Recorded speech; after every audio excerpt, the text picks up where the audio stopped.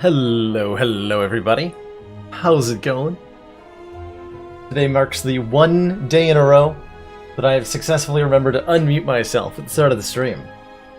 So we're off to a great start today. Hot diggity. How's it going, Clamsy, Tillock, Finn, and Scipio? Hope you're all having a lovely, lovely Saturday. I'm feeling like a fairly chill and relaxed stream today.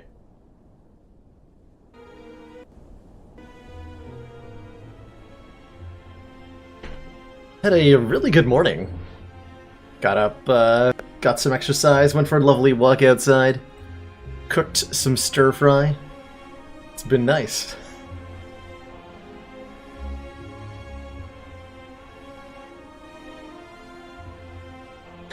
I mean, what other ways are there to get chill and relax, Clamsy?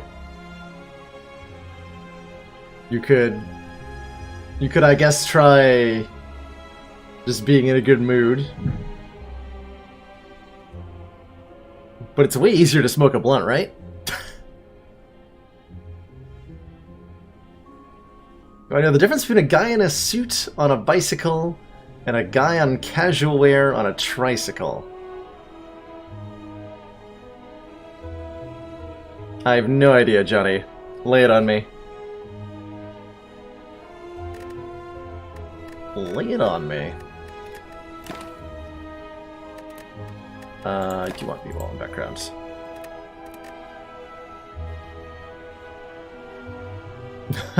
How's it going, Diesel?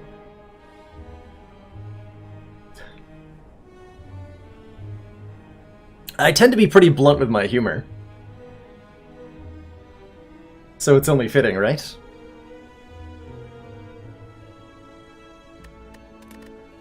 What's our last run like? We had a couple of tough runs yesterday. With our boss relic start shenanigans. A tire. Yes, of course, a tire. I love it. You seem like you tried really hard on that joke.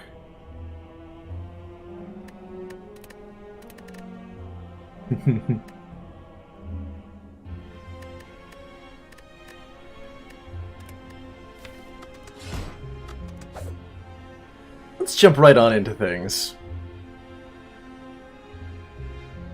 With some silent gameplay. Hey, Bob. What are you doing?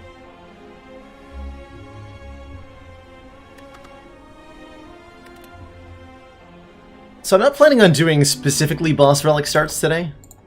Just rather some good old Ascension 15 to the heart runs, following whatever my heart desires for starts, which may well be boss relics, but may not be. I'm doing great, Bob. I'm trying to move through today with positive attitude and with self-awareness and intention. In a more focused way than normal. Just observing my own actions and analyzing whether the activities and behaviors I choose to engage in are part of the life that I want to be leading. And the answer to that is sometimes yes and sometimes no. But cumulatively they create new patterns, new behaviors.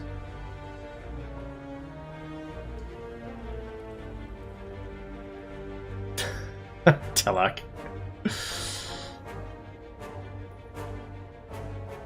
Seems like you don't see discard builds for Silent. Did something specific happen? So discard builds for Silent are interesting to me, as my personal feeling on the matter is that there's not a whole lot of support for them in the game itself. Like Ironclad exhaust builds are a thing, quote-unquote, because Ironclad has both relics and powers that trigger when exhausting happens. We've got, like, Sharon's Ashes, the relic, we've got the Dead Branch relic to make powerful things happen whenever you exhaust something. And there's powers like Dark Embrace, Feel No Pain, etc.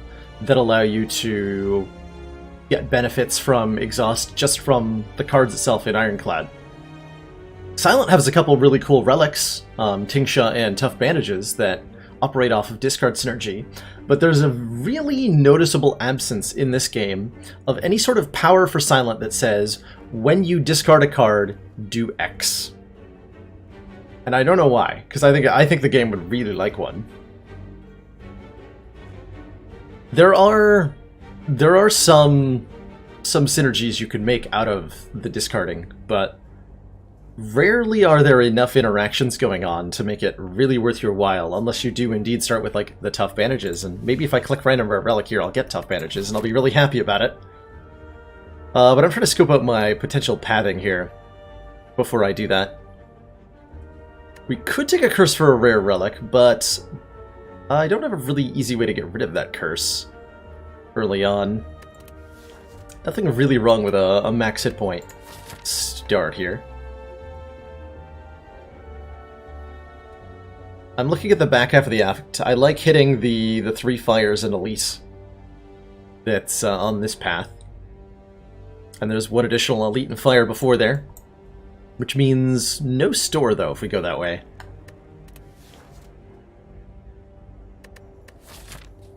Trading my starting relic for a boss relic is pretty iffy, as we've found out on many runs before.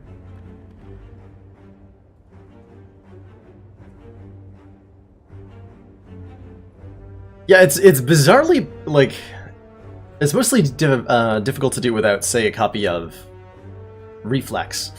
But Silent Discard can turn into a bizarre sort of engine that's really impressive. Which I do like quite a bit.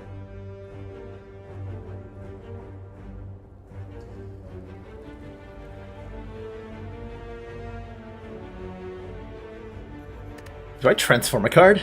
I actually don't mind transforming a card as my start bonus here. Turn a strike into something else. Yeah, why don't we do that? Let's give that a shot. Doppelganger, okay. Next turn, draw X cards and gain X energy, and then exhaust. Probably, at least for the moment, worse than a strike, but I bet we'll be surprised, pleasantly surprised, by just how much that card can actually do for us. I think we're going to try to hit this... Well, it's only 4 fires and 2 elites. Yeah, let's try to hit that route. Going into Hexaghost here. No shops in Act 1, maybe a little ambitious. But we'll see how it goes.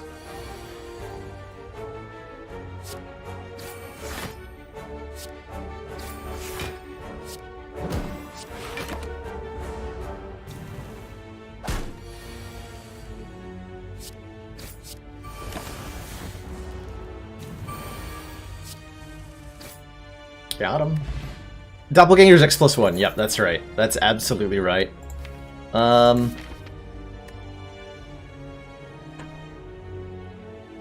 So as usual, we're looking for some early damage cards to put into our deck.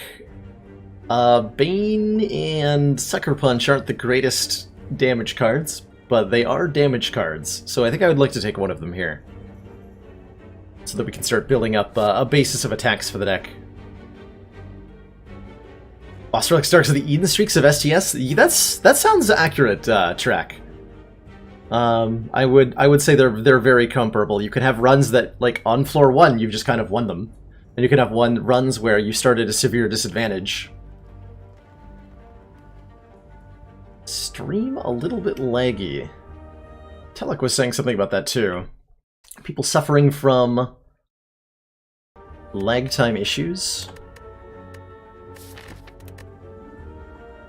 So I'm not seeing any drop frames on my end.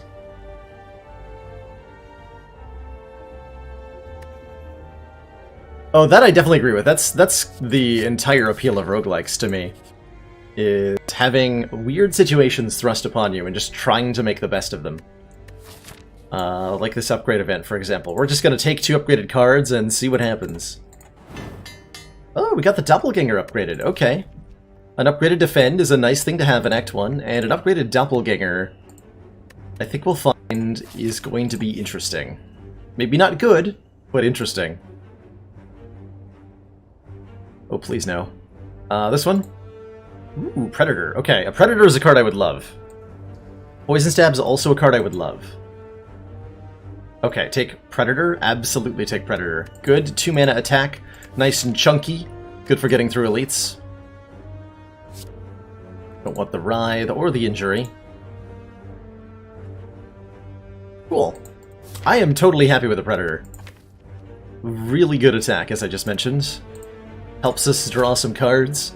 And we're already looking at having a silent deck that has a shocking amount of card draw in it. They do make a pill for that, Timoid. You should seek it out. You might be surprised at what blue can do for you.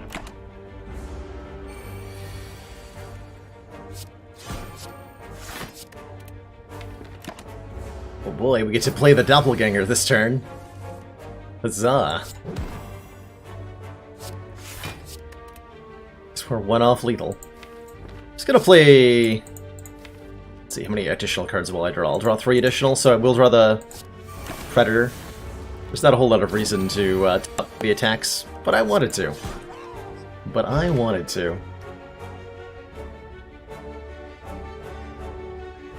Definitely dropping frames for you. You can try setting your quality a little bit lower and seeing if that helps. Be our trusty encoding here. Bitrate is looking totally nominal on my end. Dodge and Roll is a solid little block card for Silence that I usually don't mind having a copy of. It's better with decks, but I'm down to take it now too. I don't see a compelling reason to skip it. No, I don't. Alright. I'm almost good enough that I can maybe fight, well, 2 elites in a row without a fire. Maybe not. Let's go for the campfire instead.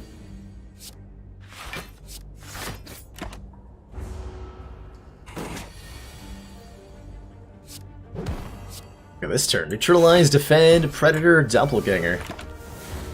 8 card hand with 4 energy. Drawing back into the Predator. Ooh.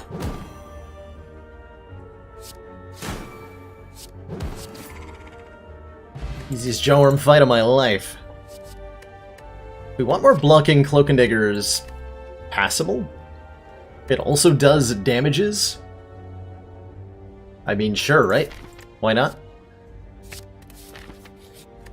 It's a reasonable upgrade target, too. We can add 2 Shivs into the hand, although I think upgrading either the Neutralize for additional weaken or the Predator for 5 additional damage when we play it is probably the play here. And I think I'm leaning towards that Predator upgrade, so that we have a hard-hitting attack to deal with a Gremlin Knob or a Lagavulin that we encounter at this elite node. With 2 sources of 1-turn weaken in the deck, the Sucker Punch and the Neutralize, I'm not too concerned with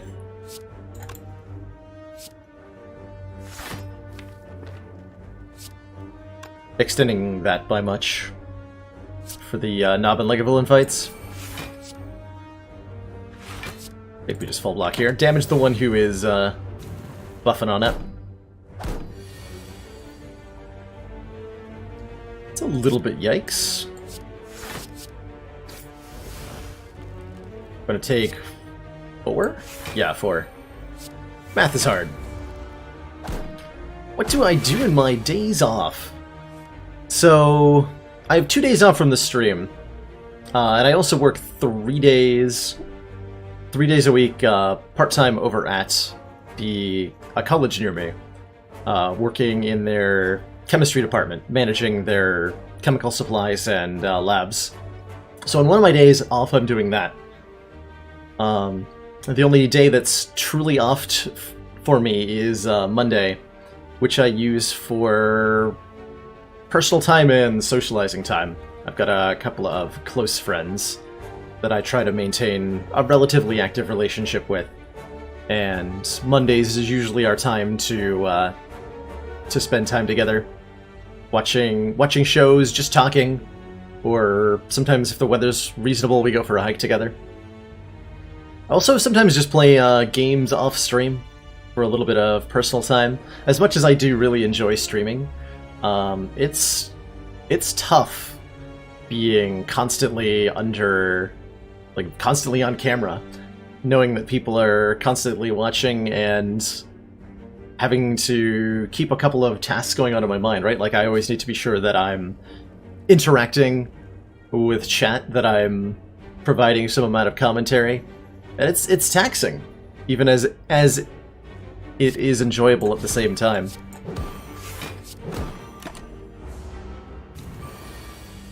And I've seen others do this. I don't understand how one maintains a balanced existence if you are streaming like every single day of the week. It strikes me as something that I could personally not sustain in the long term without eventually going insane. I could maybe do like a month, 2 months, 3 months of streaming every day, but at some point I would burn out.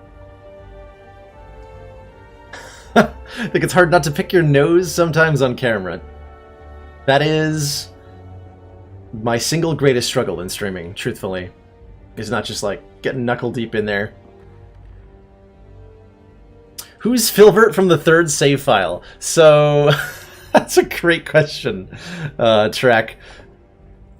Filbert is the save file name I use when I'm taking screenshots for my player guides. I don't remember where I came up with that one from. It's a reference to something. Just a name I thought was particularly funny and tickled me. What is that from? Oh, it's from BoJack Horseman. That's where that's from. Yeah, it's a reference to BoJack Horseman. I am planning on eventually streaming other games, Unique Nick. I don't have anything on my radar exactly as like, I'm gonna stream this when it comes out, beyond maybe Phoenix Point's a good one though.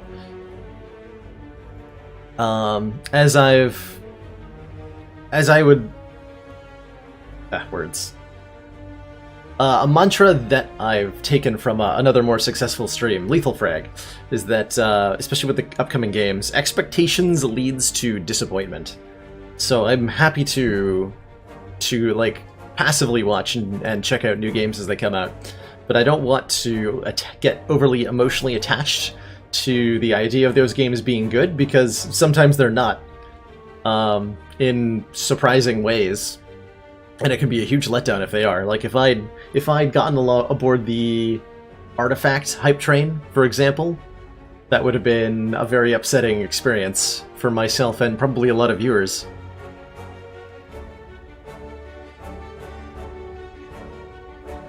Had a terrible time with a poison deck today. Sorry to hear that, Fugasa. Hopefully today I will have a decent time with a not poison deck. Do I want another dodge and roll? Probably not this early. We're fighting Hexaghost, so I really want to add more damage. Poison Stab is more damage. It seems like a weird one to throw in right now, but you know what? Sure. And that is an amazing opener. Predator Poison Stab does a ton of damage. We draw a ton of cards next turn. I may end up using my Dexterity Potion. Dexterity Potions make a surprisingly big difference against Lagavulin here. Just being able to block for a 7 instead of 5 lets us mitigate this kind of chunky damage a lot better. But I can full block this turn without using my Dex Potion. By doing Defend Survivor. We can play our Doppelganger to have 4 energy next turn. We'll see where that goes. It is an interesting thing, how a stream's size kind of shapes the streamer's interaction with the chat. If I had, say, 2,000 people watching, it would be very, very difficult to keep up with any individual questions. But I have seen larger streamers manage it. And I think a lot of it has to do with cultivating a chat environment that's favorable. If you go into another stream, like a larger stream, and you see that the chat is entirely filled with people spamming memes or copy pastas or jokes, then you as a new chatter will not have any expectation that you yourself would participate in any other way than that. So it leads to more of the same behavior. Whereas, like, people like to blend in when they come into a new space, right? If you enter a stream and everyone's like having a polite civil discussion, even if there's somehow 2,000 people there, you're more likely to join in on that than you are to like post kappas in the chat. So one of my main focuses for the channel, and I haven't talked about this much, but one of the big focuses for this channel is encouraging a chat environment that is free from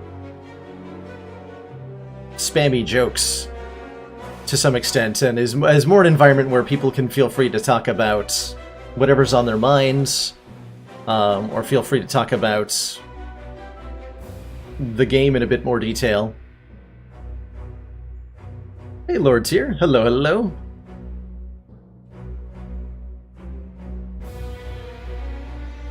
And so for that reason, I don't have, like, bot commands that are jokes or references, because my experience in seeing that in other channels is that those kinds of things encourage a chat environment that's less discourse and more chaos.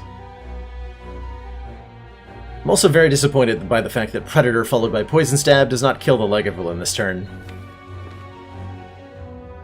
We're definitely playing Defend Plus, right, if we can't kill him? I could defend Poison Stab, and that's probably not a kill next turn, so let's play Predator, take our 9 damage, and look for a kill this turn. Which we have. Not the smoothest Lagavulin fight, but we did come out of it with our potion intact. Cheaper removals at stores before we even visit the first store of the run is encouraging. And that's an Envenom being offered. How interesting. Whenever an attack deals unblocked damage, apply a poison. I can afford to upgrade that. Generally speaking, I'm not a big fan of an early Envenom. But it seems like it fits reasonably well in here, right? We want to up our damage output a little bit more. +1 poison every time we play an attack. It's not too shabby. Should try a LOL stream. Oh god. Yeah. The game of choice definitely has a lot to do with the chat environment, right? An audience's... a game's audience... Games have different cultures themselves, and the audience they attract will be kind of a slice of that culture. Slay the Spire has been very kind to me. In that regard. Hold on, let me get you that magic square. There's a link to it below the chat. There you go.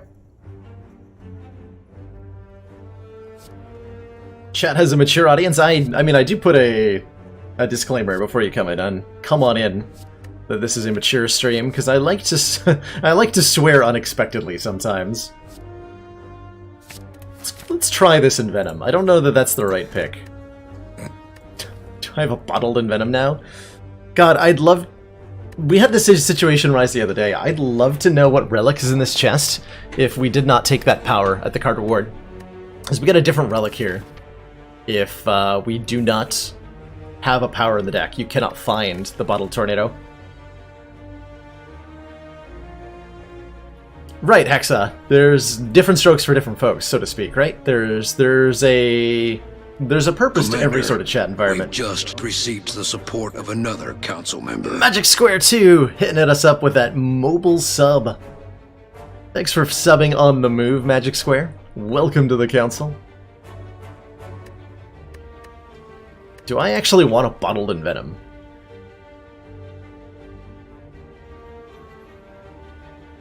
Mixed feelings. Let's try it. Let's try it. I don't think that's the correct pick, but I'm gonna try it. Have I ever seen a movie called Rango? Nah, that's the one... That's the one with the chameleon. That's like a reference. The entire movie is a reference to Fear and Loathing in Las Vegas. I've heard of it, but I've not seen it.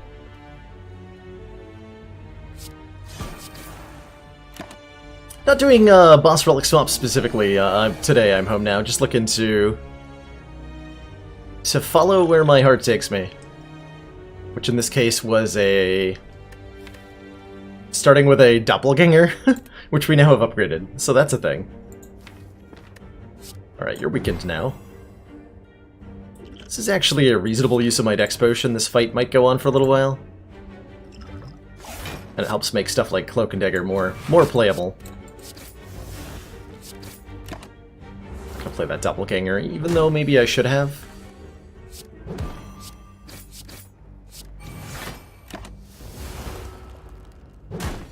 Not sure if we got lucky or not with Nob's attack pattern here.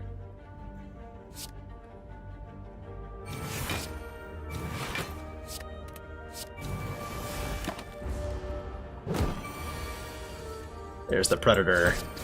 Okay, reasonable fight. Stone Calendar, oh boy. End of turn 7, deal 52 damage to all enemies, and here's the actual poison power that I wanted. Noxious Fumes, not the Envenom. But I can stack them together. And then we have some really good poison output. I'm not talking smack about Rango, I just haven't seen it. Django I have seen. Django Unchained was amazing. Hello, Tiberi. Hope you found a way to revive my video.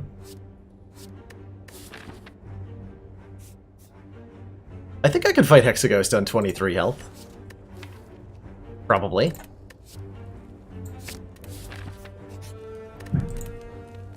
Going to upgrade my Bottled Envenom because it's bottled, so I'm like... Right? I might as well. This is my feeling on it. If I'm rolling with this Envenom, which, by the way, is, again, not, like, a correct choice, I might as well go all in. I did hear really good things about Into the Spider-Verse. The only movie I've actually seen recently in theaters was Holmes and Watson, the Will Ferrell Sherlock Holmes movie. And that was not a good movie at all. That was the opposite of a good movie. It was an experience that I survived. I'm going to choose to describe it. It was pretty terrible, Raucus. I went into it having like no expectations, and it still was like, oof. I was at least able to enjoy it because of how over-the-top ridiculous it was. But I can imagine how anybody who went into that movie with any sort of like fandom for Sherlock Holmes as a concept would feel like they were personally punched in the nuts.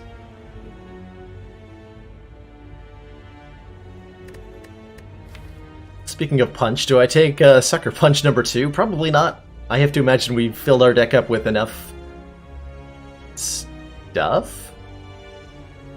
Babadook. I actually don't even know what that is.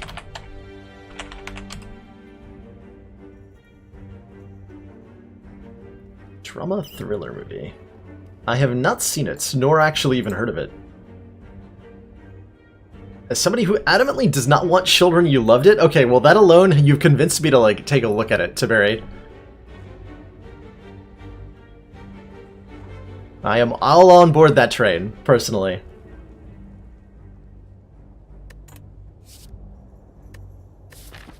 I could maybe take a deflect here, I mostly don't feel like I should. Let's keep going. Oh no, damage. Damage? How dare they? I'm actually still not playing this Envenom. We're gonna play Sucker Punch, Neutralize, Defend. Weaken both of them. And play this Doppelganger, so next turn's better? Next turn's better.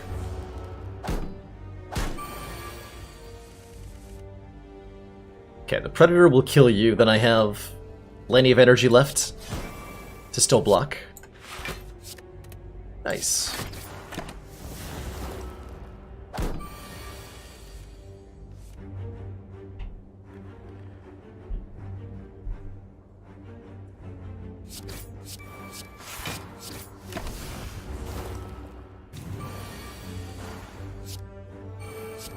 What other movies have I seen in theaters, like, even vaguely recently? Or just movies that I've seen recently?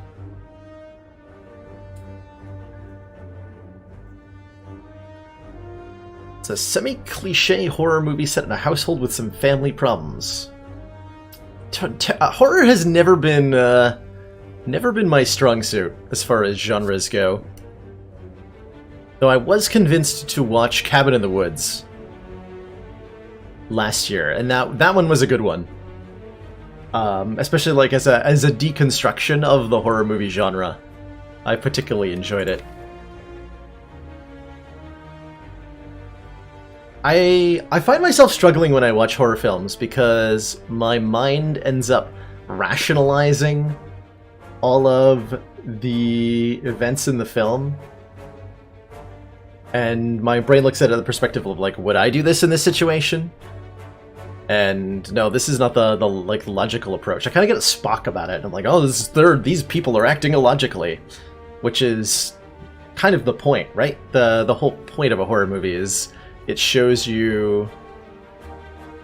people acting off of emotions, fear especially, but others as well, and typically involves some horrible negative consequences for the actions that they end up taking. But I've always struggled to, like, relate to that.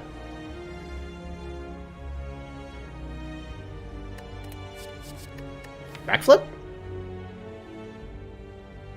Might be too early for a backflip.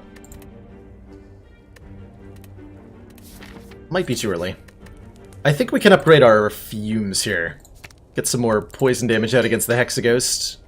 And between all of our poison output... Oh boy, yeah, that's a really good turn one. Doing Venom, Fumes... Doppelganger... Do I need this poison potion? I'm going to use the poison potion, even if I don't need it. Because underestimating Hexaghost is a quick way to find yourself in the grave, I have found. And now we just watch this green number tick upwards over and over again until the fight's over.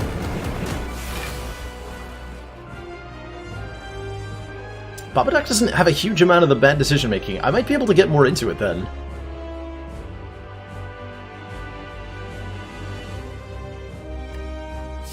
Yeah, a couple people seem like they share my sentiments on the horror movie front. And it's weird though, even for me, even like understanding that irrationality is kind of the point of it. I don't know, I can't make the leap, or I have yet to be able to make the leap. I do enjoy like the feeling of being, like, the excitement that comes with being frightened, and roller coasters hit that really well for me. Growing up as a child, I was so terrified of roller coasters. One time I was on a roller coaster in an amusement park as a child at a young age, and my mother actually had to convince the ride attendant to stop the ride to let me get off because I was crying, like, on the actual roller coaster. I was like 7 at the time, to be clear. I was having a terrible time, and it was one of those like itty bitty kiddie roller coasters, not a real one, but just like the ones that go like all of 30 miles an hour or whatever. Could not handle it. Could not handle it at all. But revisiting roller coasters as an adult, my senior year in high school, I went to Six Flags, and not wanting to appear cowardly in front of my classmates, I got onto a real roller coaster. I can't remember which one, like one of the ones that are named after a superhero, Superman or Batman or something. And it was terrifying, and it was also excellent. I enjoyed the crap out of it. Get calendared, son. Ooh. Unload bullet time after image. I'm liking the idea of an after image here. This is already a deck that plays a decent number of cards. We've got a Cloak and Dagger already. We've got I don't know, a lot of low-cost stuff. So I'm down to throw this in here. And get us a little bit better blocking going. Should try that Russian little town in Colombia. That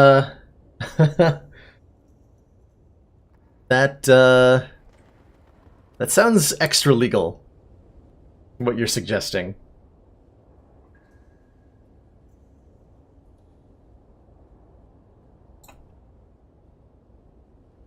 I don't think it's all that bizarre for humans to like to seek out. I guess we could call them like unusual feelings or emotions, grossed out or scared. Choker really goes against the afterimage I just picked up. That's a bit of an issue. That is a bit of an issue.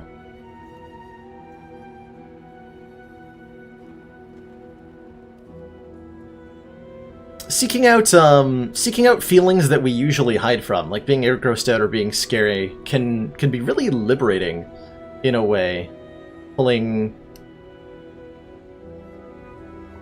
hidden or even repressed feelings out of yourself in a way that lets you experience them in a safe way, like a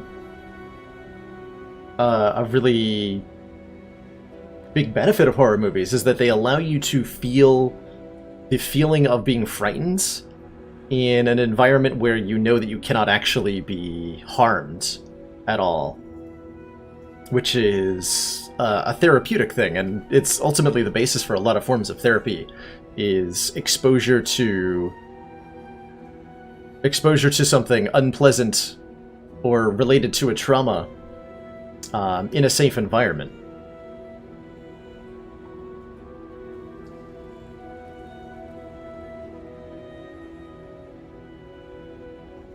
Yeah, rip money. Do we lose all of the dollar redos here with the ectoplasm? This deck would like more energy. This deck would love more energy, actually. Especially with the doppelganger. I don't... Oh yeah, and there's no way I can take the choker. Especially with the doppelganger. So this choker's off limits. I don't think I want the Eternal Feather. That really leaves only ectoplasm. No more money for the rest of the run? Let's do it. It does hurt a little bit. But we have 300 saved up. And because of that, we should probably hit a store here. What kind of insane path through the act can we take after we hit a store? Let's see, we can do store into elite into fire into another store. I can do 5 frickin' holy fights in a row? That's insanity. That is absolute madness. Or I can do... I guess we're going to the store and fighting this elite. Otherwise, the pathing is horrid. The pathing is horrid. Okay. Good luck to us. We didn't get the double thieves immediately, so that's encouraging. Am I playing this in Venom? In Venom Sucker Punch Dodge Roll?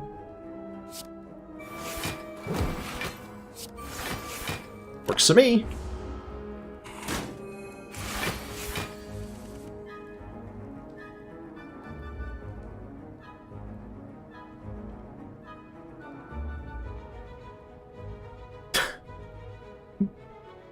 No one noticed at all, Clamsy.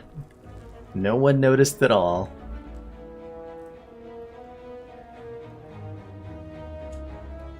Feather has no downside, therefore it has the strongest upside. Solid reasoning. Can find no flaws whatsoever with your logic, good sir.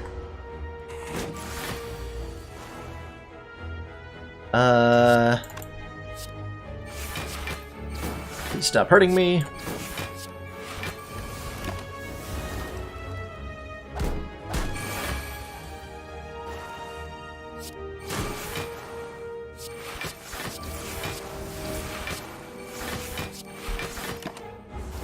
Can't help but notice we have some turns that are too good and some turns that are not good enough. If only there was some way to smooth all that out.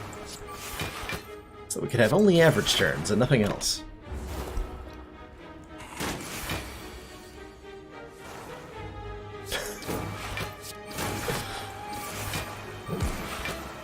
Right, CPU? I'm so glad that there's no internal revenue service within the Spire. Come to hex me on my incomes. Hey, Blade Dance Plus. Add 3 shivs to our hand. We have both an After Image and an Envenom. That makes this a pretty good card. I'm gonna take it. The other Cloak and Dagger is cool too, but the Blade Dance being upgraded over the Cloak and Dagger I think is gonna tilt me in the direction of taking the Blade Dance. Oh, excellent timing with that command, by the way, Vloromus, as I haven't not actually talked about Sunday, or Sundays, for the stream yet today. So there's been a lot of discussion about modded content and custom run content, and a lot of ideas bounced around for that. And it got me to thinking, what if I had a system in place to let you lovely folks in chat help me determine what kind of content to run when it comes to stuff like mods and custom runs. So over in the Discord, I've created a channel called Fun Day Sunday, and the idea is that moving forward, Sundays are going to be a dedicated like special runs slash modded runs or slash like maybe even variety games day for the stream. And I'd love to collect feedback from you, the viewers, on what exactly to do with that. So if you've got things you'd like to see me do, that channel in the Discord is an excellent place to post them. And if somebody suggests something that you would also like to see done, then you can respond to it with, you can respond with emotes on Discord. By responding to those comments with an emote, I'll know that more people endorse the idea. And so every week when Sunday rolls around, I can like look and see what's in the Discord as far as ideas that have a lot of backing and give them a try. So we've had a couple of interesting, say, custom run ideas of like, try Defect that starts with the Brimstone Relic, or try doing a run where you have the one-hit wonder modifier but also a custom deck. And I'd love to give those a try. Starting tomorrow on that special Sunday Fun Day. So taking a relic here means I won't be able to afford a rare relic if there's one at the store. It also means I won't be able to afford a kunai if there's one at the store, but it might be a kunai itself. That's a tough call. I think this $300 point is a good place to be at for the store, so I'm actually going to hold on to my money here so that we have the freedom to purchase anything we want. Damn it. Damn it. Never mind. All of our money is going away forever. And everything is horrible.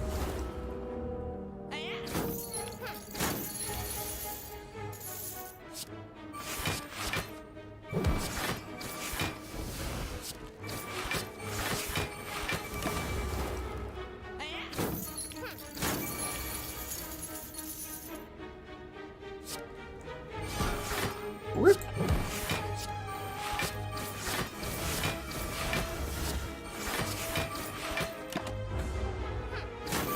$253. I think that's exactly enough to buy a kunai. Or very, very close to exactly enough. Certainly we're in a tough spot. Also, this guy, well, it doesn't matter that he gets away, because we have Ecto. We can't get the money back either way. So that's, I guess, fine. And stuff. Hey, a footwork. Gain 2 decks. Yes, please. We would love a little bit more blocking power. Absolutely.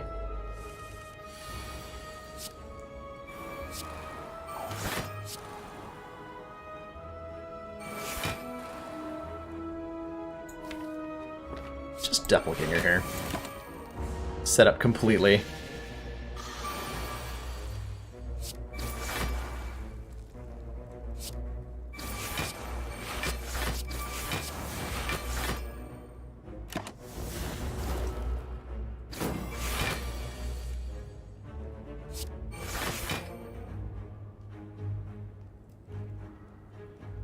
Sucker Punch brings him down to what, 20? Survivor is close enough to full blocking? One off? Sure, whatever. All we have to do is survive long enough for Stone Calendar.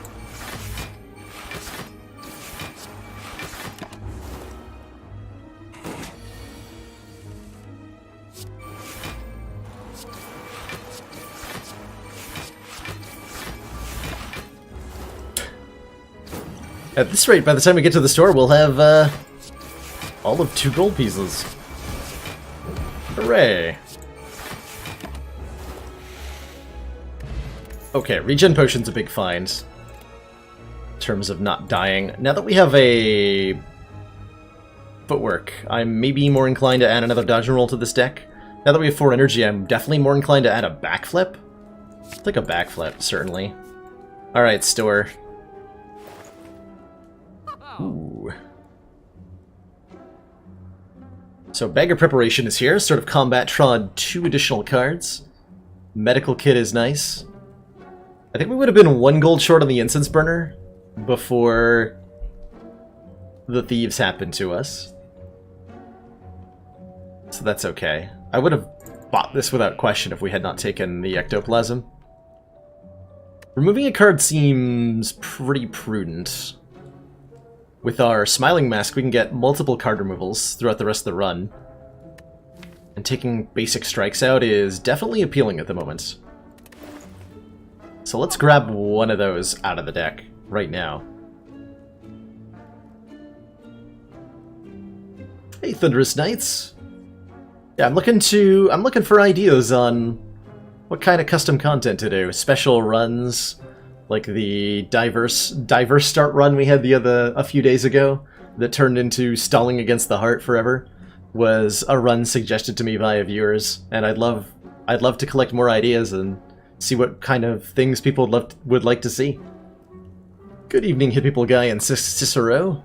Hope you're both having a great time. It looks like we've got our work cut out for us, Commander. Sneaky Teak posting me up. Is that what Cicero was portending with those emotes? I think so. How's it going, Sneaky? Welcome in, everybody.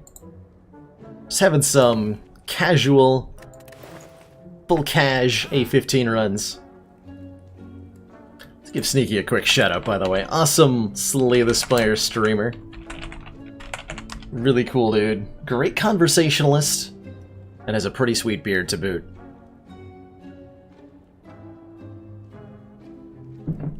Welcome in, everybody. We're running with a silent deck that has some totally normal things like a Doppelganger Plus and a Bottled Envenom Plus. And is completely normal. If I buy this Bag of Preparation, I cannot afford another card removal later on. Which makes me question its merit.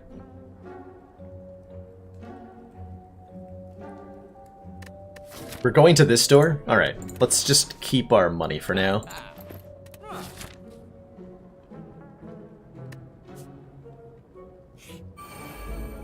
Gremlin Leader is attacking me on turn 1 for a lot of damage. A lot of damage. And I can't kill the Sneaky Gremlin. Oh boy, this is gonna hurt. Well, we're definitely gonna play After Image. We're definitely gonna play Noxious Fumes. I think I have to play the Defend and the Doppelganger just to get enough blocked and maybe not die. Oof, ouch. My face.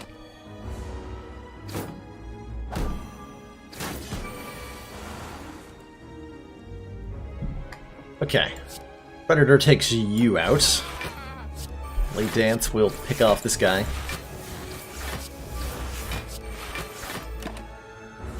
And the situation's a little more under control now. Generally speaking, I think it's a good thing when Gremlin Leader attacks on turn 1. It hurts, but it also typically results in getting ahead of the curve in some respectable ways.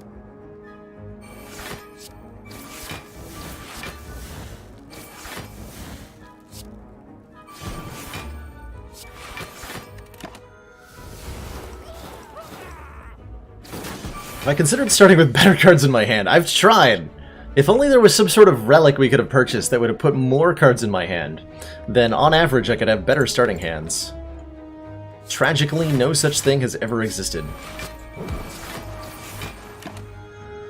And so our starting hands are forever doomed to be terrible. What do I think is the ratio of males and females on Twitch? I have to suspect that Twitch is pretty heavily male-dominated, and I would also further speculate that females who are on Twitch would frequently choose to not express their femininity openly, and let themselves either be assumed male or actively claim to be male, in order to avoid negative attention of all sorts, which is unfortunately frequent on the internet.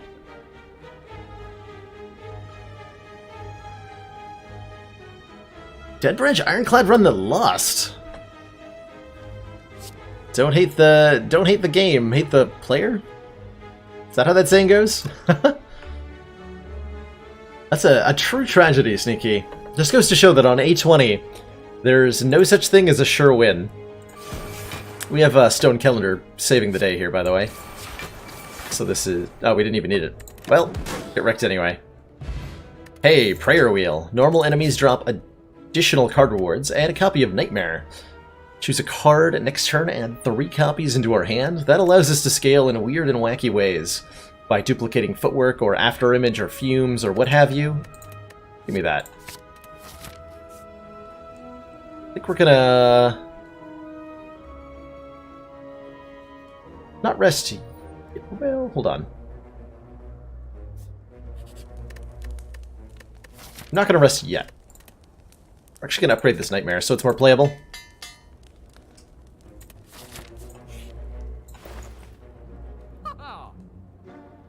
There, Regen Potion goes a long way right now. Oh, the bomb. The bomb is here. The end of 3 turns deal 40 damage to all enemies. Actually not the worst, by the way. We've had good times with this card before. We've had really good times before.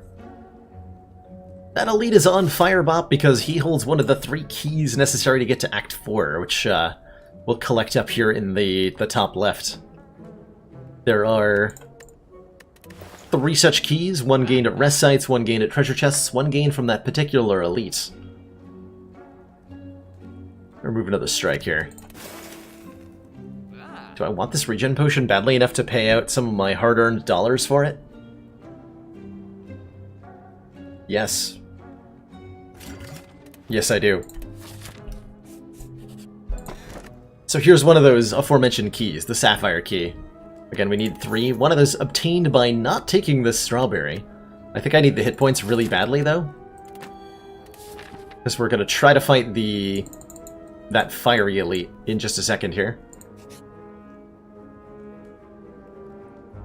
I'm going to shell out 20 gold for a potion. It leaves me above 50, so we can afford 1 more card removal. Spire Bucks. What's the exchange ratio between Spire Bucks and Shroot Bucks? Skill Pot. Going into an elite fight, I don't think the Ancient Potion will be that useful, but a Skill Potion might be. And I'm going to go ahead and take a nap for 21 additional health.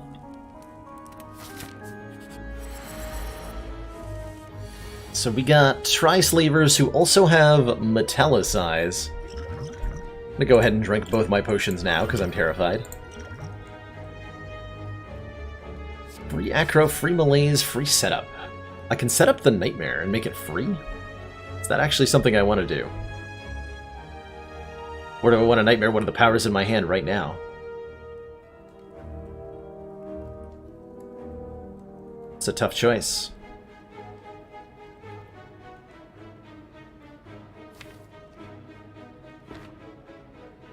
That is a tough choice. So I'm definitely playing, what, Fumes and Footwork. And then maybe the Envenom?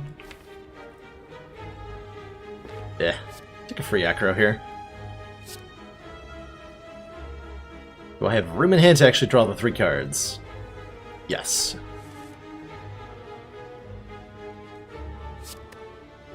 Okay, so this has to be played, this has to be played. And we can block as hard as we want, but if we don't do some damage, we're gonna lose this fight pretty quickly. I'm okay with that. Please don't hurt me.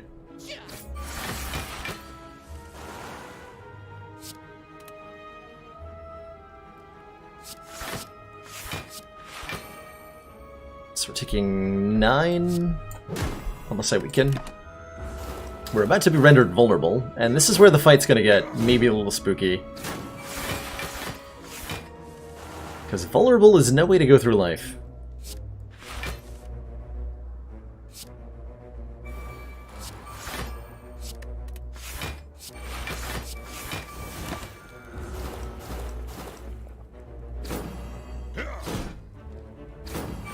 Fortunately, the Onslaught isn't as bad on this difficulty as it is on A20.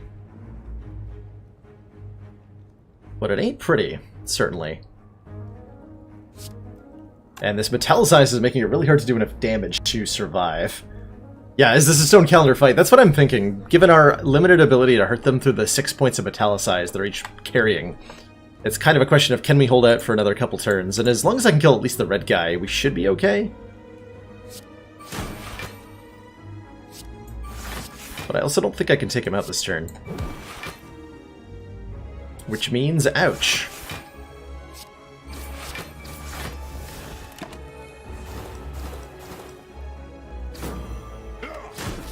Oh man, I've got to do another fight without a fire, too.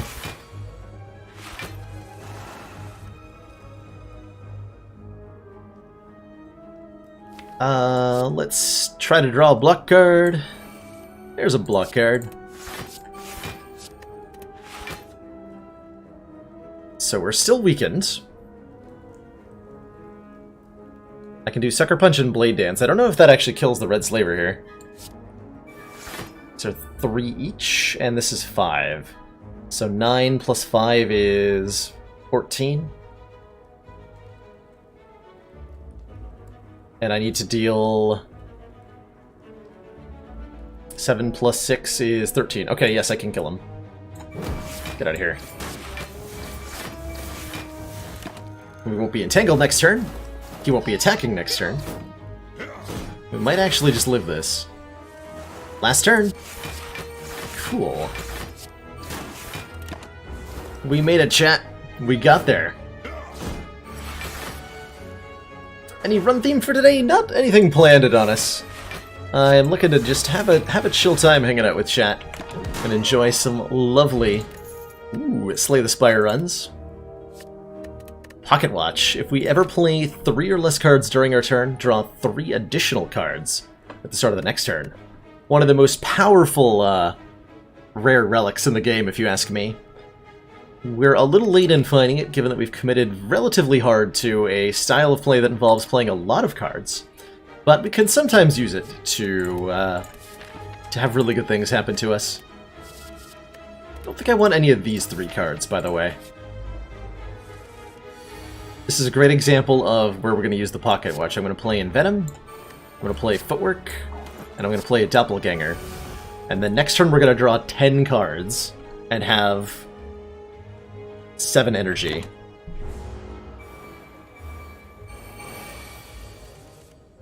Which lets me do things like Nightmare or any of these cards.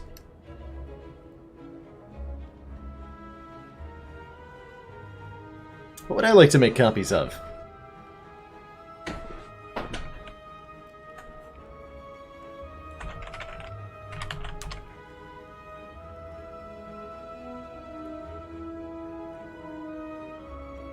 What would I like to make copies of? After Image, because we're drawing Blade Dance and Cloak and Dagger next turn? Seems pretty reasonable. Seems entirely reasonable. So let's duplicate the After Image, get the After Image into play, get the Fumes into play, get the Dodge and Roll into play, do a little bit of damage to, I guess, this one.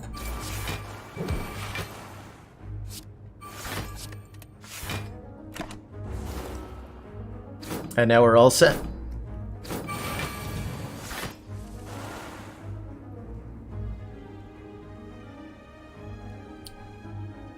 see, you're at 30 health. I cannot kill you, so I need to figure out how to block all of this. Which might not involve playing all the Cloak and Daggers here. We are currently at 6 block. If I play... Let's see, if I play 2 After Images, then I'll be at 7 block.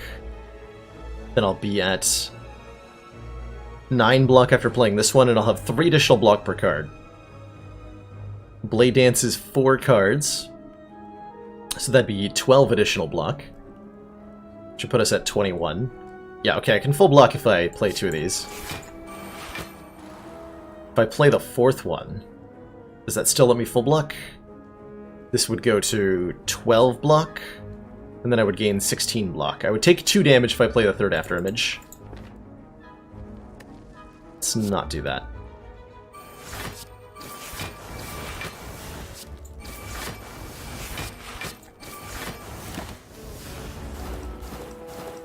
So we don't have to worry about him anymore. 3 block every time we play a card means these guys aren't as terrifying. They're still a little terrifying. Can I do, like, Cloak and Dagger Dodge and Roll Predator? Is that entirely reasonable? Is there ever a time I would pick up Panacea in a non-defect run? Yes. I would actually, like, there's reasons to take it on all 3 classes that would be totally legitimate. It's worth picking up if you have, like, a steroid or a speed potion. Those are pretty acceptable conditions, just to pick one up. And having an artifact can mitigate a lot of things in a lot of fights, even if you don't have anything of your own to interact it with. It can also block, say, the strength down from Flex, the negative from Berserk, the negative from Wraith Form, as well as a few other things, like it blocks the no-draw from Bullet Time or Battle Trance. It blocks... hell else is a block? There's a few other things too. What is this? Plus 6, 14 block. Plus 9. 14, 9 is 23, 26. We take 2. If I play Cloak and Dagger Dodge and Roll. If I want a full block, I do After Image Strike, Cloak and Dagger Dodge and Roll, and that's just comparatively terrible. That is comparatively terrible. Am I willing to take 2? To make the fight probably shorter? Nah. Let's be ambitious.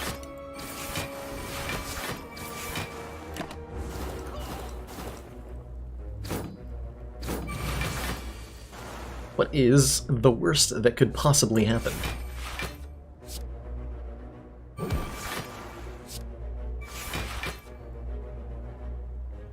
Not much from the looks of it. So he's dead next turn, no matter what. We can Sucker Punch you then.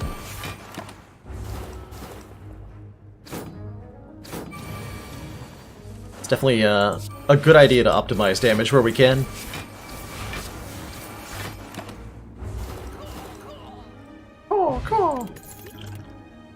Yeah, Bias Cognition definitely leans towards defect-taking Panacea, and I've had a defect run or 2 with Panacea that were incredible. Yeah, Spire Growth, Chosen's Hex, vulnerable from from various enemies. There's more than enough reasons to take a Panacea. How do I feel about an upgraded Poison Stab? Pretty good, actually, considering the makeup of this deck. How do I feel about another Dodge and Roll or a Blade Dance? Mediocre, currently. Depends on if I can Nightmare Footwork plus for the Collector fight. Let's grab this Poison Stab. But not the other thing. Alright, Gremlin Leader Mark II. This time the turn 1's a little better because we can kill the Sneaky Gremlin.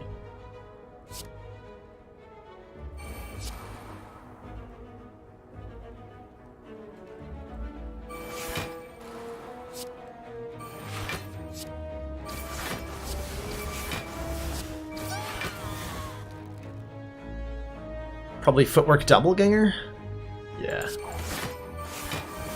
Gremlin Leader might be attacking next turn, but I'm reasonably sure with these powers in place that will be okay if he does, which he totally did. The jerk. And I get to play everything, cool.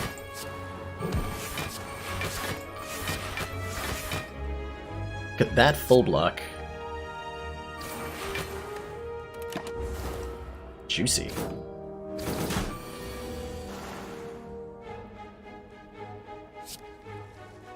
This seems like a really good turn to trigger our Pocket Watch. Yes, it does.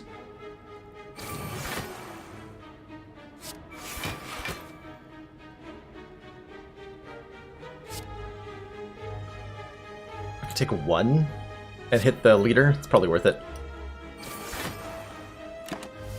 Not playing that defend again so that Pocket Watch triggers. We draw 3 extra cards here, which is potentially life-saving. Potentially. Predator will kill you, Poison Stab will kill you. You are at too much health to kill otherwise, but we can block. Cool. Get him. Get him gone.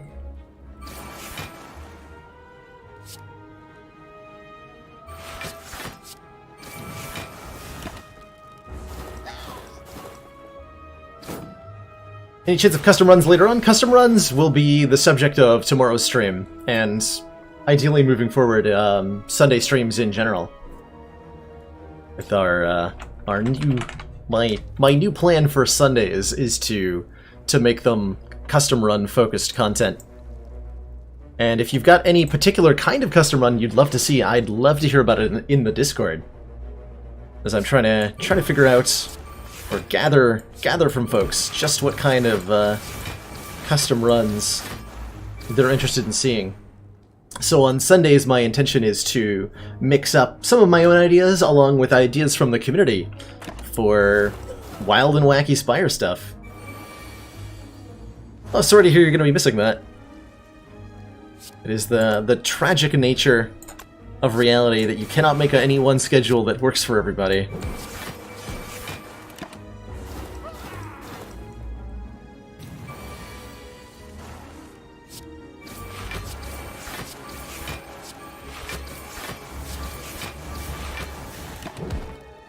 Again, the calendar kicking in at exactly the most useless time.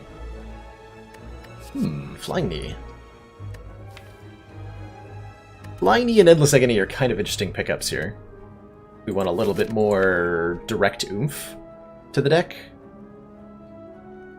Do we want a little more direct oomph to the deck? I have no idea. I also don't know if I'm going to upgrade or rest before the Collector fight. Upgrading seems ambitious. Resting is probably the safe play, but I really want to upgrade that footwork. Especially so that I have a chance of being able to duplicate it on turn 1. Tough call.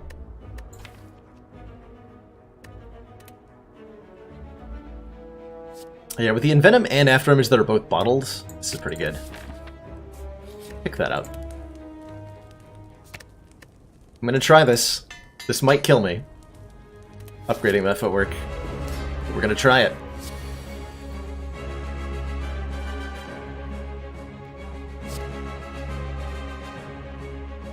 I need to proc the Pocket Watch here to have any chance of not dying.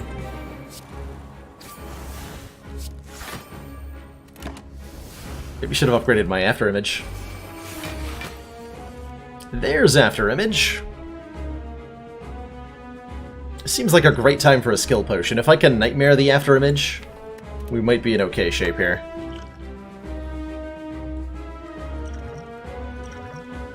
Ooh, Piercing Wail or Corpse Explosion? Those are both of these are really effective cards right now. Piercing Wail gives me the block required to play the Afterimage safely this turn. Corpse Explosion will let me take care of the minions more easily. I'm gonna get the Afterimage into play. With the Piercing Wail.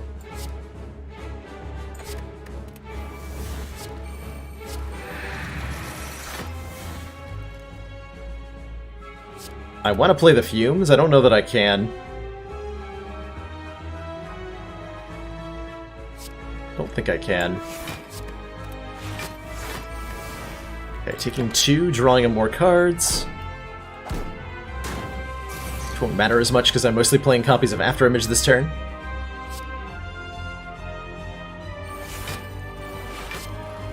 Alright, we have 4 copies of Afterimage. We're going to try to kill the minions now. And everything will definitely be completely fine.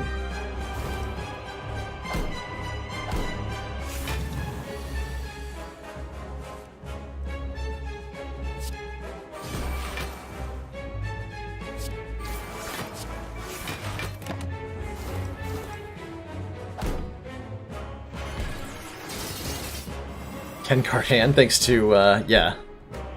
Thanks to all this stuff. And here's where these Endless Agonies are really helpful. 4 block each, on a turn where we're frail and vulnerable and all that.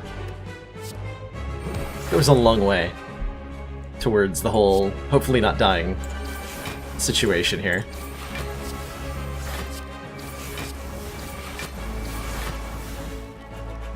Okay, so a strike will actually finish him. Means we can play the fumes and the dodge and roll. Oh boy, this fight's actually going really well.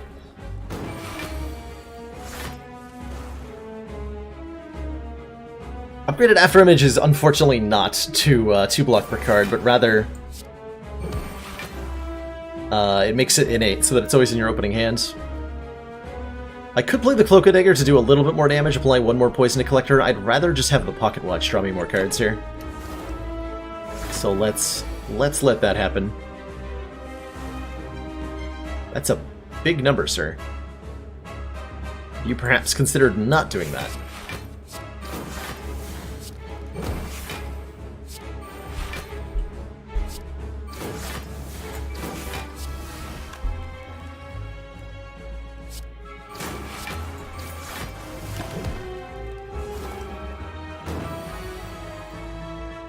Generally speaking, if you survive the turns of debilitation that Collector inflicts upon you, you've won the fight. And I think from here we're in totally good shape. I think we're also at the point where I can ignore the minions and just hit Collector a whole bunch of times.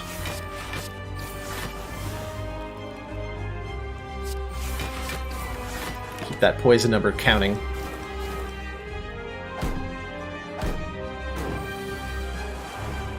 Oh yeah, I'll resummon in time for the calendar bop, if only, huh? That's alright. His days are numbered anyway. Calendar or no.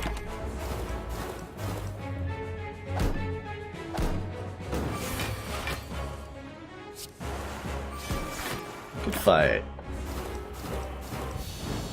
Well, I'm certainly glad we picked up that Nightmare and upgraded it. It has been very useful so far. Skill Potion comes back to us. And so does that Corpse Explosion that we saw in the Skill Potion. Apply 6 poison. When the enemy dies, deal damage equal to its maximum hit points to all enemies. That makes quite a few of the fights in Act 3 a lot easier.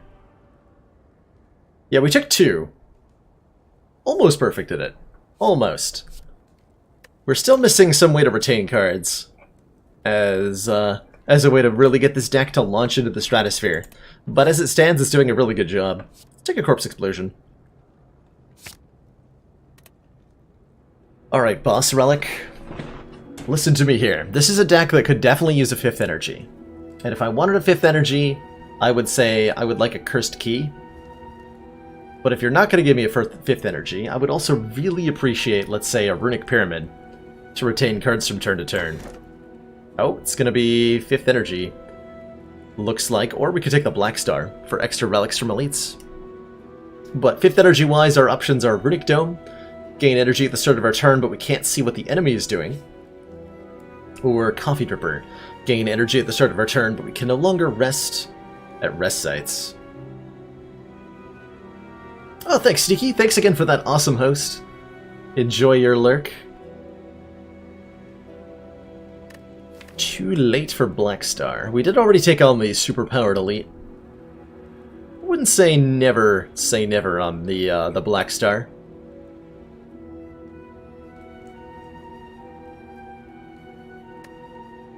If I take the Runic Dome, I'll basically never be able to trigger the Pocket Watch because I will always have to block.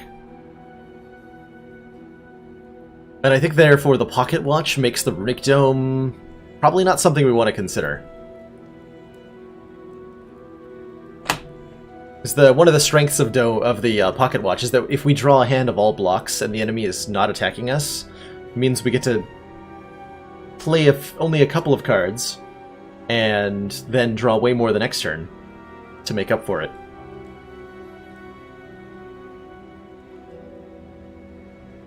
Hey, Jebba Debba! How are you doing? I could see Coffee Dripper being very potent in this deck. We have pretty consistent blocking on most turns. Although being unable to regain our lost health is trouble sometimes. Just a wee bit of trouble.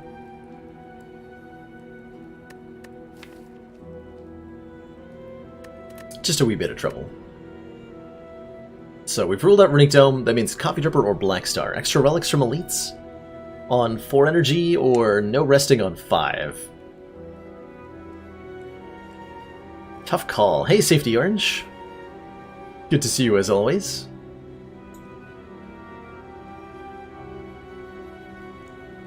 God, that's a tough choice.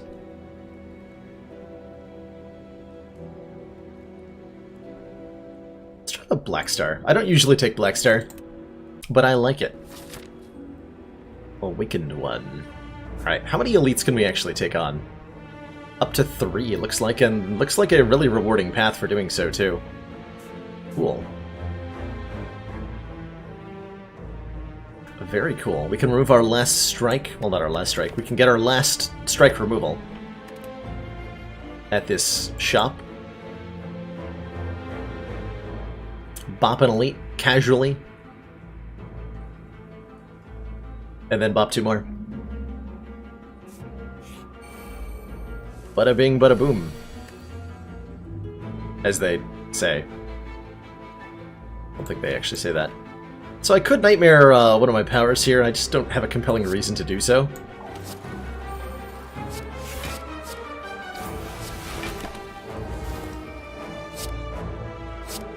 Oh no, Dimodius. I ended up quitting drinking soda a long time ago because it started making me feel sick whenever I drank it. And I've been a lot healthier ever since. It was definitely one of the better decisions I've made, health-wise. Oh.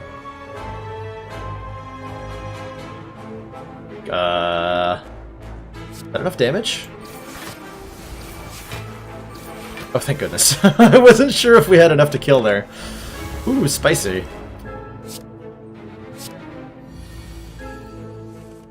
Ooh, that was spicy.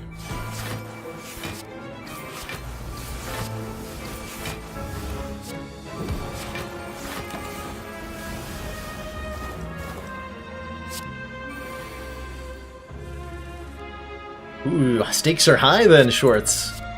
Good to see you, by the way. Hope you're having a lovely Saturday.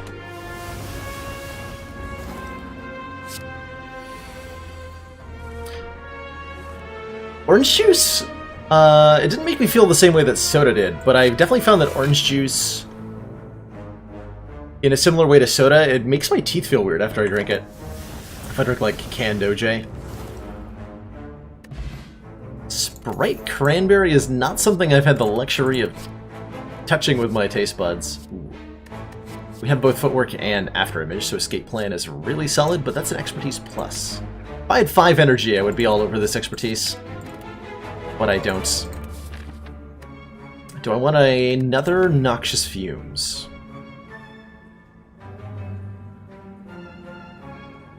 Hard call. Hard call.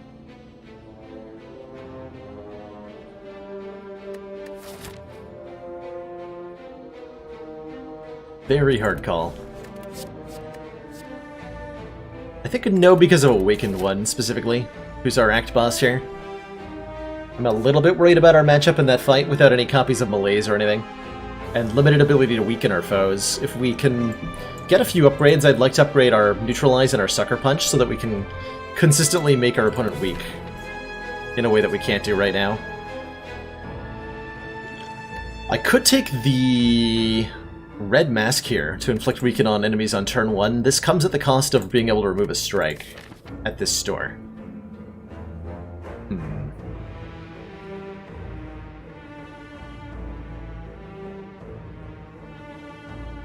Weaken on turn 1 is significant. Removing a strike is significant. I'm going to choose to remove the strike. Don't know if that's correct. I do think we have hit points to spare, and I do think colorless cards benefit us greatly. Both of these are incredible. Apotheosis is incredible. Dark Shackles is incredible again. Oh my lord, these are awesome.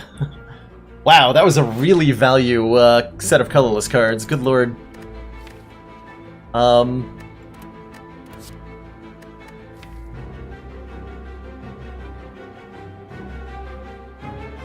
Wow. Panache is a really good damage source for this deck. Finesse is just a solid little block card. Probably want a Dark Shackles, because we don't have any way to mitigate strength right now. And it's a free card. How do I feel about Apotheosis? It upgrades most of the block cards. It upgrades most of the block cards, so it's another footwork, basically. Let's grab the Apotheosis, let's grab the Dark Shackles, let's grab...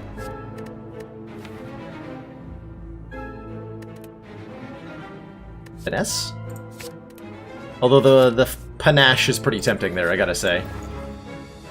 Rip Paper Crane. Oh no. Oh no. I'm not taking a potion, am I? No. Though I thought about it. If I'd taken the Panacea, I would have bought a speed potion here, instead of removing a card, so that we could gain 5 points of permanent dexterity in an important fight. Probably the heart. Probably the heart.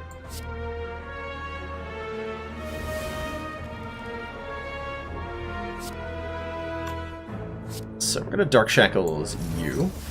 Gonna draw some cards. Don't think I want to take one. I have no compelling reason to do so, right?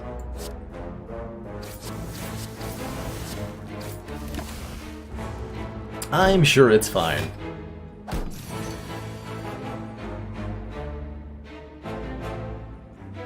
Weaken them both.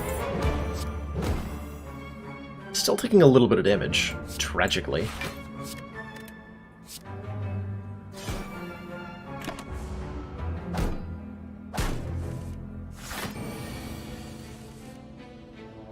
There's After Image and Footwork.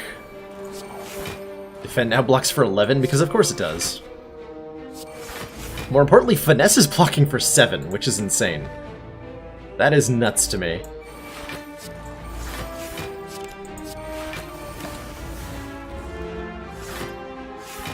It's hard to say no to draw cards, Fumin. They are hecka valuable.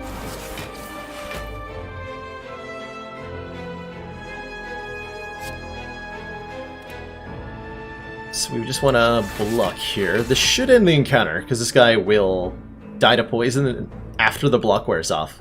And then the explosion will kill them. Good. Catalyst. Catalyst. Oh, well-laid plans. And it's already upgraded. At the end of your turn, retain up to 2 cards. Yes.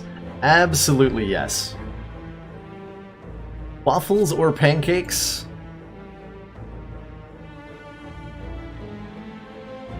There's my response. Finally beat A0 with a Silent, but you still don't get this character. Silent can be a little bit difficult to wrap your head around initially, Ben Spartan.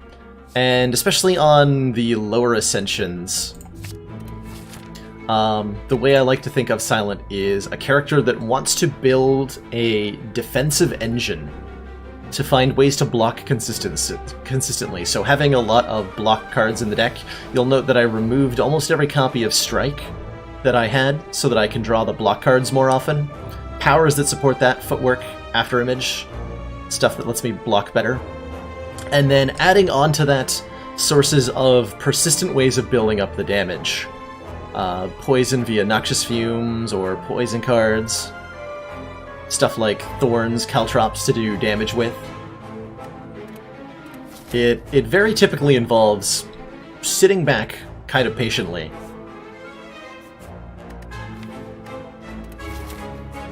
And building up a damage engine from behind a secure position of not dying.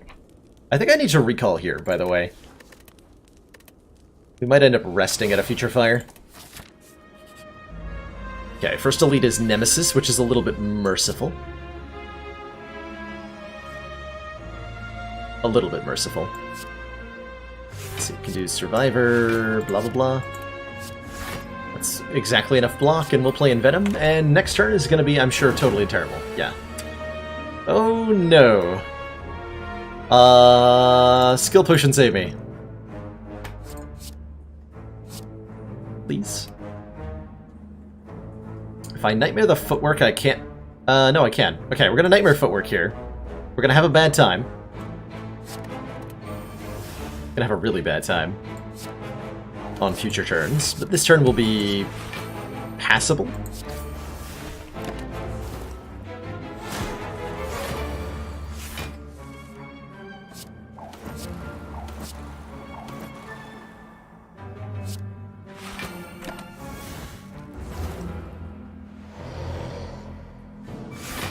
Ooh. Scary.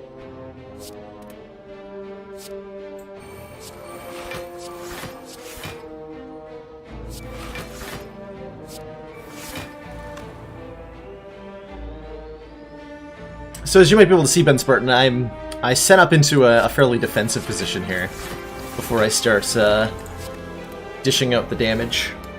On higher ascensions, it's definitely a question of like, can you do damage while also blocking? But on lower difficulty levels, it's very much reasonable to just focus on one and then doing the other, which I think is most effective on silence.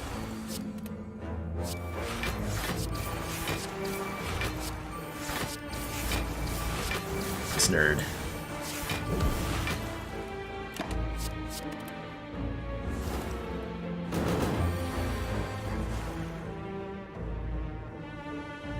Block defends, okay.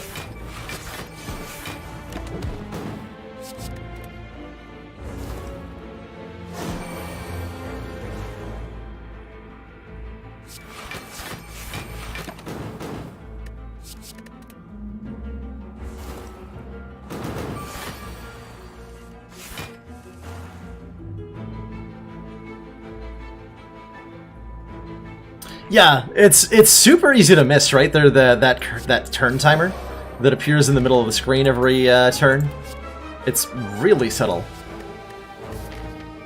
Okay, well, I said I wanted to upgrade my weekend. Do I just instead want to add a Sucker Punch Plus because now I'm probably resting? This isn't the worst card in the world. It comes with 1,000 hours of playtime, Ben Spartan. Some turns are really quick. I do try to slow down and explain my thought process when the particulars are important.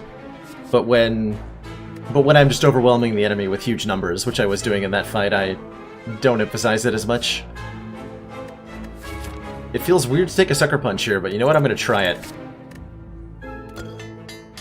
Okay, those being upgraded is fine. I also have Apotheosis, so I don't know what I was talking about needing upgrades for.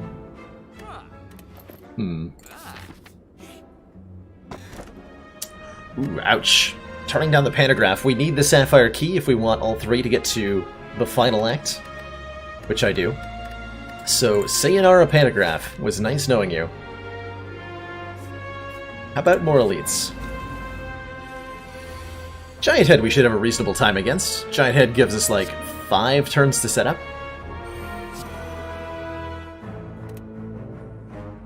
I think I do want to start the poison building. There's maybe some consideration for triggering the Pocket Watch here. But when each of these shivs is 1 poison, nah.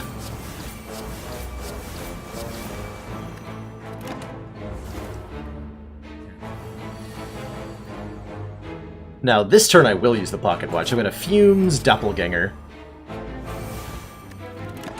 And just pass the turn so that I draw a lot of cards.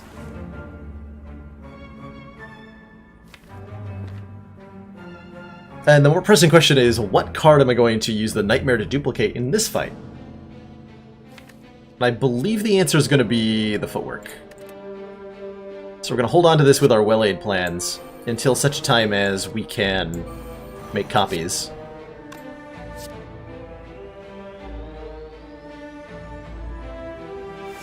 I'm discarding a Sender's Bane? Yeah, I am.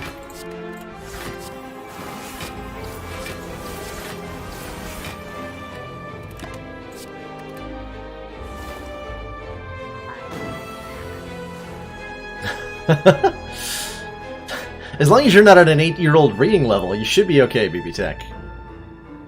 Why not dupe the Catalyst? Actually, excellent question. That's probably a better idea. Yeah, you know what? I like that way more. Let's do that.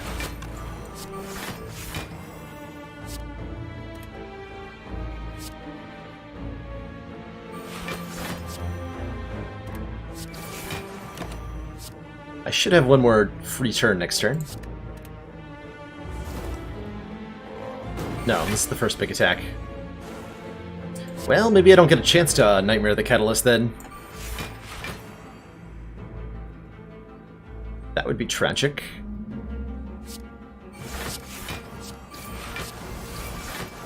Oh, I do. Okay, so we're gonna don't get a chance to. This should work out fine, though.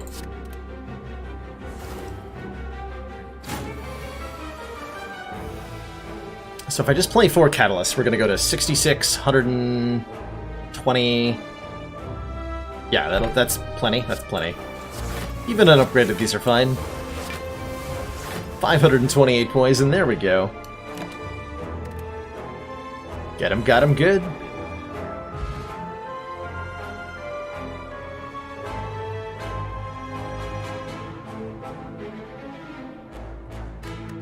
Ooh, Thread Needle. Start combat with 4 plated armor. Even more blocking capability is sweet. Acrobatics is a really strong draw card, so I think I'm going to pick that up. And Omamori will block any curses that we have the chance of encountering, which, if we hit some events, we might actually just...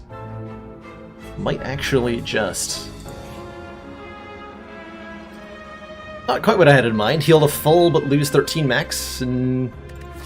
I don't think we're that desperate for full health. So we'll leave this Moai head well enough alone. Oh god, it's transient. I'm gonna use my poison potion right now because I'm terrified of this fight. So this guy, if you are unfamiliar with his mechanics, he's one of the scarier fights in Act 3. He hits real hard right out of the gate and has a huge hit point pool, but we don't actually need to kill him. We just need to survive for 5 turns. And every time we deal damage to him, he lowers his damage output. So a big part of beating Transient is just doing enough damage quickly enough that his damage output isn't so scary anymore.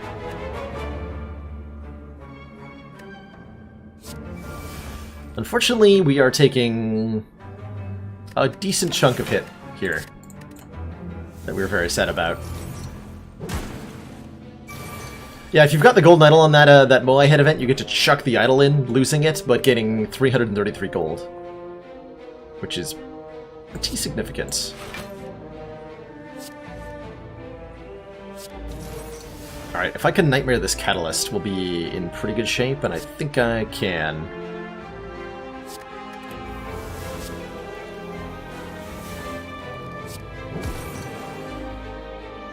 Okay, so his weekend he's going to deal very little, if any.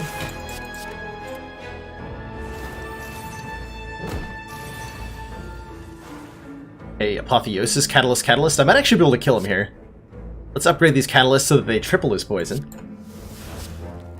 87, 261. Keep the Catalyst.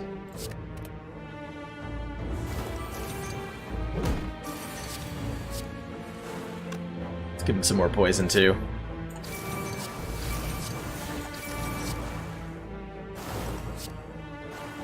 $837 poison. See you later, Transient.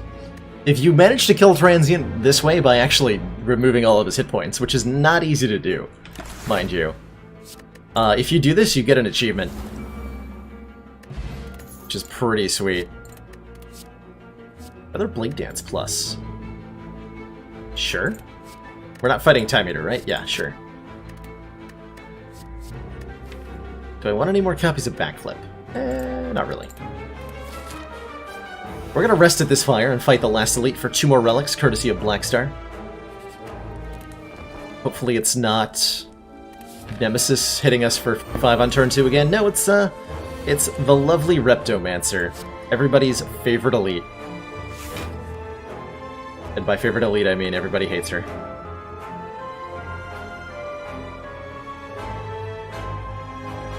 So Corpse Explosion is an excellent draw here. What I ideally want to do is Corpse Explode this 24 hit point dagger. Get it low on health, but not actually kill it. She's about to summon another dagger. If I kill this dagger, then next turn I'll take out all 3 daggers, as well as dealing 24 damage to Reptomancer, and we'll be in excellent shape. This will involve taking a little bit of damage, because I have to play Corpse Explode, Neutralize, Defend. We're blocking for 11, we're taking more than 11. Or I could play the other Defends. We full block.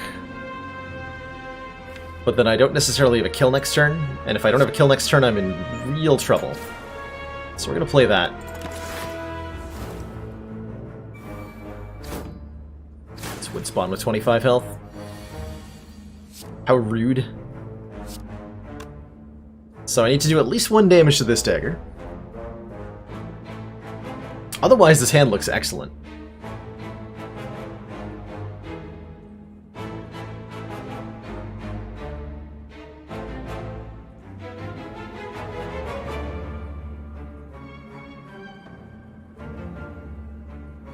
Yeah, getting a material reward for the transient, I think it's a cool idea. I don't know if from a game balance idea it actually adds anything to the game meaningfully, but it is a cool idea. And for that reason alone, I would kind of like it to be a thing. It's nice to feel like you're rewarded for doing something really difficult in game. Speaking of really difficult, playing this turn. So you're exploding, so we have to do at least 1 damage to this dagger.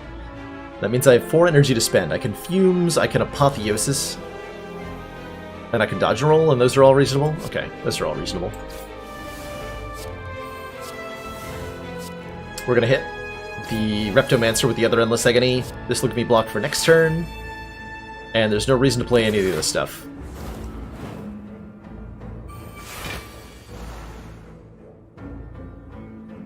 Oof. Crazy Lady is hitting real hard this turn. And I can't quite kill this dagger, so I'm taking an extra 9 because I didn't play the Envenom. Double oof. Ouch.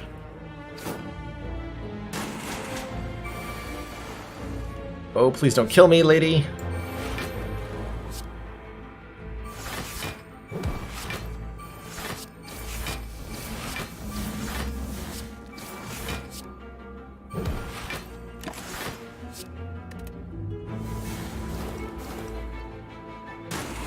I usually use my Endless Agonies immediately, SMB. It's hard to want to let them cycle into the deck.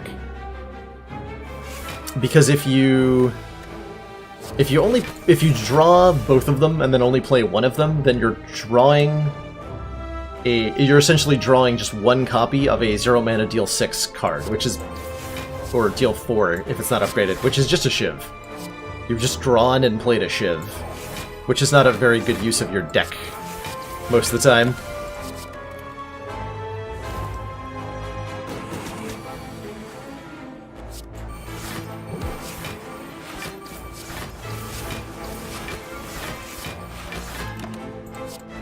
Okay, I think we're safe-ish now. Oh yeah, we have Calendar coming up.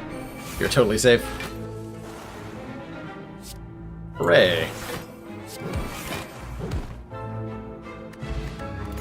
Ancient Tea Set Art of War. If we enter a rest site, start the next combat with 2 energy, and if we don't play any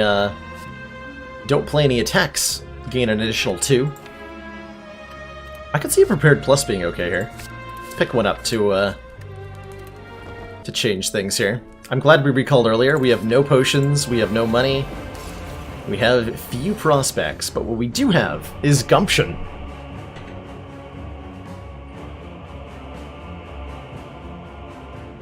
Oh, what'd you think of it, Dimodius? I really enjoyed watching Twinge play One-Shot. He's got that One-Shot emote. Didn't play it myself, but it was a really enjoyable experience. I gotta play that footwork.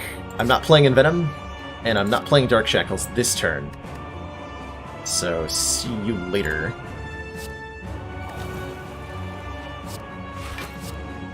Gotta kill these birds very quickly. The Awakened One is a tough fight. Awakened One gains strength every time we play a power, so choosing which powers to play and which powers to not play is a difficult decision a lot of the time. Meanwhile, you're also tasked with dealing with the two cultists very quickly. You have maybe 3 turns to take care of them before your life becomes a disaster, basically.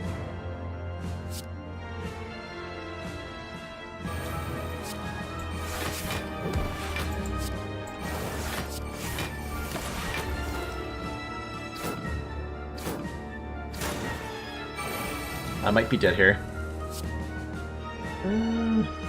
Still maybe.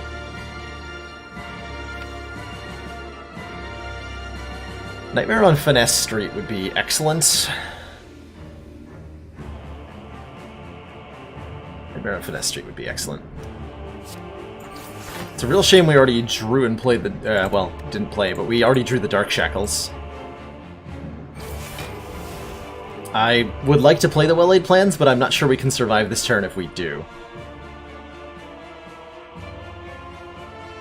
Let's see, if I Apotheosis Backflip Finesse, we're looking reasonably good. Apotheosis has to happen here. Yeah, we're fine.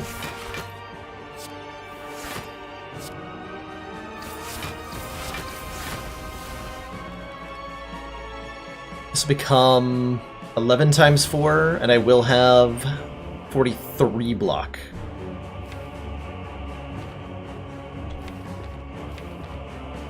It's worth it. That is worth it.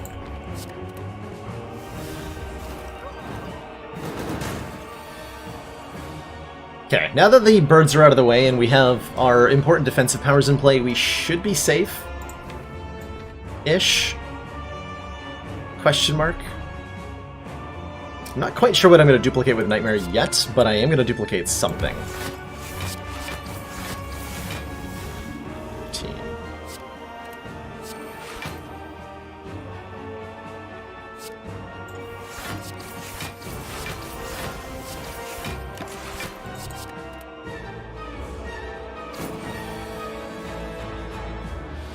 Dodge and roll would be fine, truthfully.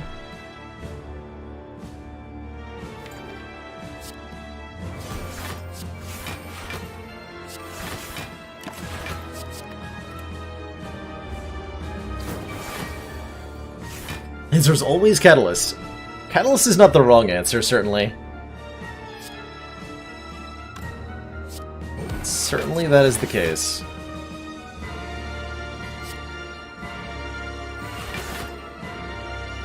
I don't have any poison on him yet, though, which is part of the problem. We haven't played either of our poison powers.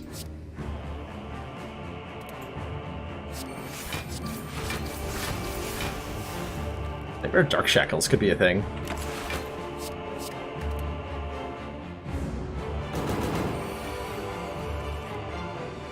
Finesse is also pretty legit. Gain 8 block with After Image, draw a card.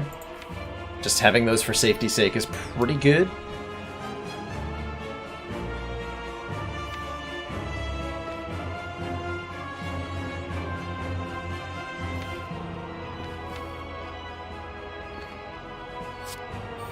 Let's copy that.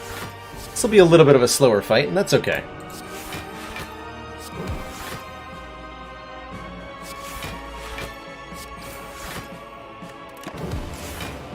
We got the calendar on our side, after all. How could we lose?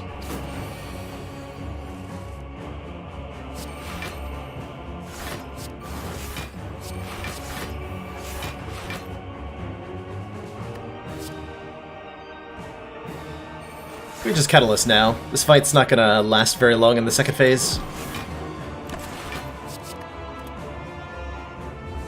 And if we do the Dark Shackles trick on him, which I'll hopefully be able to show off, then we can really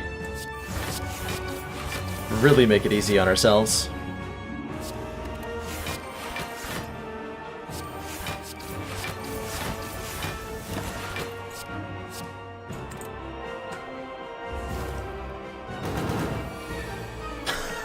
Paper Frog.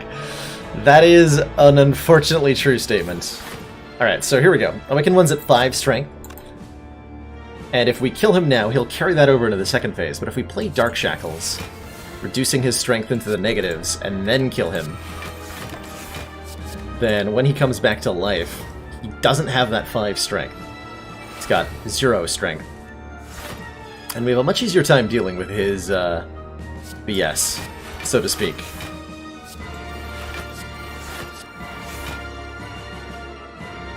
Metaphorically speaking, of course.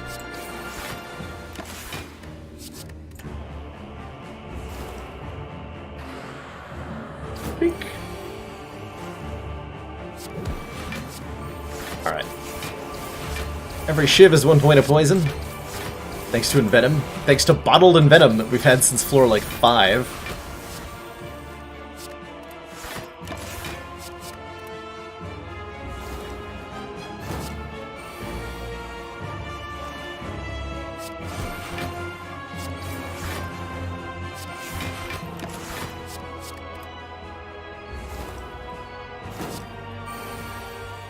I never had the pleasure of fighting the Snecko Double Mystic myself, but I heard lots of horror stories. It seemed like a kind of a disaster. Oh. My hand is full. My hand is full.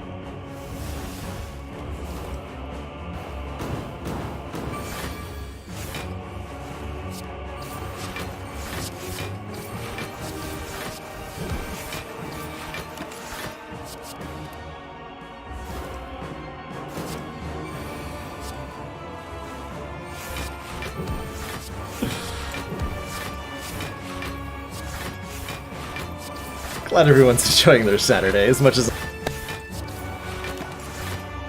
Good. Just in time for Stone Calendar to loop around for the 3rd time.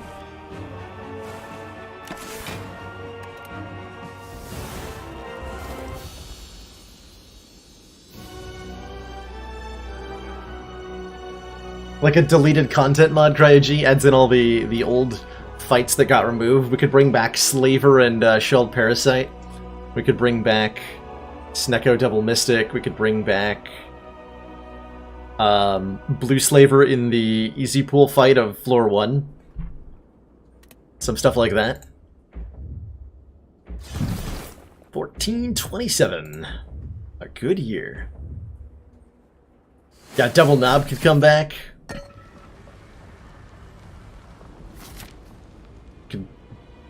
Ye Old Awakened one with all the... we could bring back old Super Book of Stabbing from A20, when he not only started at 7x3, but also never did the big single hit. All he ever did was multi-hits. That Book of Stabbing. We were missing a lot of health. Let's sleep here. Let's look at the store and cry about the oddly smooth stone in the mirror and the leg sweep and all this good stuff that we can't have because we are poor.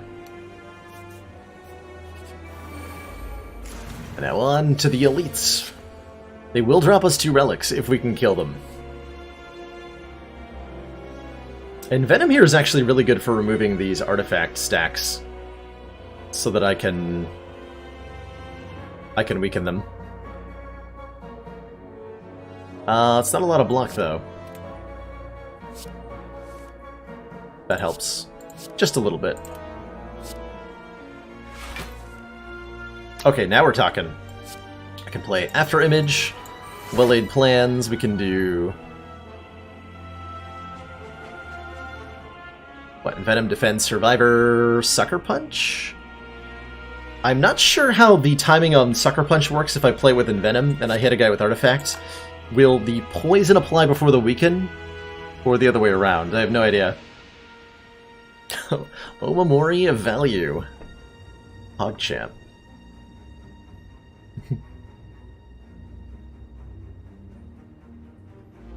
Do I know why the Blue Slaver was removed? I think he was just... the big problem with the Blue Slaver in the early pool fights was that he attacked every single turn, which is not something any of the other early fights do. And especially on Ironclad, he was really difficult to get through without taking like 20 damage. So I think that was mostly the issue with him. He was a little bit too aggro for the first floor. It didn't seem particularly egregious.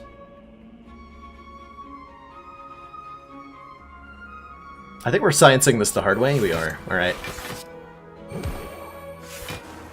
Okay. It is the week that got blocked. Tragic.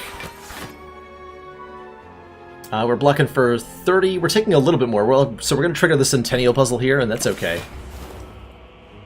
Because this next turn is scary anyway.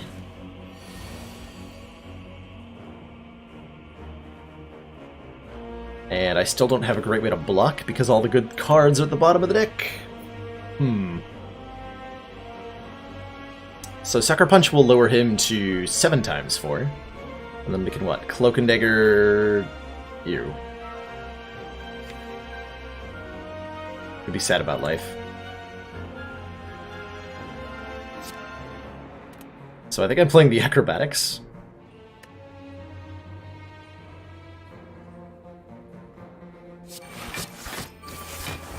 Oh yeah, I remember the numerically reduced potions.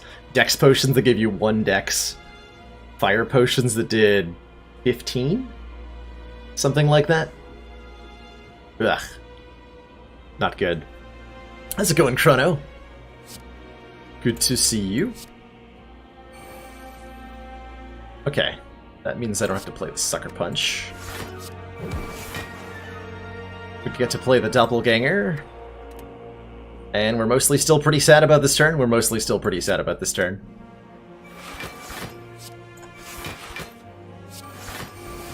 Yeah, only taking 2.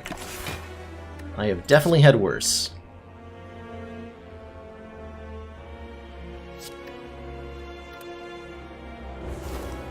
Might have wanted to hold on to something that would let me turn around to do with Mr. Spire Shield here. Endless Agony, that'll work just fine. Nightmare, you have failed me.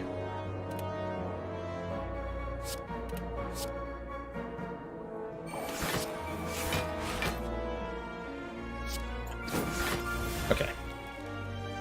38. 38 I can deal with, right? Yes, 38 I can deal with.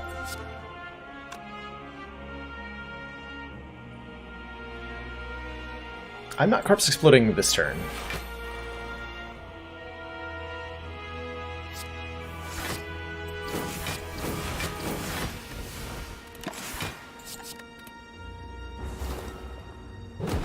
Corpse Explosion means I only have to kill, really, the Spire Spear here. Apotheosis is great. Copying Dark Shackles is pretty good, too. Dark Shackles will let me have Imperviousness next turn. So let's upgrade everything with Apotheosis, and then Nightmare the Dark Shackles. And then block with said Dark Shackles.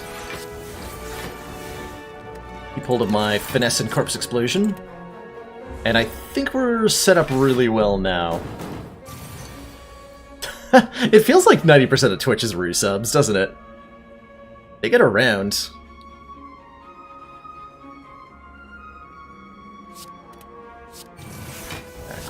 Quit your nonsense, please. Thank you.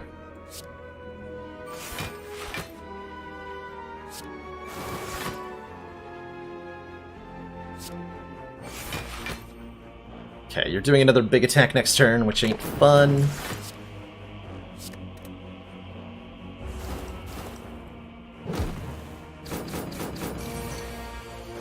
Oh lord. Really ain't fun. It's gonna be 12 times 2. How about no?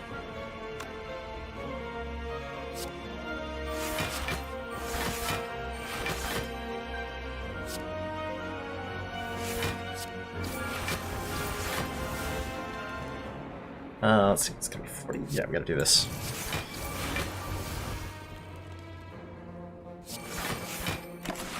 That for next turn.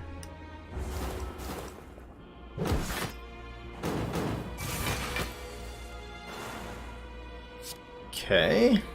Hey, Catalyst. Okay, Catalyst lets me end this encounter reasonably quickly here.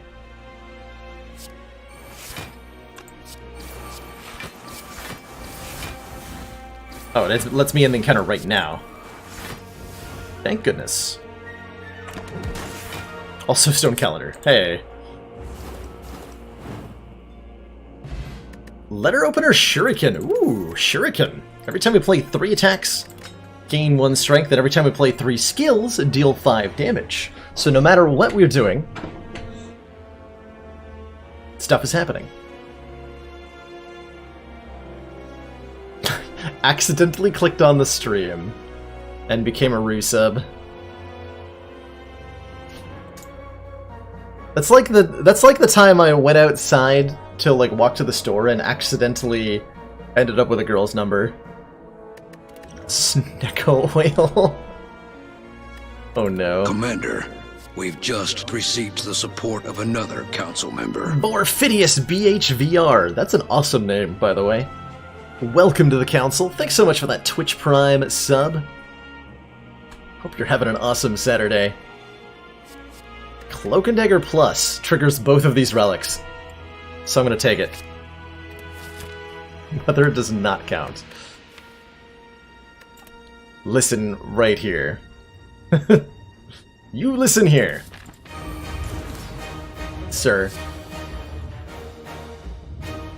Alright, it's time for the Heart of the Spire, the final boss of the game. Our trusty Bottled Envenom will save the day, and we'll draw 3 cards if we play it, because the Corrupt Heart has that nasty Beat of Death ability. Every time we play a card, take 1 damage. Sure, terrible, all that. But every time we take, or the first time we take damage, draw 3 cards. So I play Envenom, I draw 3 more cards. Life is good. And we get important stuff like Fumes into play now. I want to weaken the heart for next turn, so I'm going to play Sucker Punch. I want to get a Shuriken proc, so I'm going to play a lot of attacks. What am I playing? We're definitely weakening.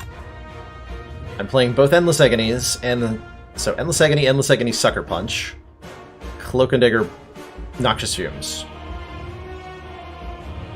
Okay. That'll work reasonably well. It's a common relic, Tom, so it's pretty easy to pick up. It's a really nice one to have, certainly. One of my favorite commons, because, you know, card draw. I don't have room in hand for the Shivs, so I gotta play the Fumes first and take 1 more here.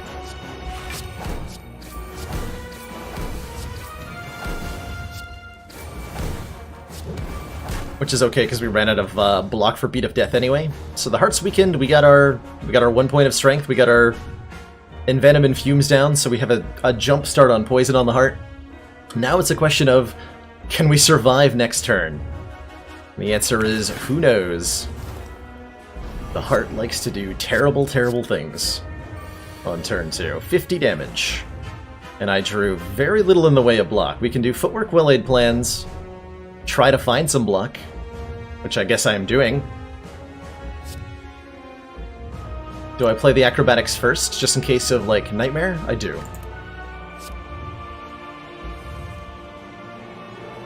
Shit. So drawing the Void means we have 1 less energy to work with. And mostly means we're going down to very low health here. I can do After Image, Footwork, Finesse. And we are in trouble. We are in trouble.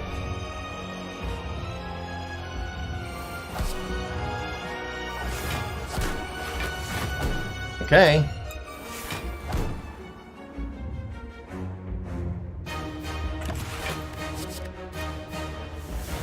Ouch.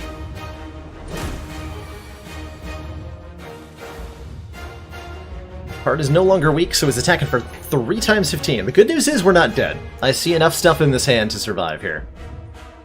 Schwartz. It's not over yet. And I've got Nightmare Catalyst in hand, which I can play next turn. Okay, we're actually fine here. I think. Let's start by trying to block.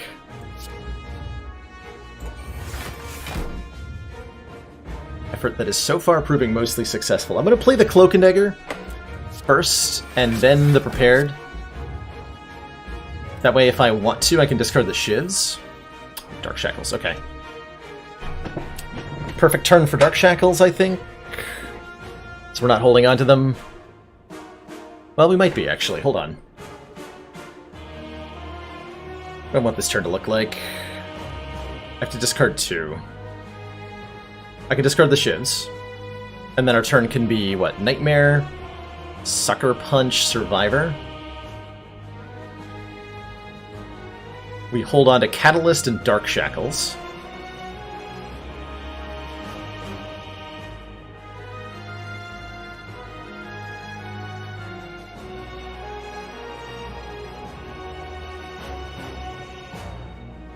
Actually, then I'm not playing 2 defends anyway, so I can actually keep the Shivs and play the Shivs. What is Survivor discarding, then? Can't play a Survivor, actually, because I would have to discard... Well, I could discard a Shiv with Survivor. Yeah, that's what I'm thinking, Last Alistor, is that for that we want these Dark Shackles for the second multi-attack. Which we can reliably do, because he's going to gain 2 artifact with the next buff, but we can prevent that with... I can also just hold on to the Nightmare and the Catalyst and do the Nightmare Catalyst next turn. I think I want to play all the Catalysts next turn, so we're going to take some damage here. I'm going to go down really low on health, and that is totally okay.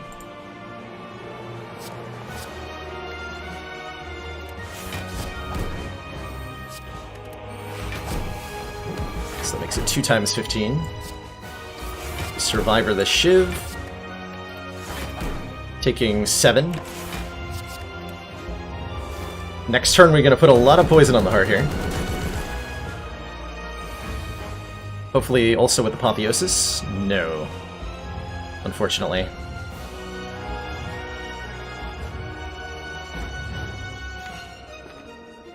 I think I still just start doubling poison though. I'm going to play...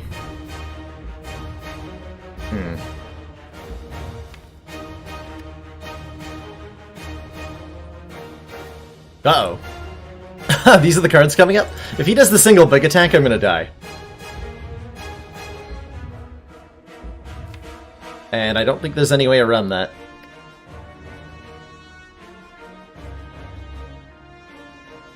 Sorry, no, there's one way around it. The Snecko Oil.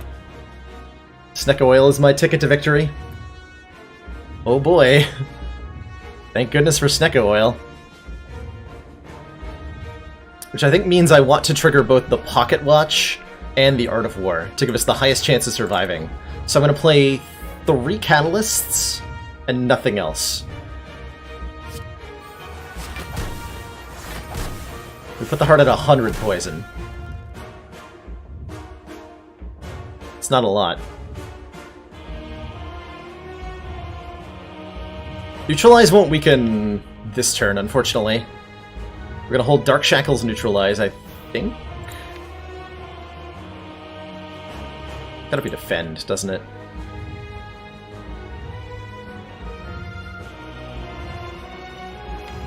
So I'll draw exactly all of these cards next turn?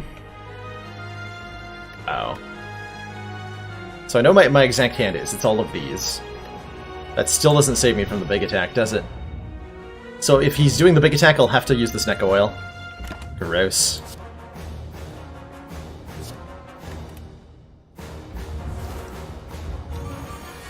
Son of a bitch.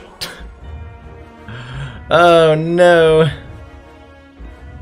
That's not good.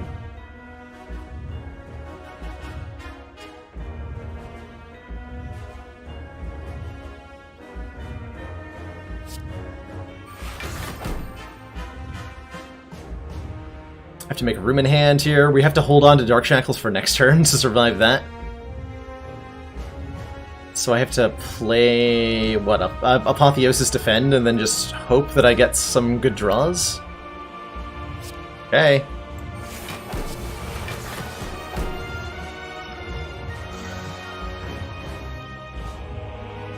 I appreciate that, but that does not help me.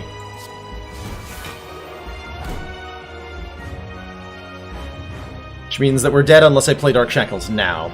So we're playing Dark Shackles now.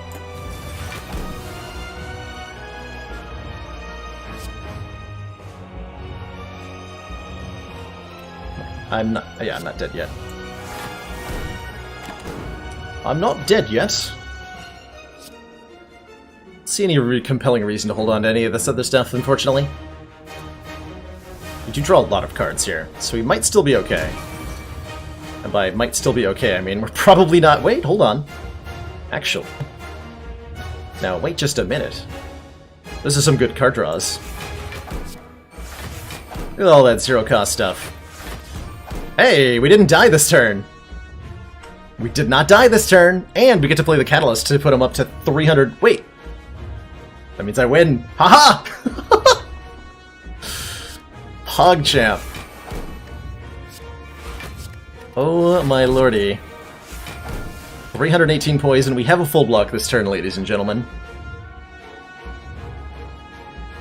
That feels good. So I can play some of these other cards. It doesn't matter, though. I believe if I press E twice, I am in a winning position here. But I mean... what's a victory without some shiz?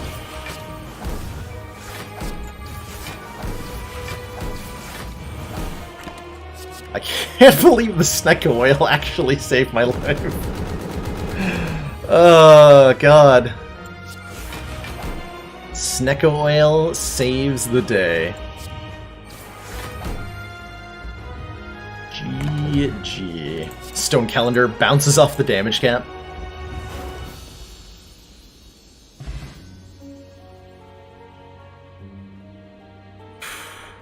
Good game. That was a fun run. That was very close. That was extremely close. Hot diggity. 2 hit points, no problem.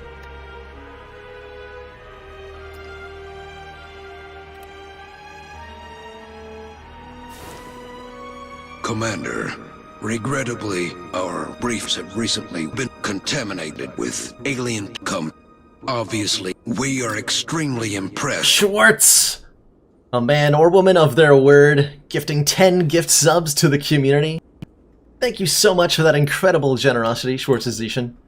And welcome to the council, Senior Gardo, Mr. Seffi54, Al401, Squirrely Mofo, Redwinds55, Twitch forgot my account, Psycho Grace, Clamsy, Tistamari, and Chakra? I'm take a wild stab at that. Show some love in chat for those new subs. Excellent work, Commander. This council is pleased to see our continued support of this project has been worthwhile. And Litmoose, thanks so much for those 2 months of Twitch Prime council support. Glad you're enjoying the stream. What a way to start things out tonight. With a hot silent win.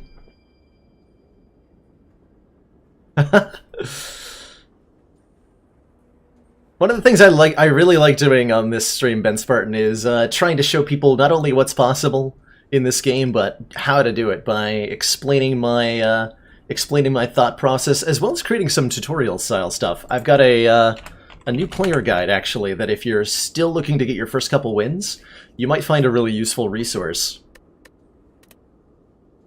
That could be worth checking out. And I'm working on an ascension climbing guide. I did some writing on that today, helping lay out some strategies to take your gameplay from those first couple wins all the way up to tackling A20, which is no easy feat. No easy feat at all. Thanks again for the incredible generosity, everybody.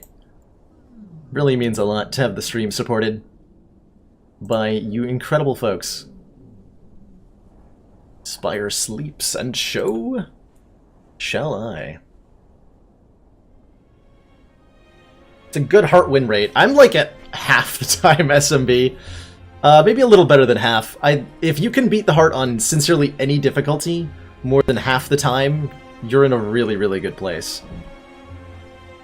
From what I gather, the average player win rate, like if you're winning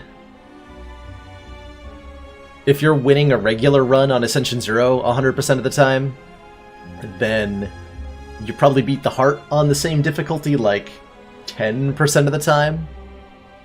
Something like that. Oh, well there you go. You found the stream through the guide. Well, there you go, Ben. There you go. It has come full circle. Full Donu, perhaps.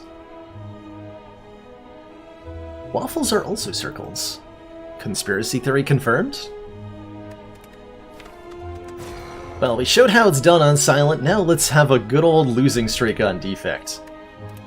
To continue the stream, hey? Oh man, 2 colorless cards. I'm really tempted. Not because it's a good option, but because I kind of want some colorless card starts. Ooh, this path is nice, though. We get, like, a shop and 2 elites, and everything's great.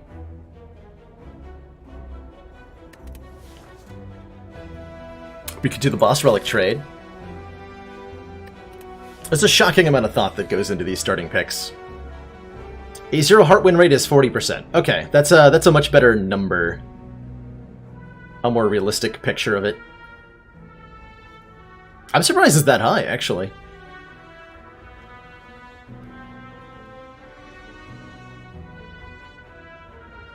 Closest I've gotten is 8 in a row, Tiberi, which happened really early on. And then I've never really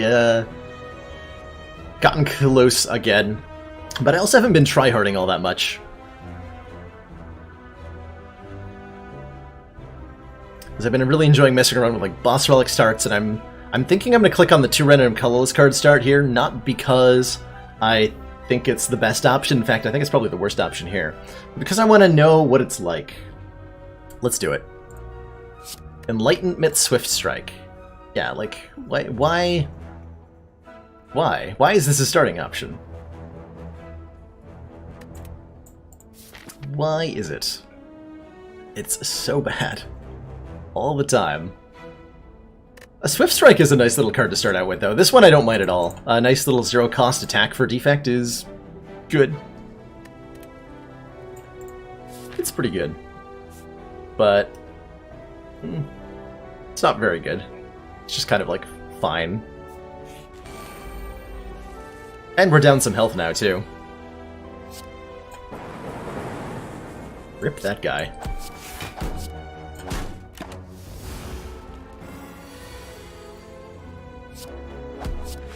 Great Enlightenment, get a less variance Snecko deck. If we pick up certain other cards, that Enlightenment could someday be useful. As it stands, I'm not exactly thrilled by its presence in the deck. It might even be our first removal. Let's see, given these options between a Rebound, Leap, and Compile Driver, how do I feel? Compile Driver is a really solid early attack that scales up well into the later game by drawing cards, which makes it, I think, more attractive here than the Rebound. How about that Leap, though? I think we're going to need some more damage. If you're looking to take on an elite, which we are probably looking to do, then one of the best things you can do for your deck is to add some damaging attacks. So let's grab a Compile Driver. Card draw is also more valuable in this deck because we have 0-cost cards that we want to draw into. So there's that reasoning as well.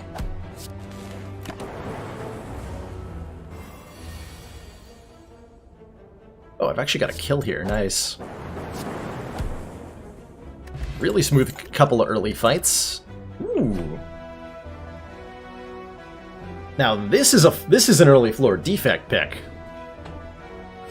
Direct damage that's also orb generation, more card draw, another Compile Driver, or orb slots in the form of Capacitor. I think, again, if we're looking to take on an elite, we want the highest damage output that we can get here, which is the Ball Lightning. Not only does it deal 7 damage, but it creates a lightning orb that does passive damage. Great against all the elites in Act 1. Pretty solid for the slime boss fight that we're going into as well. And I'm not sure what we're going to do with this store here.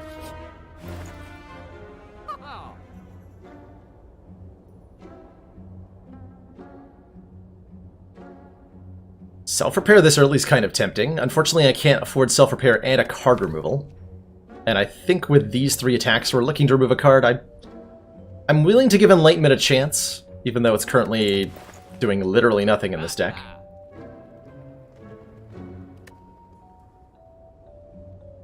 Capacitor is a powerful card, Ben Spartan, but the extra orb slots from Capacitor don't do anything until you have the ability to put orbs into those slots. It's a good card for the mid to late game, but this early on, we're looking for stuff that provides more immediate value. I think that's one of the things, one of the pitfalls that it's easy to fall into as a new player getting started. There's a lot of cards that do a lot of interesting things, like, say, Blizzard here. Deal damage to twice the number of Frost channeled this combat to all enemies. If we can pick up some Frost Orbs, this can become a pretty potent way for us to deal large amounts of AoE damage in longer fights. But right now, this card does absolutely nothing. And our concern right now is not dying to this elite, not dying to this elite, not dying to this boss. So we gotta pick stuff that does stuff right now, or we're gonna find ourselves at the wrong end of a Slime Crush. I have exactly enough for card removal's Block Potion. Mind Blast just to go with the Enlightenment. I do want to remove a strike here, I think. As much as I do want this self-repair, I'm going to take a strike out. And I think I need a Block Potion to survive what's about to come. Boop.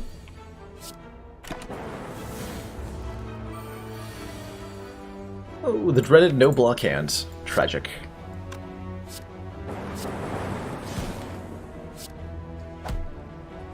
I could kill him with the Explosive Potion to save 6 health. He might drop another... Yeah, I'm going to do that, actually. Just concerned he's going to drop a potion. Yep, he totally did. Called it. He totally dropped a potion. I could feel it in my gut that he was going to do that. Interesting. Go for the eyes, Static D, and Claw. Static Discharge is one of my favorite defect powers. Every time we receive attack damage, channel Lightning Orb is a shockingly good damaging power. Do I have a 6th Sense just for Slay the Spire? I have a 6th Sense for anything that's, like, randomly generated, I feel. There's that luck connection that lets me peer into the future of the RNG and make declarations.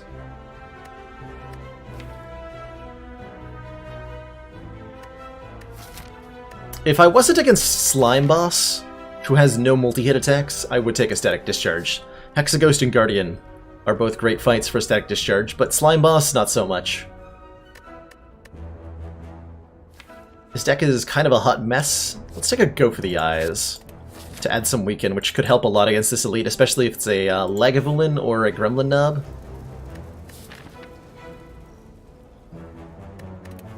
This event lets us trade 11 hit points for effectively 75 plus 19 gold, which I'm not sure I can afford to do right now.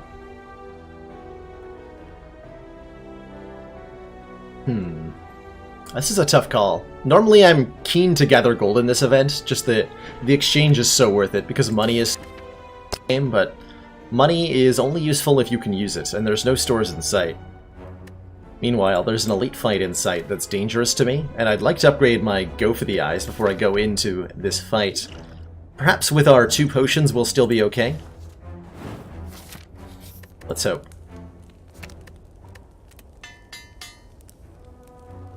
So that extra turn of weaken is going to make, yeah, this guy a lot easier to... Damn it! I think I have to use my focus potion here. Make our orbs hit a little harder.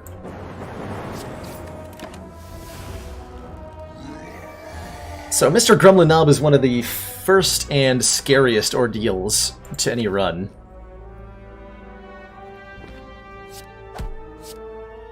He gains strength every time we play a skill, so you have to carefully consider whether you play block cards against him. Asking yourself the question, is the fight going to end quickly enough for this to make an impact? For this to become a net positive? So he's at 53 health, we're not killing him next turn. We're not also drawing any block next turn.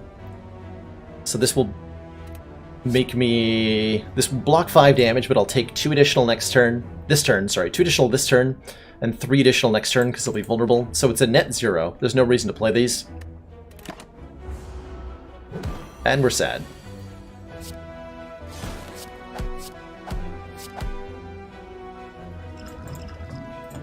Blockpot, save me, please!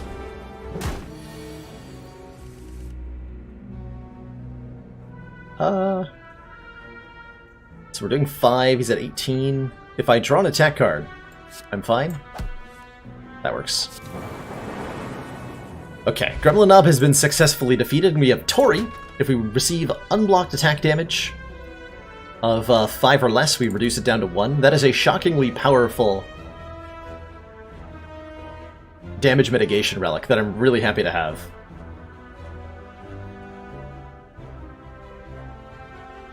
Oh, that sounds like a great time, Ben Spartan.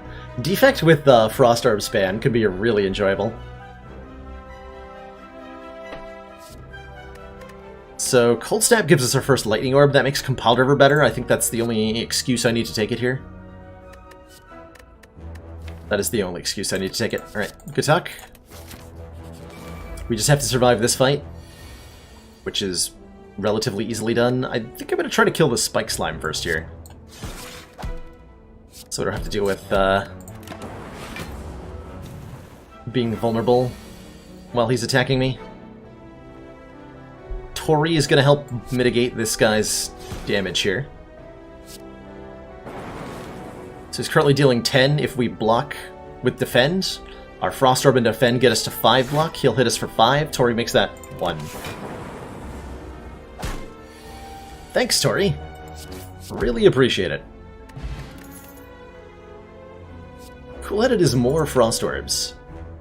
And then we have some really good orb generation going now. As well as more card draw, which is important given that we have a lot of zero-cost stuff. I like the Cool-Headed. I like the Cool-Headed quite a lot.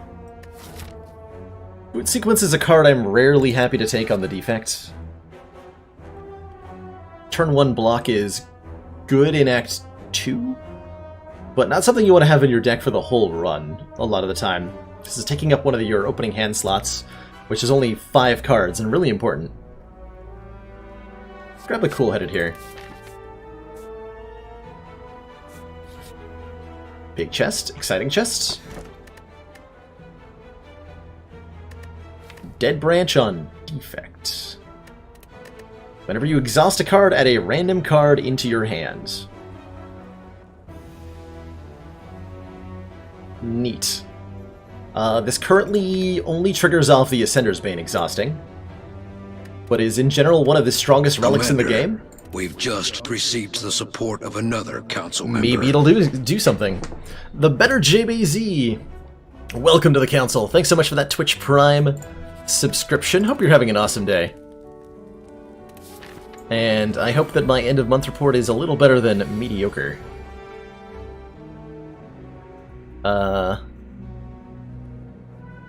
This looks uncomfortable.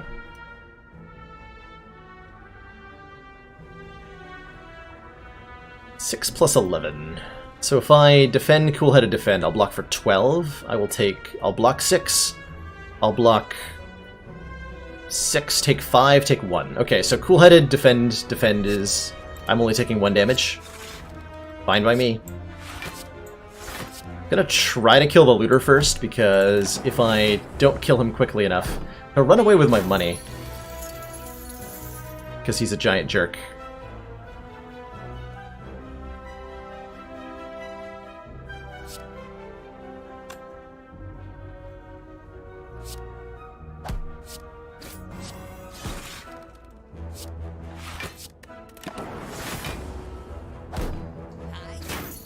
Tori is such a good relic, by the way.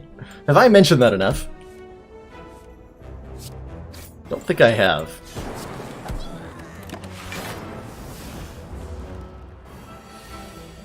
Yeah, Boot Sequence would definitely be a nice card with the Dead Branch pickup.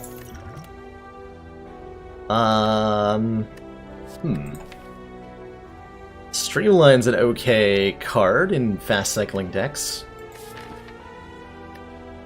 Decent way to chunk down an early elite. I don't think I want a second copy of the Go for the Eyes, not this early. Claw is maybe a valid consideration here. We did pass an earlier Claw, but we're now starting to look at having actually some decent card draw. So Claw is a way to scale up. The deck ain't too shabby.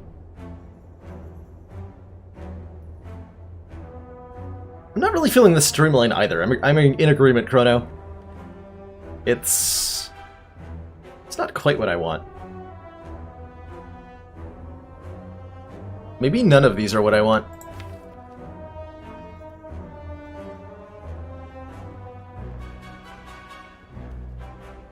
I don't mind the skip option. Not one bit.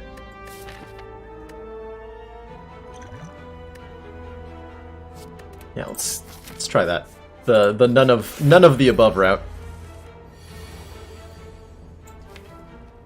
Okay, so Legavulin sleeps for up to 3 turns. We're just gonna let him take a little nap here. Infinity times infinity plus 2 damage. It's an accurate statement. God Overclock. Let's get some orbs in play.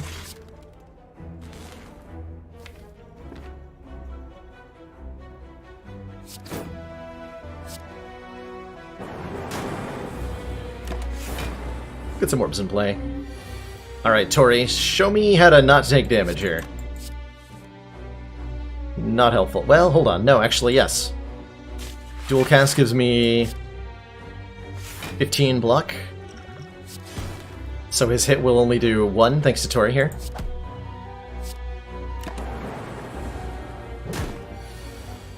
Same here. Perfect.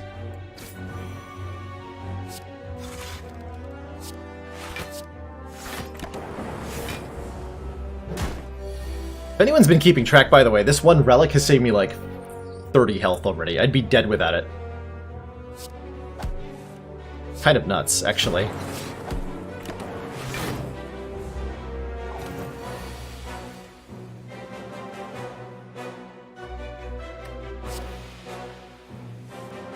Okay, this might be an attack potion. That attack potion's really good against the slime boss too, though. Let's see, I can defend for 8. Cool-headed brings us 8 plus 6. That's a 1 block short. If Cool-headed draws Go for the Eyes, we're okay.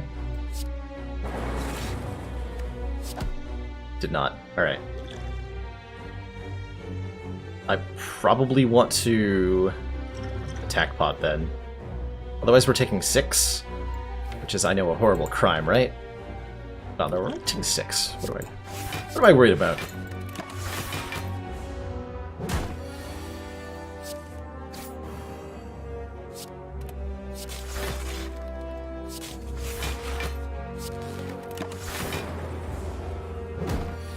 Keep that potion for later.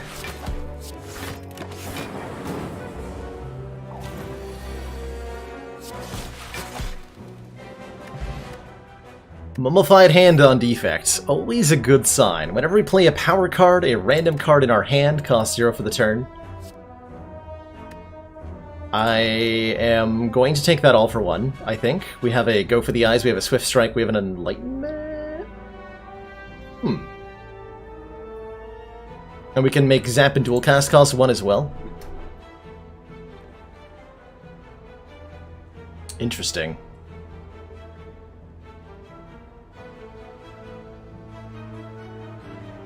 Do I take that?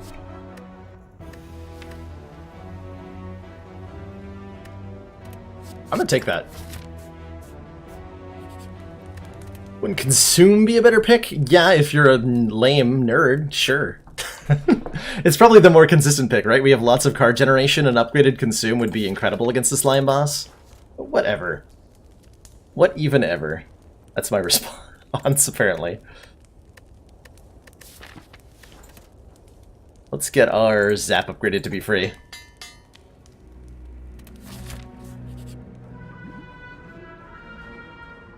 This is risky. Question card, alright. 28 health. Let's go, question mark.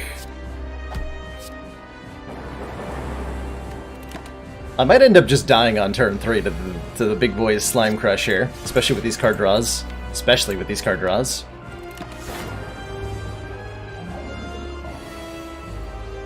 Perhaps not. So go for the eyes. All for one fetches back a lot of stuff. Fetches back a lot of stuff, actually. Do I dare use the attack potion this turn?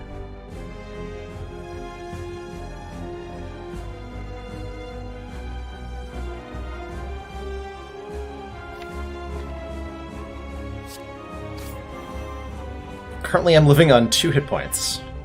Can I split him with the attack potion? Because if I can, I really ought to. All for one will fetch back Go for the Eyes, Zap plus Swift Strike, and Enlightenment, for whatever that's worth, which is nothing. So if I Ball Lightning, he'll go to 102. And we'll have... All for one, we'll put him down to 92. I'll deal another 10, bring him down to 82, and then he'll take a 9 from 3 Lightning Orbs. Yes. So I can actually already split him here. So we should use our attack potion. Okay, FTL's technically the best option here. Because now we can pull it back and deal even more.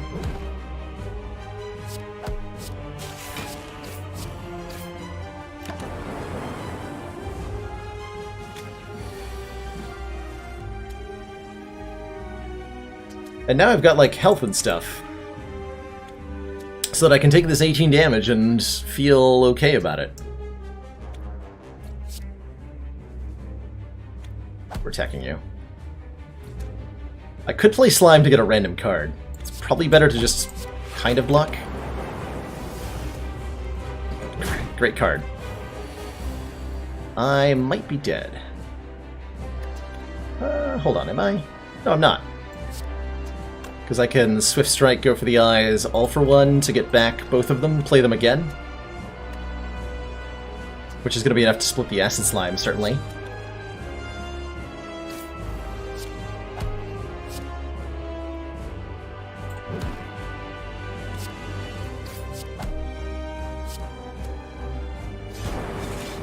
Okay. So this guy will split in half, we're going down to very low health. You're attacking again because you're a giant jerk. I might be able to save my life with Tori, though. I don't have a lot of options here. I kind of need a Lightning Orb to kill this guy for me. So good luck to me on that one. Alright, there's a chance I survive this turn. Yes! Thanks, Tori! I appreciate that a lot. Hey, Firix. Hope you're having a good time. I am somehow not dead.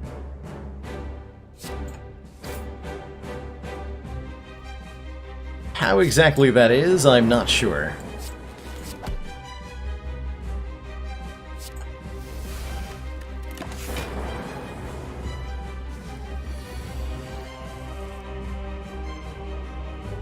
Okay, we're still not dead. Believe it or not. Hey, Claw. Sign me up. Ooh, even better.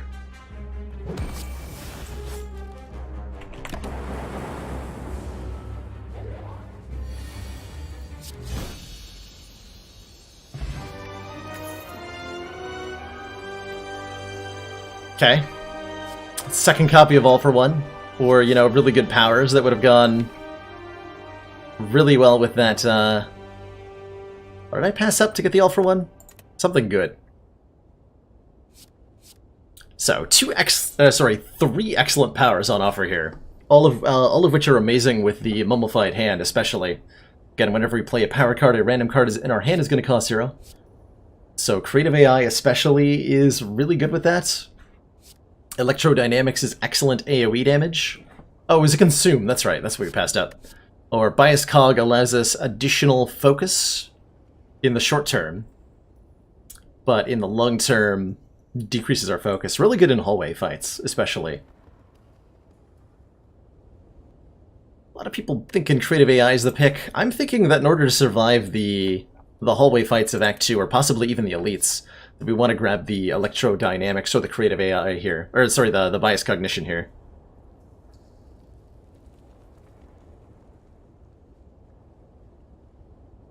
Creative AI, most importantly, doesn't do anything on the turn we play it, which is a big deal.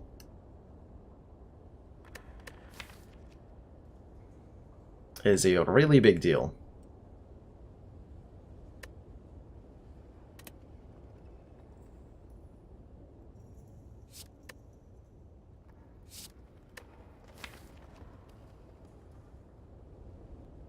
Let's see, if we're fighting birds, I'll be fine.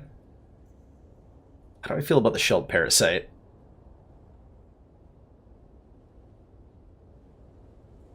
I feel like I'm going to struggle without a Bias Cognition.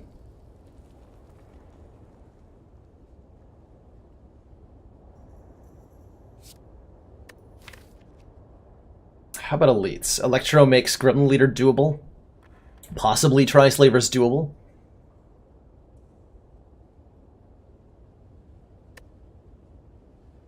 Whereas for Book of Stabbing, we'd want the Bias Cognition again. I'll grab the Electrodynamics here. And we're given some interesting options for energy, for Relic here.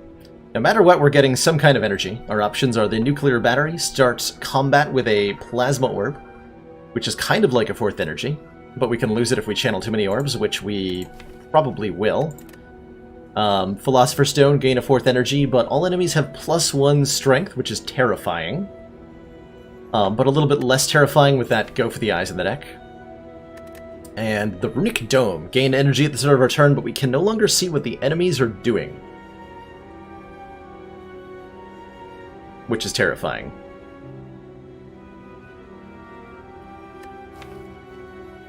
Super duper terrifying.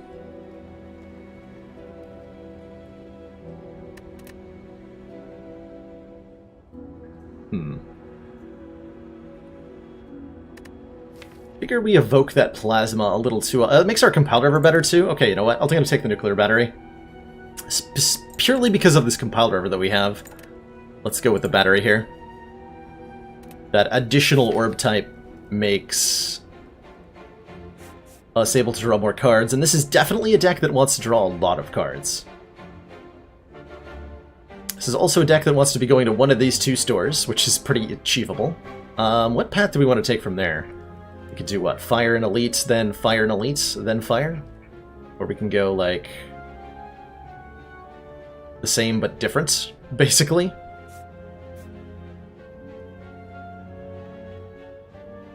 Or we can dip out of the Elites entirely. Certainly I think this is the kind of deck that we want to fight the Super Elite in Act 3. This is not a deck that wants an early Act 2 Elite by any means. I can't... well... Hold on. It doesn't matter. Well, there is one path that doesn't fight it. There's literally only one path that doesn't find itself forced into an early Act 2 Elite. We want this one. This is an Elite that we can almost assuredly beat pretty easily, but this one, a little scarier. Yeah, I'm feeling the left option as well. We can bounce out of the Elite if the hallway fights somehow go terribly. We get to go to a store. Everything's great. Oh, there's the Shelled Parasite. Fortunately, Tori is again here to save the day.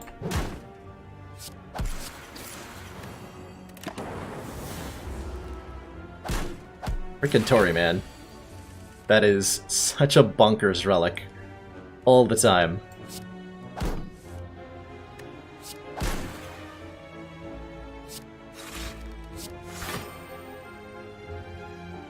Don't really feel the need to take one.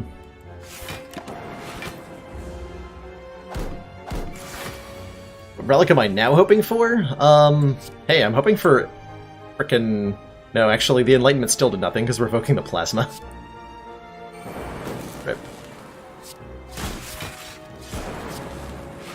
If I could have any one relic, it would probably be a Kunai, actually, in this defect deck. I think more than anything else, I would want a Kunai. Yeah, we could gain dexterity very quickly with a Kunai. Joker. Top tier suggestions from chat, as usual. Second Compile Driver seems really attractive right now. As does anything with 0 cost. Vigilata book. Yeah, let's take another Compile Driver. And we have 3 strikes. We could gain 5 bites? This is an interesting choice. This deck doesn't exactly have the ability to stall in fights, but bites giving us sustain would be really appreciated.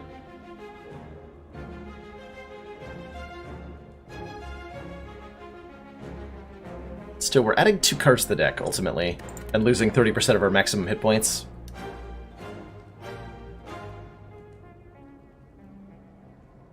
Ugh.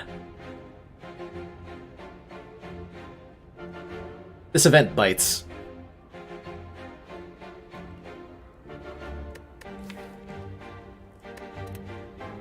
But let's do it.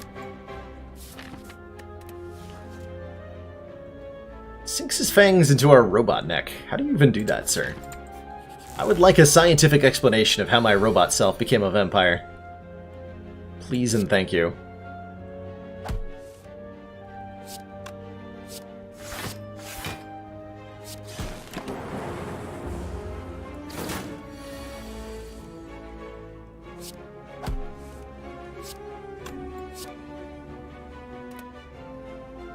I could do what? Bites. If I play the Zap, I lose the Plasma Orb here. I don't want to do that right now. Ooh, recycle off the Dead Branch. Sure thing.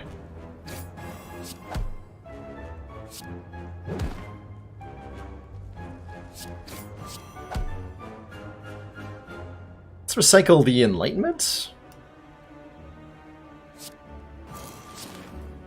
Might as well, right? Got a new card. Not too shabby.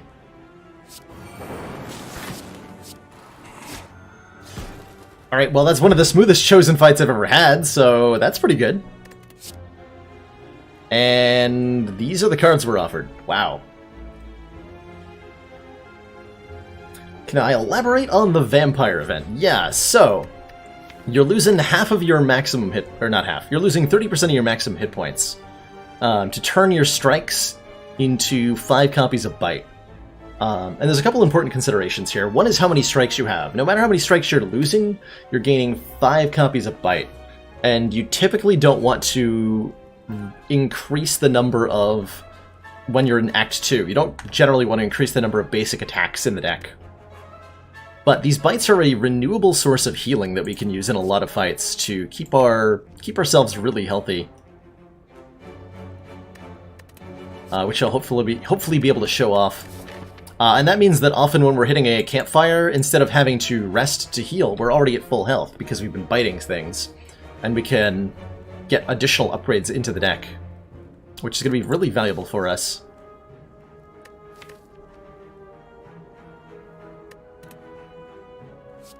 I mean, this is a 2-mana card, right? Is that a good enough reason to take it? Not really. Do I want... Yeah, Glacier's good. Glacier's a good block card, I hear. Ooh, remove a card.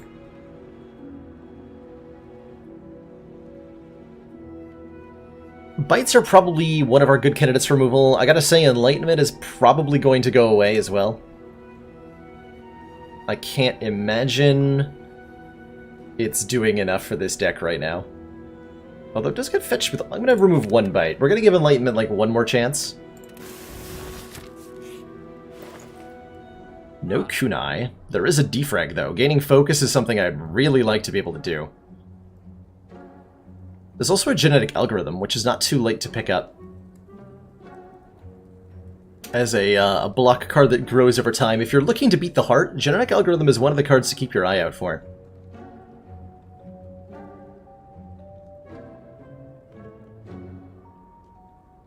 I'm down for genetic defrag card removal. We upgrade... Actually, the genetic algorithm, I think. Although right before an elite, that's a little risky. For Surge, though, we didn't take the Bias Cognition, we took the Electro. If I had taken Bias Cog, I would be all about this Core Surge. It does say Exhaust on it, but so does the genetic algorithm, which is another reason that we want this, to go with our Dead Branch. This card not only blocks for a lot, but it replaces itself. So that is swanky. That is the term I'm going to choose to use. As politically incorrect as it might be. We already took out a... Alright, see you later, Enlightenment. Your time has come.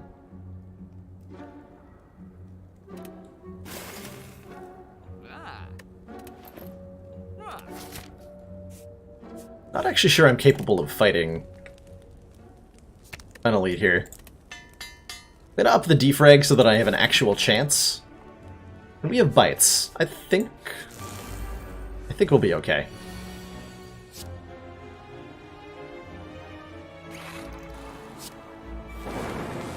Next to Mummified Hand, we get to play our entire opener here.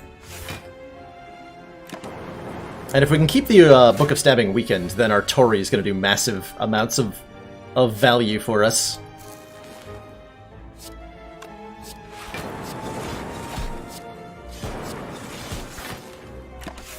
I'd say we're off to a good start in this fight. Mr. Stabby Book does get stronger every turn without fail, though, which is pretty terrifying in so many ways. How much block is this? 8, 7, 15, taking 6 currently. So genetic algorithm will actually block for a meaningful amount, alright. Get it played then. Hyper Beam is appreciated. I'm gonna bite you now. Come on, Tori.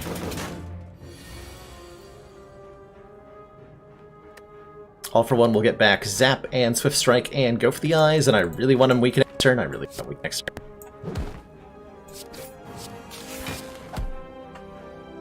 Currently blocking for 11. Tori comes in again. Hooray!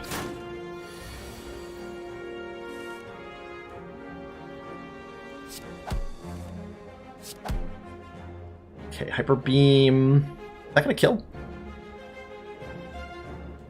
So we do 26, we lose 3 focus, which means we do 2 damage each. So yeah, we would just kill if we play Hyper Beam. But I would like to bite him to have more hit points. And here's one of the big things you need to be doing if you're taking bites, is you want to look for opportunities towards the end of fights especially to play them more, to get some of your health back.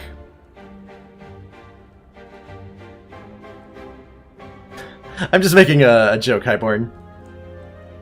I don't believe there's any debate over the political correctness or lack thereof of Swanky. At least I hope not.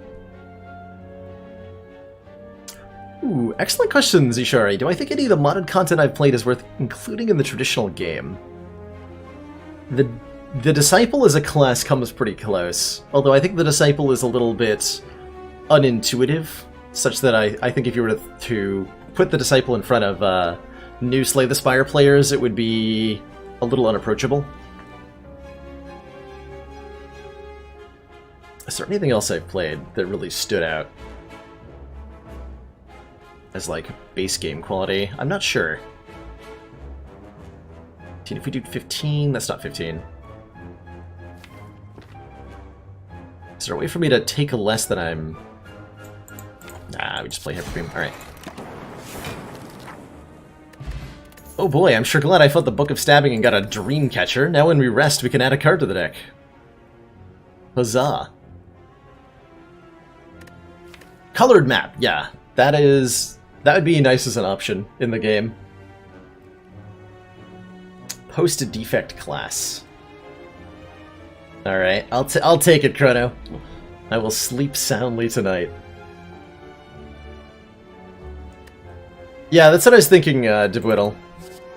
Was that we would bite for heal 2 and then take 4 and then probably not draw enough bites to make it worthwhile.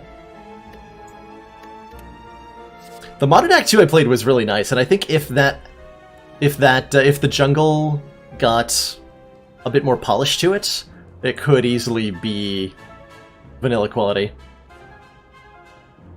Do I want any of these cards? I'm not sure that I do.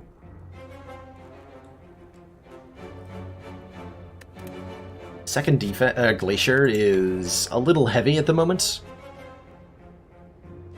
And I'm in general I'm decreasingly a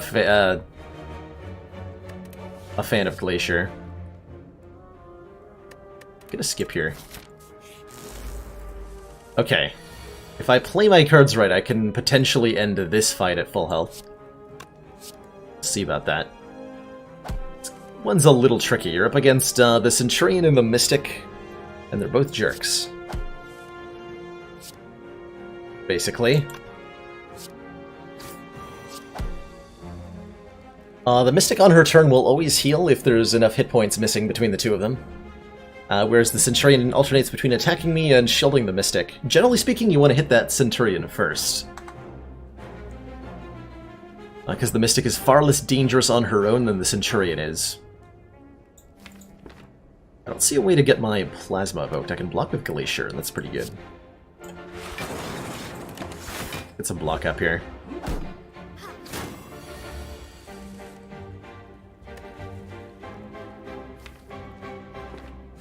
Yeah, we just gotta accept that losing our Plasma Orb is a fact of life. Oh, Creative AI. Okay, Creative AI definitely lets me end this fight at full health.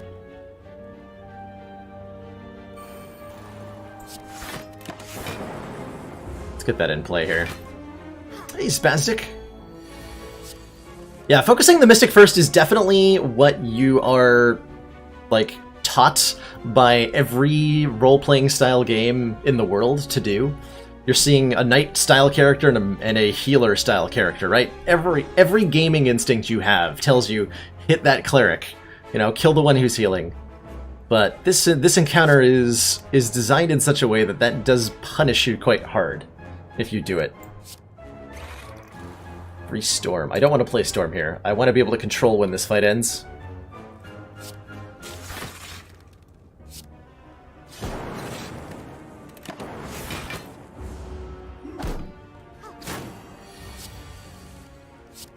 Definitely play an Echo Form. Doubling the first card we play each turn is excellent.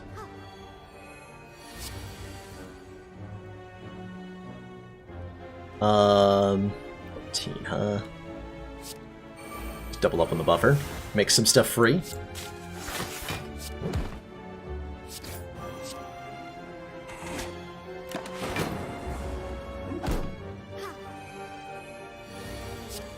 And since we're constantly getting powers out of the deck, I'm able to keep myself alive for long enough that we can start to use bites really effectively here.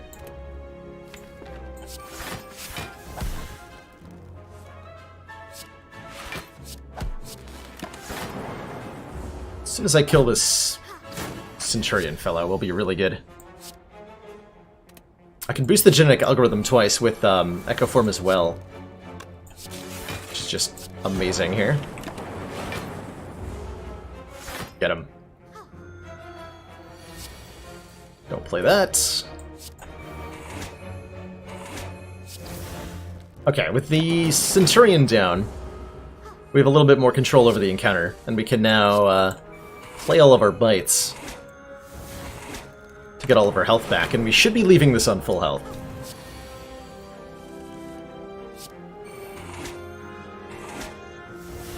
Oh wait, she's dead. I have made a terrible mistake. Forgot my lightning orbs. Whoops! I failed to play my genetic algorithm twice, too, which is really punishing. Damn. Should not have done that. That was a misplay. I got distracted. Rip genetic algorithm. That's alright. Hologram is a really attractive card, especially with the Dead Branch. It exhausts itself, and it gets something back into the hand? Sure. Sure. Upgrade 2 random attacks. Could be bites. Upgraded bites are really valuable. Let's take this. Cool. Upgraded bites heal for more health, which is really significant. And this fight is terrifying. I may even end up needing to use my focus potion here, which would be a travesty. Oh, happy preemptive birthday, Chrono. Hope you have an excellent birthday. Okay, you're already dead. As the saying goes.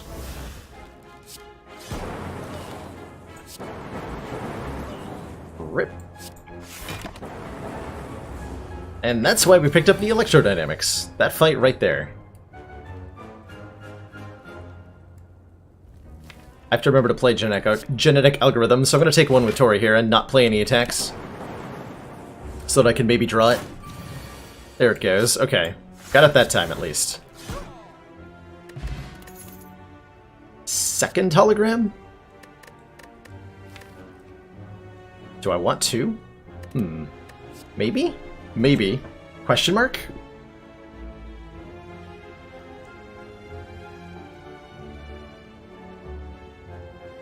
Is that going to be that cheese character you were talking about in the Discord the other day, Chrono?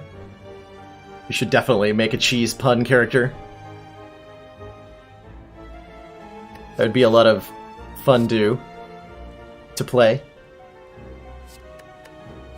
You joke, Tom. I'm actually considering the reprogram here for some deck manipulating powers. It lets me put zero cost stuff into the discard to go with All for One. All for One gets it back. It's not the worst card here, by any means. But I think I want a second copy of Hologram.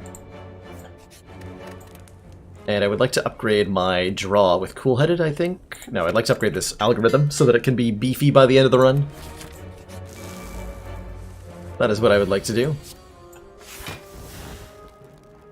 Move all orbs, gain an energy and draw a card for each orb removed. Sure.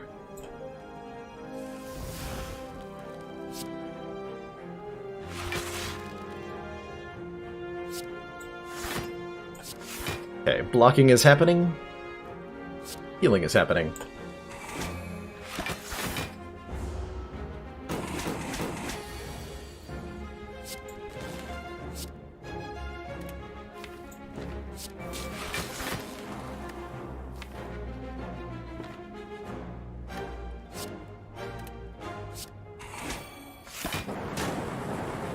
Something tells me this turn's not going to go as well as the previous ones. Not actually that bad. Probably want to hologram this Glacier? Yeah.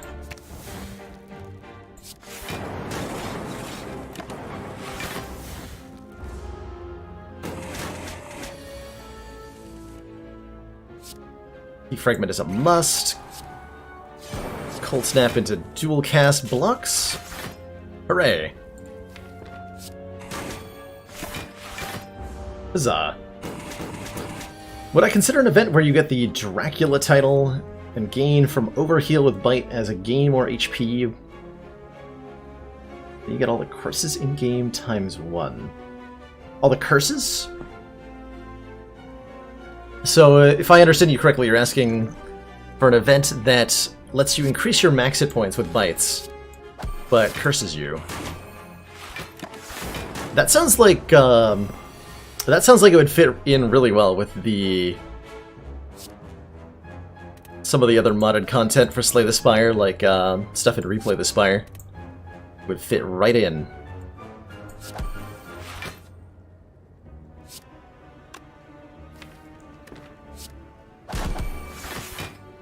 9. If we hologram our Zap, we have a kill. Steroid potions appreciated. If I still had Enlightenment, I might consider a Sunder here. A Leap Plus is a really good block card on 1 mana. Skim Plus is really good card draw. How much do I value really good card draw? Not that much. Draw 4 cards. Yeah, I think we need a better block card. Let's fight another elite. What's the worst that could happen? Worst that could happen is we get a special relic and Cursed with Pain. Which I don't think I want to do right before an elite and a boss, so I'm just going to take the one-time upgrade. Make our Cool-Headed better? Make our Dual Cast better, so that All for One will take it into our hand here. Well, we're definitely playing Electrodynamics on turn 1 here. Am I using my Focus Potion is a better question.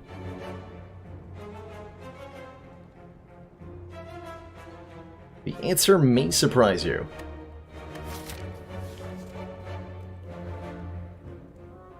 Actually, better question. Does the Focus Potion get me a kill alongside the Steroid Potion on the Red Slaver? So if we Steroid Potion, then Bite, Bite, Bite. Well, we'd have to have Electrodynamics hit a Bite with the Mummified hand. But if let's say I can Bite 3 times. The Steroid Potion, that's 36 damage, which leaves Red Slaver at how much? 50 minus 36 is 14, so we'd be at 15 health. Electrodynamics will deal 8 plus 6, 14. Are you kidding me? I'll be 1 off? Well, I can kill this guy then.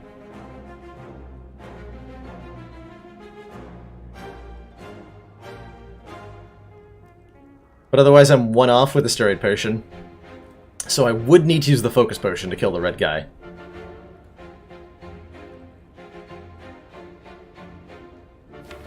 And again, that's only if Electrodynamics on the Mummified hand actually hits a Bite. If it hits a Defend, or the Defend, which is only a 1 in 4 chance, then we can't kill either of them.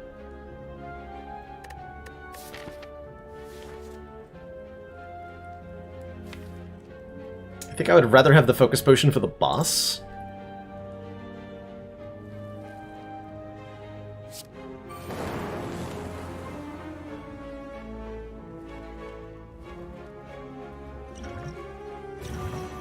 So I guess I'm killing this guy, right? 36 plus 6 is 42.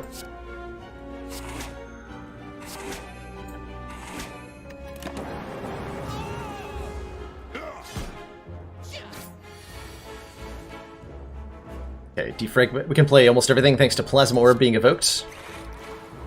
And Glacier being free. Nice. Very nice.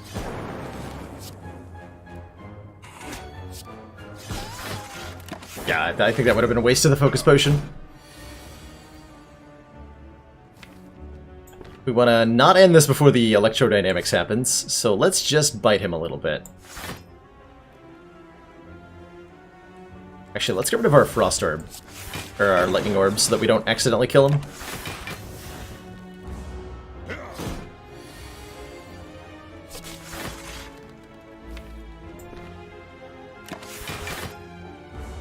And then I'll regain as much health as I can with our Bite Plus.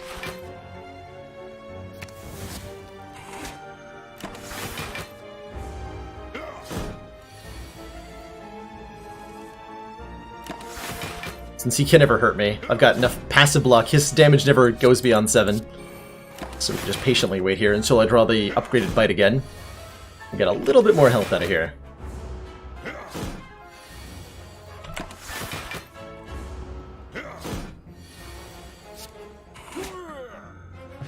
What a tense situation. Had me biting my finger. Ooh. Capacitor.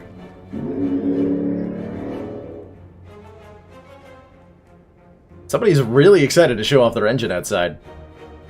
Middle guy's not gaining strength Landbow because we're on Ascension 15, not Ascension 20. And it's only on Ascension 18 and up, excuse me, that he starts to gain strength. So Capacitor's a power, which is enough reason to take it, but we also have good orb generation, so that's exciting. And now we might not even need our Focus Potion to win this fight. depending on how I draw. Turn 1 capacitor, pretty swanky. Do I hologram the bite or do I hologram the ball lightning?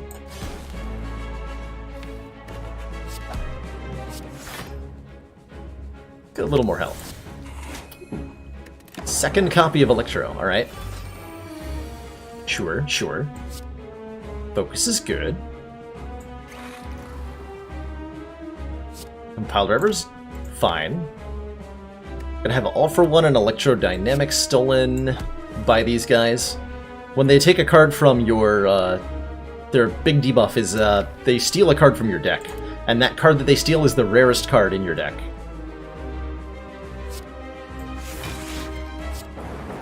Because they are jerks.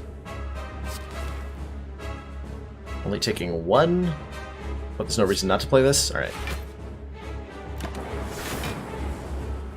Blue Candle lets us play Curses. The cost of 1 hit point. It's an okay relic.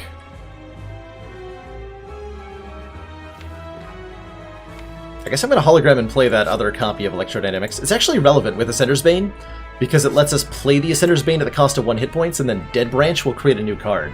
So the Blue Candle's actually an okay pickup here. And it also means that further curses, I will be fine with adding to the deck.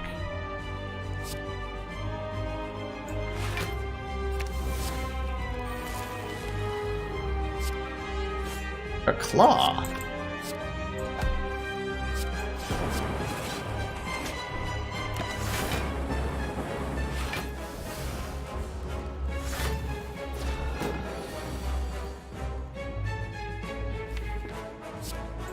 Let's see, 12 block, we're taking more than that. Am I killing you? I'm taking 15. Yeah, you're dying.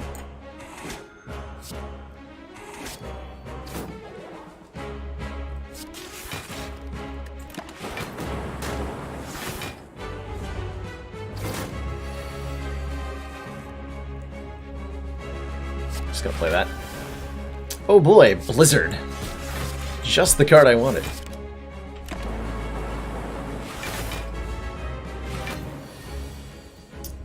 Here's our good old friend, the Hyper Beam.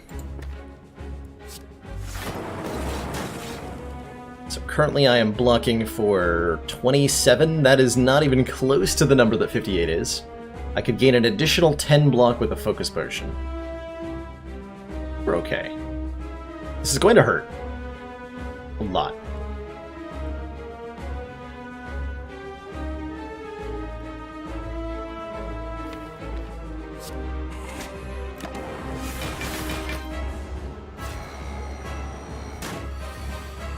Ow.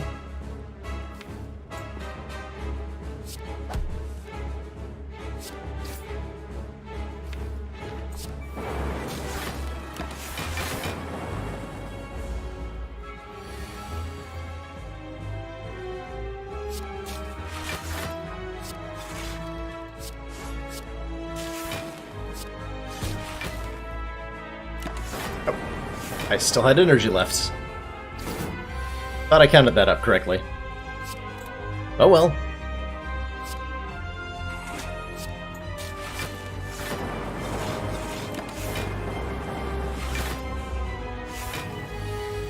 $20 times 2. We're actually living this hit.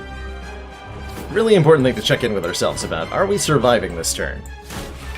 Ooh, I should have checked that before I played that card. We are exactly dead, actually. So I need to use the Focus Potion. Because we have 20 block and 20 life. Yes, so this is now necessary. Well, that's unfortunate. We got so close to doing that without the potion.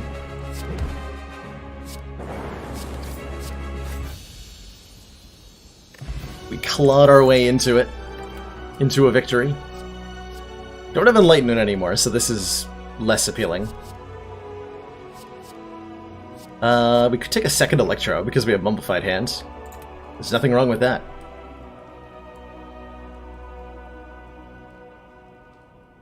Nothing...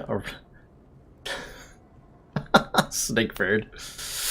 Apologies for my use of card slurs there. I'll try to keep myself restrained moving forward. And self-censor. I do have Mummified Hand and Meteor Strike. How playable is the Meteor Strike, actually? Answer's probably not very.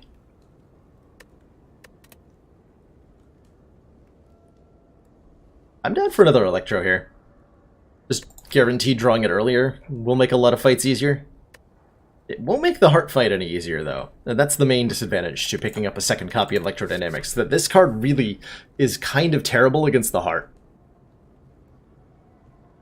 And yet I don't see a really good alternative, so I'll take it. Ah. So Pando's Box transforms all defends.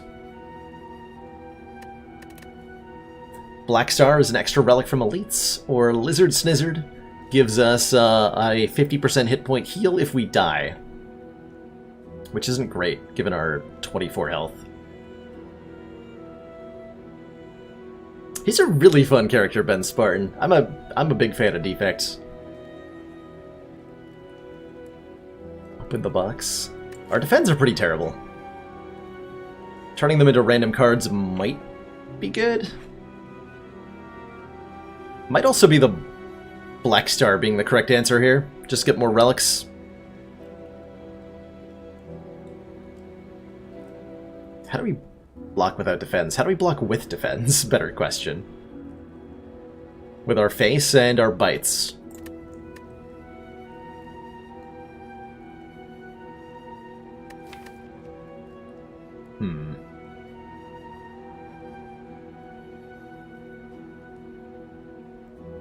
Wouldn't set your expectations too high, Schwartz. This is certainly a long way away from being a winning run. We are pretty desperate, in fact. Hopefully the question card can help make up that difference. All we need is, like, one copy of Bias Cognition and one copy of Orange Pellets, and we should be fine. What's in the box? Let's find out what's in the box.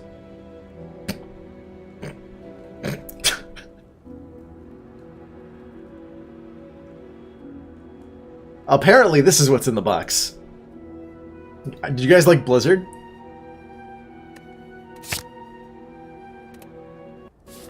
Hope you guys like Blizzard, because we now have 2 copies. And not that many Frost Orbs. Oh boy. And we have to fight this guy. Basically immediately. Okay.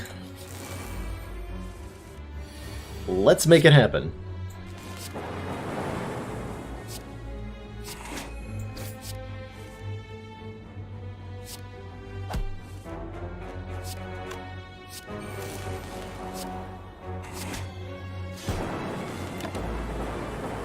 At least this is an easy fight.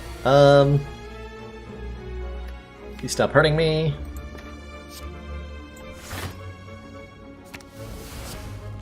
Don't have many block cards.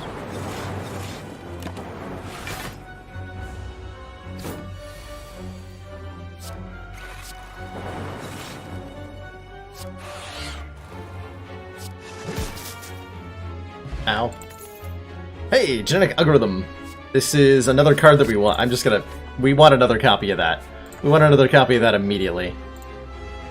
And do we want Madness? Not really. Kind of?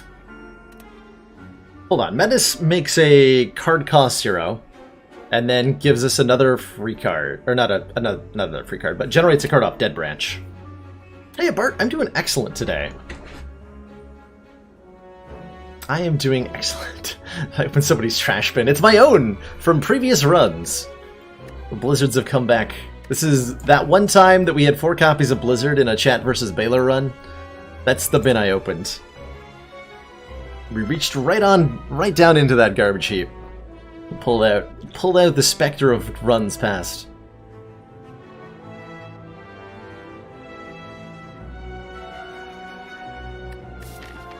Let's give it a shot. Dead Branch has some potential here.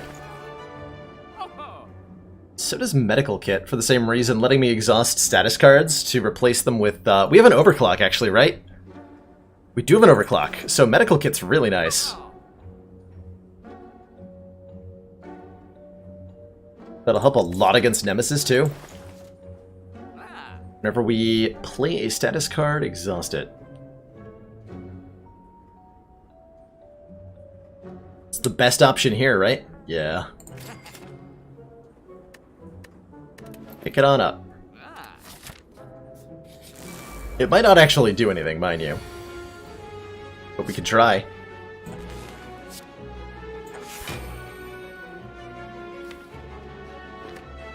Can All For One back the zap? Feels like a waste.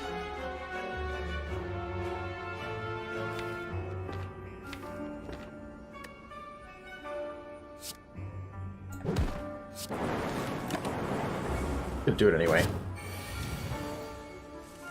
Can always hologram back that. Ooh! Madness also lets me set up infinites. I didn't even think about that. We have infinites we can do with Madness. With hologram and All For One. Or hologram and hologram. Is that reliable? No. But it is a thing. That may well be worth considering.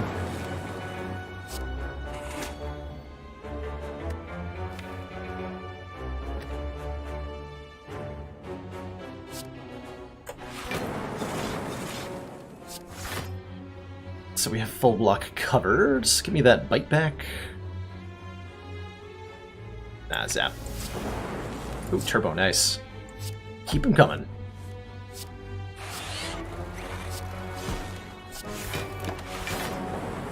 Oh, I should have not killed him this quickly. Keep forgetting that we have genetic algorithms we need to buff. Damn.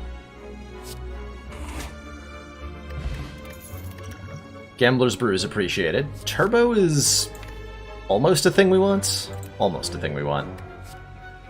Maybe a Cold Snap Plus with 2 copies of Blizzard in the deck is something that we do want. Certainly more Frost Orb generation is nice. Relics are nice. Strawberries are nice. 7 hit points is potentially life-saving, given the fight we're about to go into. Which is the giant head. Okay. I think we can manage here.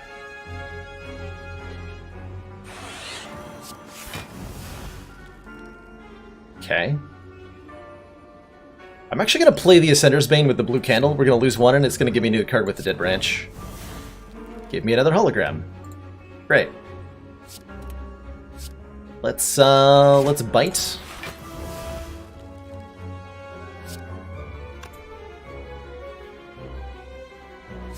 And ouch.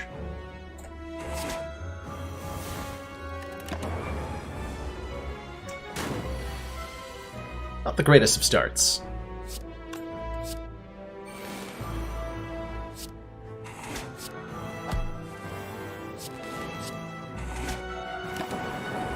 If we can't get some Frost Orbs up quickly against this guy, we are in dire trouble. He gives us 5 turns to set up, after which point he will completely murder our faces. And everything will be terrible.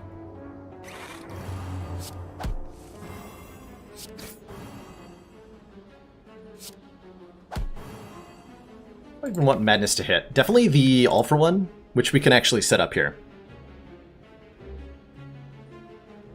But that doesn't actually do anything. It's fine.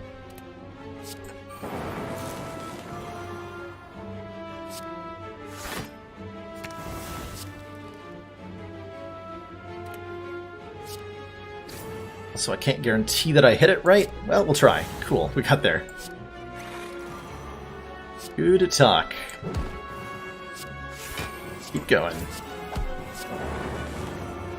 Alright, I don't know exactly what that turn was, but I did stuff. I am going for the heart. Yes, Sandora. We are trying that. May luck have mercy on us.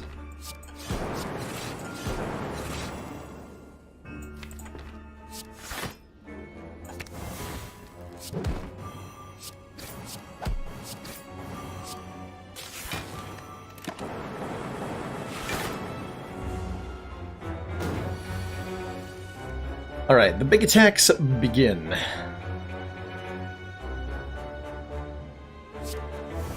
Excellent. Free Glacier, appreciated. Being able to dual cast a Frost Orb, super appreciated.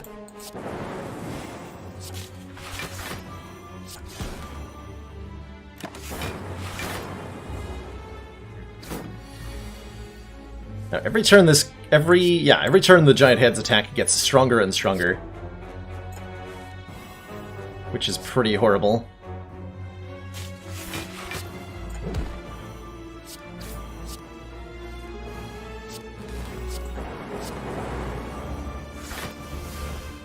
Ooh, white noise. Oh boy, a Hello World. Just what I wanted.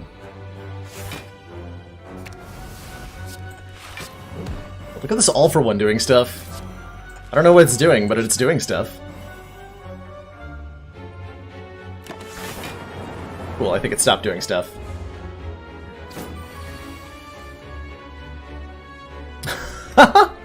I used to play games with a friend from high school, Firix, who would put sticky notes on his monitor to remind him to do stuff in games. I've never done it myself. I did just skip a chest, yes, but that wasn't the mid-act one. That's coming up. That was a random one from here. And Nora. Hey, elusive aubergine man, how you doing? Hope you're having a great day today. I'm about to die. We can compile driver to try to not die. I might draw a free Glacier or go for the well, go for the eyes won't help, but I might draw a free Glacier and I can Gambler's Brute to try to find it. If I don't, which I didn't. But I now have 8 cards in hand, so I can definitely get the free Glacier.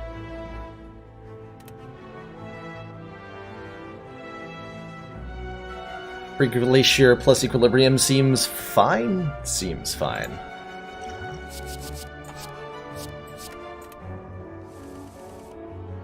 Thanks, Madness.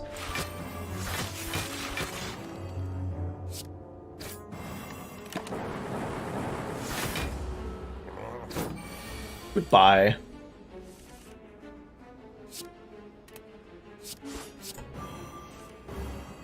Okay, that being dual cast is a pretty important thing. So I can bite twice.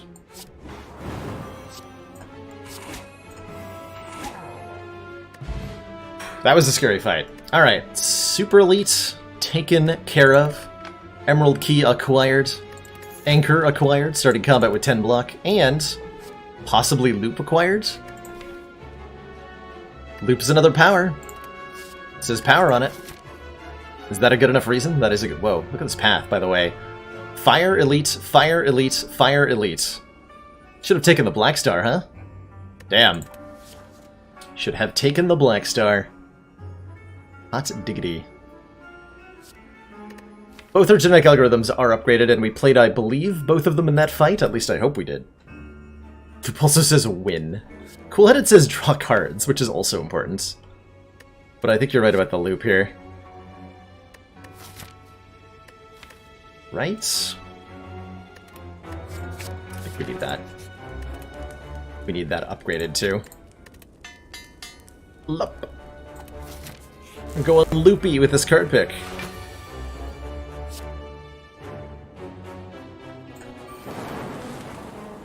I don't really want to evoke this yet. Oh boy, a claw.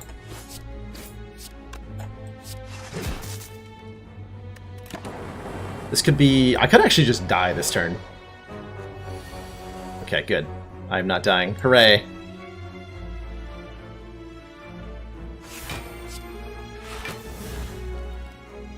Get out of my hands. It's a third copy of Blizzard. Do not want.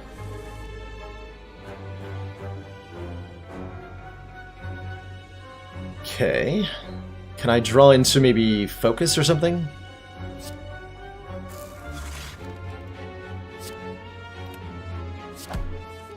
Nope.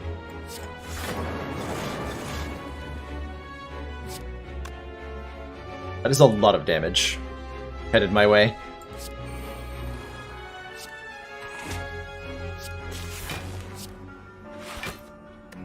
Oh, I should have hologrammed to go for the eyes. That was a mistake to not do that. Could have taken a lot less damage here. Ow.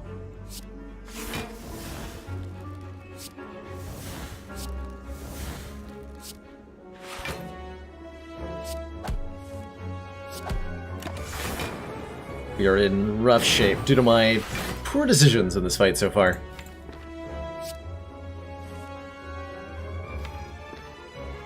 Defrag being the last card on the deck has not helped either, by the way.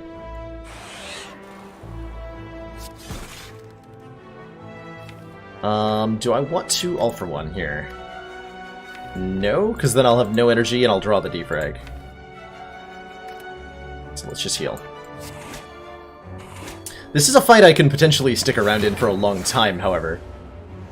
Because we don't have the burns polluting our deck necessarily.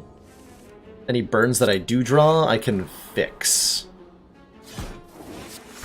by playing them with the medical kit.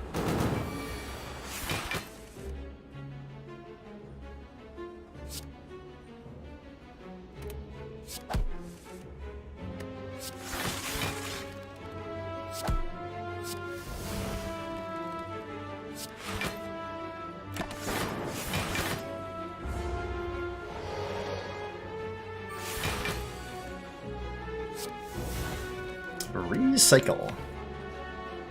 I'll get Leap Plus and dual cast back with all for one. That's excellent.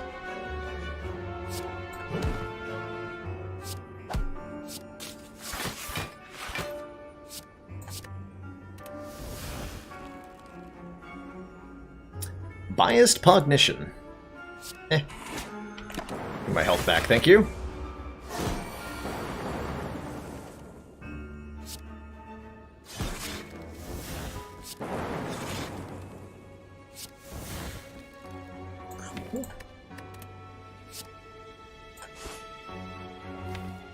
Gotta be careful. I'd like to get most of my health back, so I think we can, now that we're set up pretty well with Frost Orbs, we can stall for a little bit.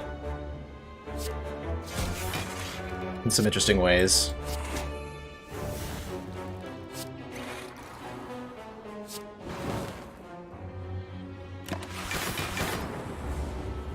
Tori? We haven't had Tori proc in a long time.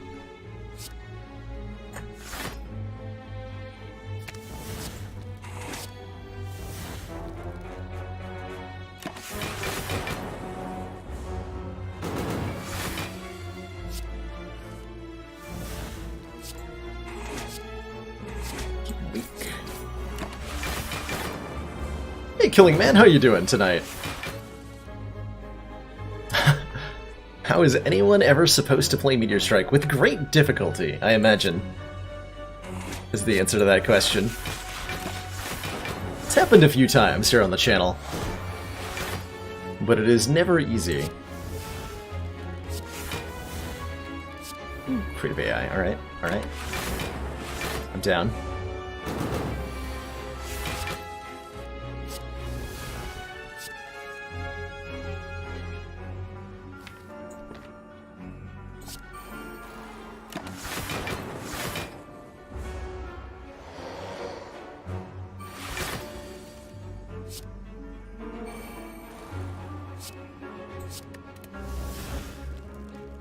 Recycle the Doom and Gloom into another Doom and Gloom. Love it.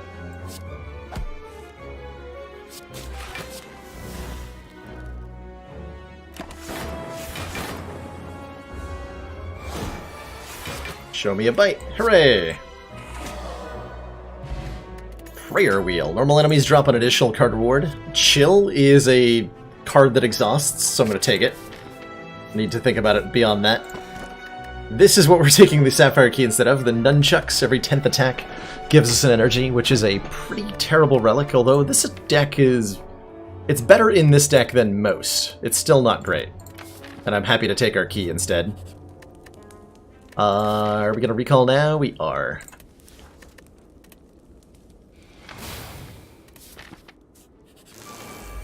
Oh god, it's transient. Oh, that's terrifying. Please don't hurt me, Mr. Transient.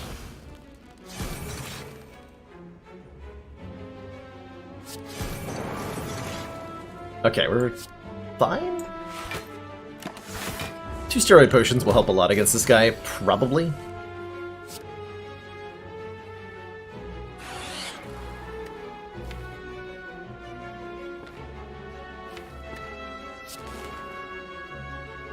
Let's hologram Rainbow.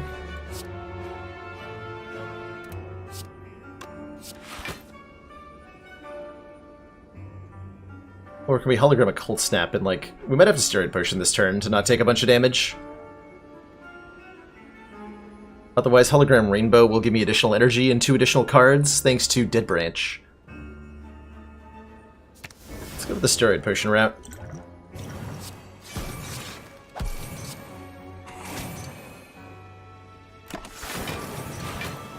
Still end up taking 1. Hey, Algorithm. If the eyes is swanky. This exhausts itself. I'm gonna pay 1 to exhaust this. Streamline. Re-streamline.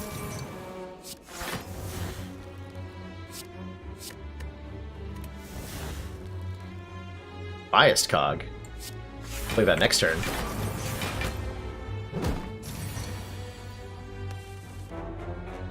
Yeah, we took the 2 colorless cards start, and it was terrible, Horst.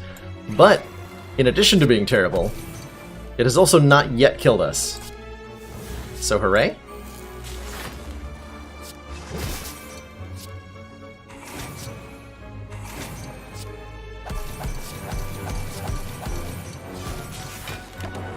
Transient at least seems manageable. We're actually healing off this guy. As long as this turn goes well, which I imagine it will.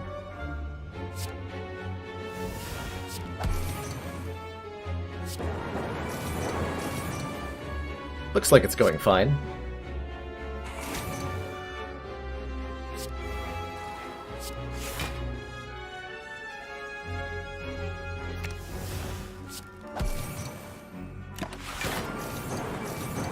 Yeah. Liquid Bronze? Another capacitor. Ooh. And it's self-repair. Who's our boss? I should really be checking this more often. Time Eater, okay. We're definitely going to take another capacitor. More powers is more good. X cost cards give X energy, Senior Gardo. So our recycle cost 1, which brought us from 2 to 1, and then we got 1 back from... We then had 1, so it gave us 1 back, bringing us back from 1 to 2. But when you recycle an X cost card, you get X energy. Skim, maybe. Self-repair, maybe. I think with the bite, self-repair seems unnecessary. Skim is nice.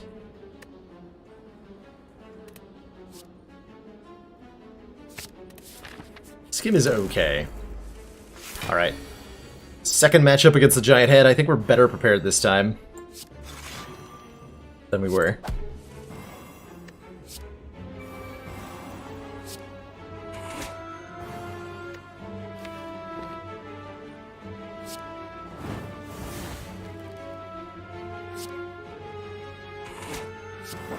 Keep our board layout like this. We're going to get extra energy next turn thanks to the loop on the plasma here. Which isn't gonna matter because we drew 2 blizzards. And I don't want to madness either of them. But I will play that buffer. Alright, show me what you got, Giant Head. What you have is not exactly impressive. Not gonna lie there. Well, it's unfortunate to lose my buffer to you in this fashion. I was really hoping for something a little more... less terrible.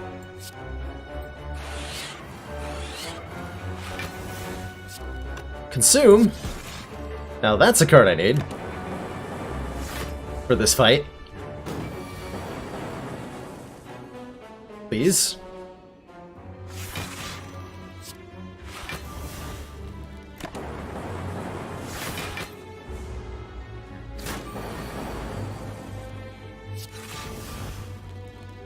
auto shields. Cool. Okay, once we have enough frost orbs, we should be okay. For relative definitions of should be and okay.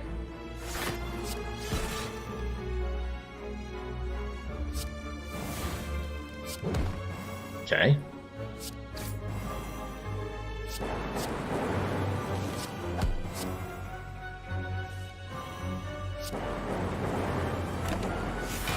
I'll take it. Max number of orbs is 10. Swift Strike is literally a strike that costs 0. That's all there is to it. It's not the best, but it's not the worst. Alright, what is my plan from here? How do I kill him? Consume?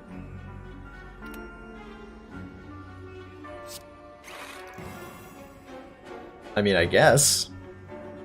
It's what, 38? Well, I don't have any more block. Yes, I do. Oh, yes, I do. Aha!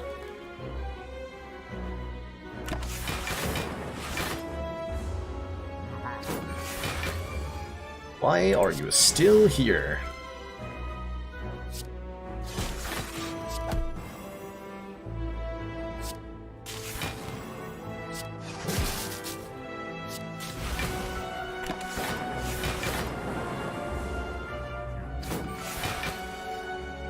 Okay, there's all for one again. Unfortunately, no go for the eyes just yet.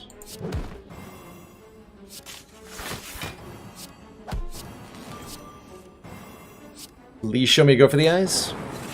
Hey! Thank you. Much appreciated.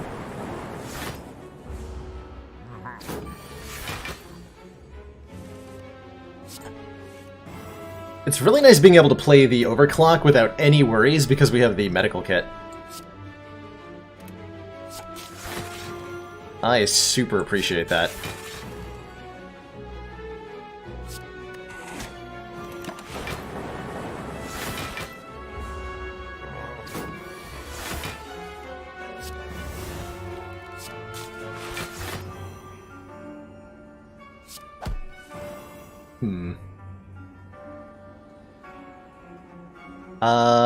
YOLO?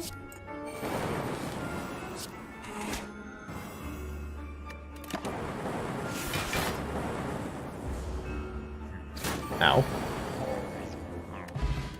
A shovel. I'll definitely take the regen potion over the steroid potion. Shovel lets me dig. Hey, bias cog.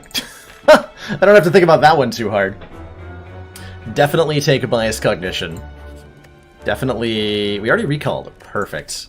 We're gonna want to upgrade our bias cognition, I think, as a way to gain a ton of focus.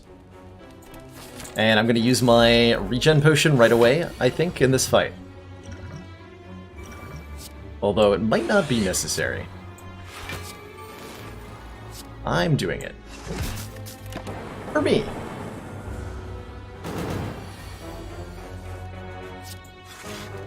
Okay. Got any of them blockcards? Hey, blockcard. Madness, you're my only hope. Yes! Got there. Thanks, Madness. I appreciate it.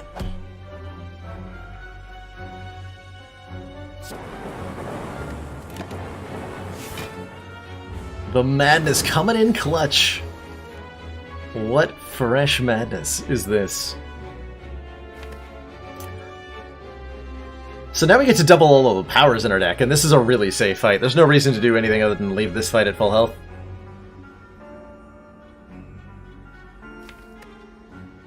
So we just want to be patient.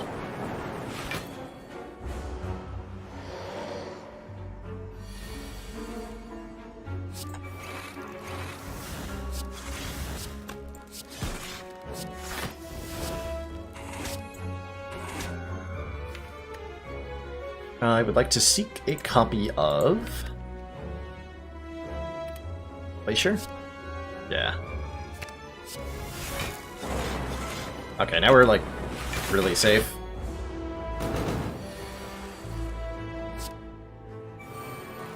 And now we are even more safe.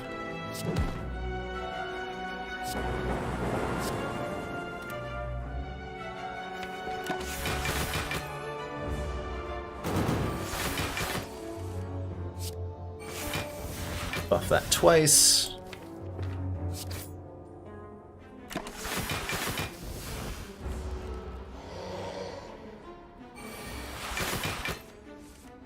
So who's got bets on what relic this boy is gonna give me? This spooky ghost man that we are staring down. What could it be? Will it be a mango?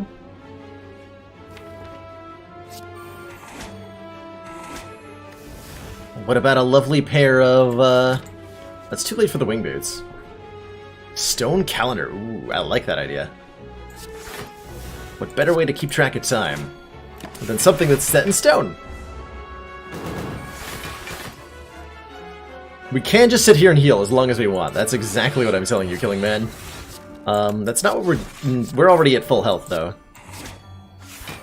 Which makes me regret using my, potion a bit, but I didn't know what was going to happen in this fight.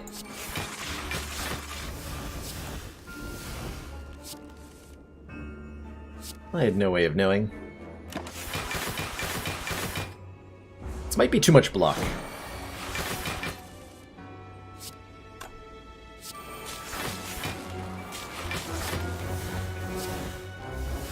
Oh my. How about we just completely kill him? Now that we're all set up. And the genetic algorithms have been buffed and all that.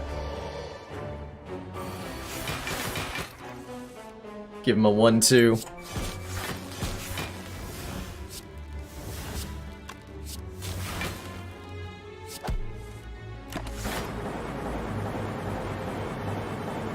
Rip! Ooh, potion belt. Third genetic algorithm. Might be a little late, but I don't mind the heat sinks. How many powers do we actually have? 1, 2, 3, 4, 5, 6. Enough? I think that heat sinks is justified. Whenever we play a power card, draw a card. And if we're going to upgrade something, it would be either the capacitor or the heat sinks.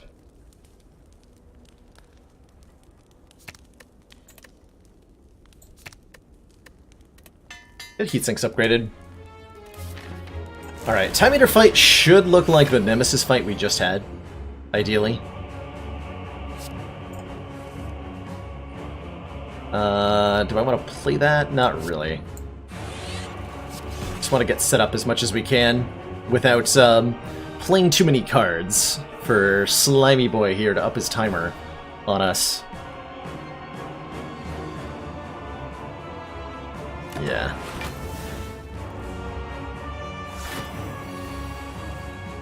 No digging? I haven't been feeling the dig here. Per se.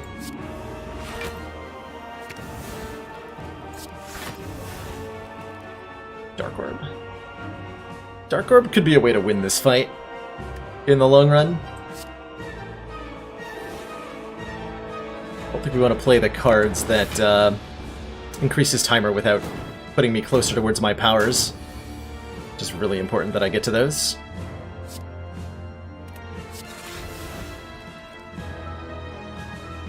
How important is it? If I Fission Genetic, I can play 2 more cards. Doesn't seem like a great idea.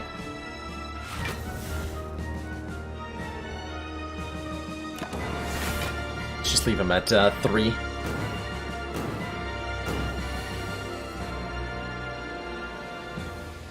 Where the heck are my powers, though, huh?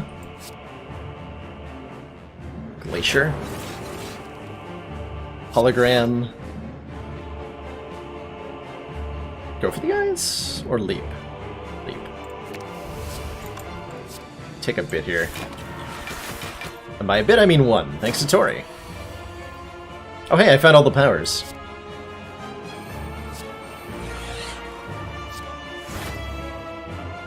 So we're not playing Bias Cog, not yet.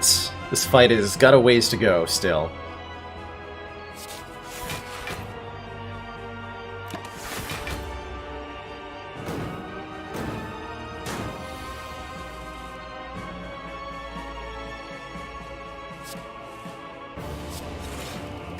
Finally. Why was that so difficult?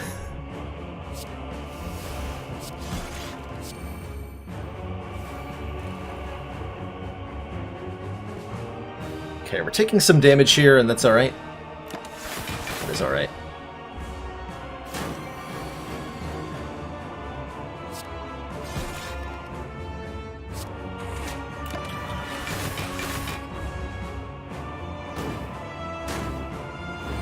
This Dark Orb is going to charge up in front for a while.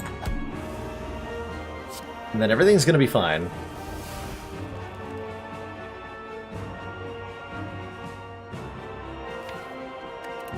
Can I afford to play that?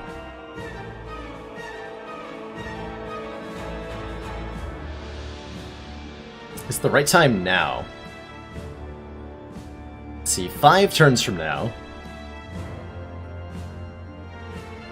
How much damage will this Dark Orb do? Is the real question.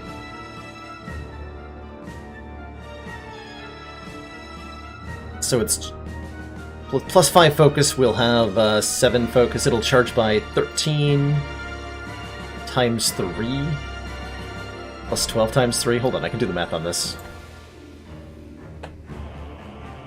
78 plus 39 plus 36 plus 33 plus 30. Lots. Okay, by the time we're back down to 0 focus, a dual cast will kill him. So it's a question then of when do I draw the dual cast? You have multicast? We do not have a multicast. That was from Dead Branch Chrono. There is no real copy of multicast in here, unfortunately. This is a risky play. Let's do it.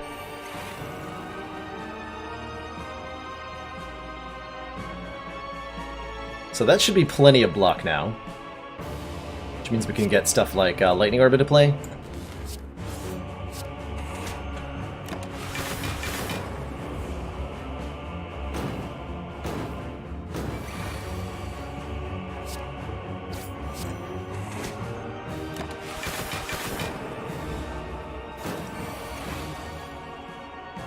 Good.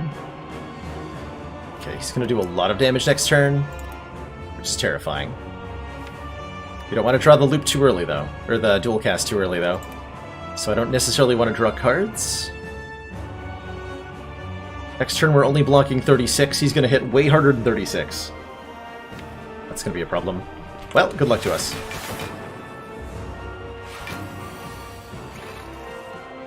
There's the dual cast. Oh, I got Bullseye! Haha! Dead Branch! So, dual cast does not kill him, but with Bullseye it sure does. Because he'll take 50% more damage from this. So this is 279 times 2. GG.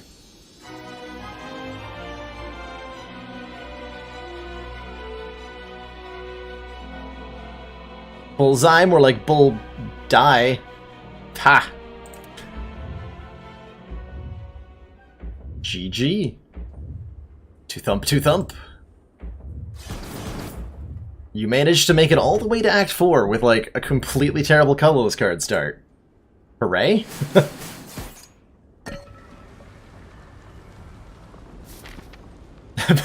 it would have been a multicast. You may well be right, Tom.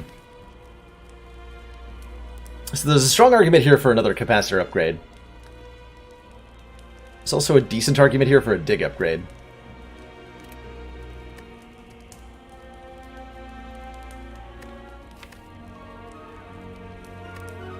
We gotta dig, right? Gotta.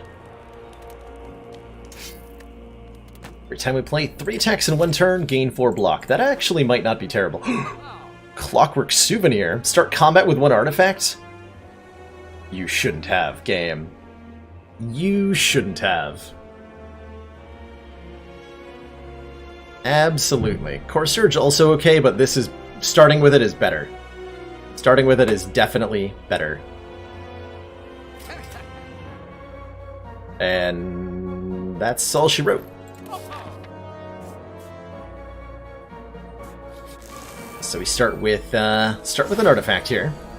I get to play this Ascender's Bane to turn it into a random card. Not too bad. We can make that free with the Mummy Hand. Go like this. Are we hitting Spire Spear first here? Probably.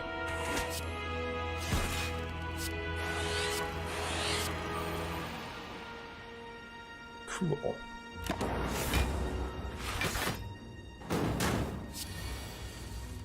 Storm is certainly appreciated. Are we gonna die this turn is a better question. That sure looks like a lot of damage that I have absolutely no block for. So we do what? Storm, defragment, loot. Let's see what happens.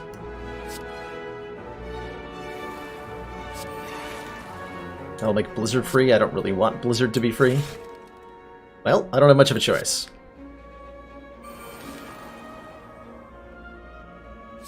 Playing them all. Ow. Hey, Ornamental Fan did something. We're not dead.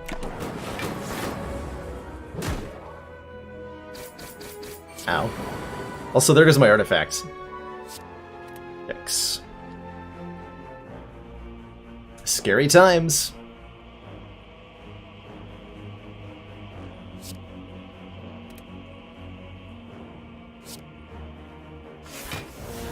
I'm gonna need a miracle of a draw against the heart to win this, Ooh, I can make the Thunderstrike free, I think. Well, I can try to, anyway. Consume for more focus seems okay.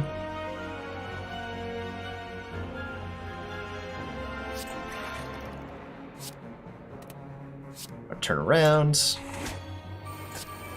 Not make the Thunderstrike free. And I have no reason to play this algorithm right now.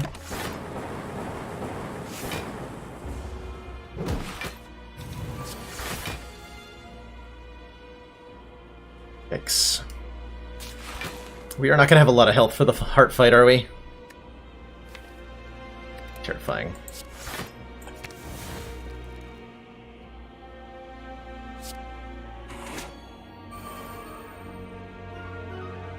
Currently not blocking enough.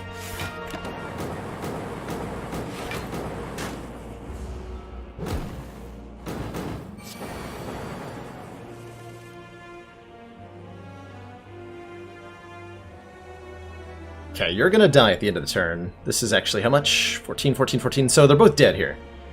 And I don't believe I have a way to stop that from happening. So we just get as much health as we can, right?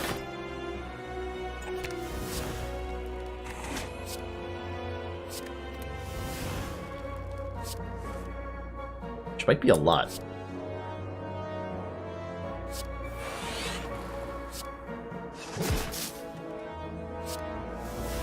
Cool, I can get that back with All for One.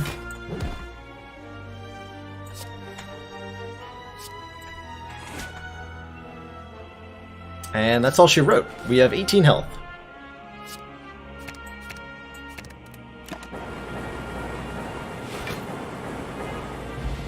And a lantern. And I might as well take another chill. Only if I was thinking about that, Zagos, wondering if there was a way I could get that fight under control enough to heal to full, but no, unfortunately. Once we got all those lightning orbs out, there was no way to stop them from killing the enemies, and we needed to kill them to not die. If I was up against just the shield, I probably could have healed to full, but the shield unfortunately had the higher health, and I can't really damage just one of them. Those first-hand powers. That's true. But Chill might become power.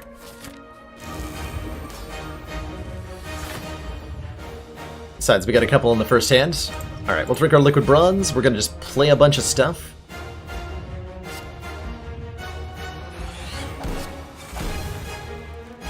First-hand powers.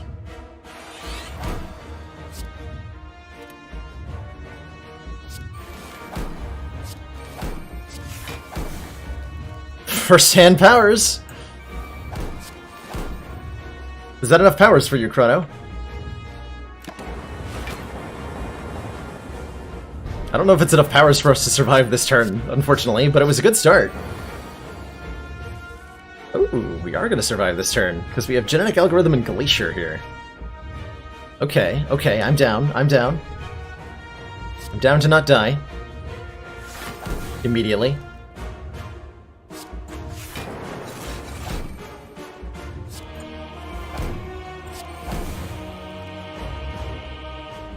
I think we're playing Equilibrium to hold on to stuff, which means I don't need to play the Ascender's Bane. Okay, so next attack is going to be 45, because we're not vulnerable. We will be frail. Good luck to us.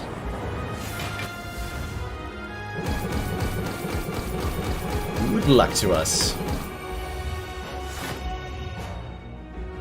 Okay, that's not promising. That is not promising. That looks like I'm dead. Right there.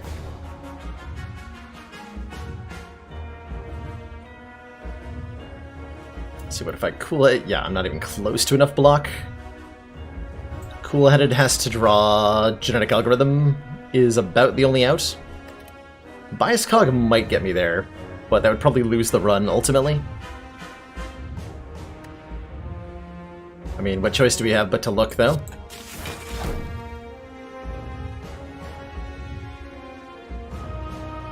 Madness into what? I have no idea. That just removes my last energy. I think we're dead. Unfortunately.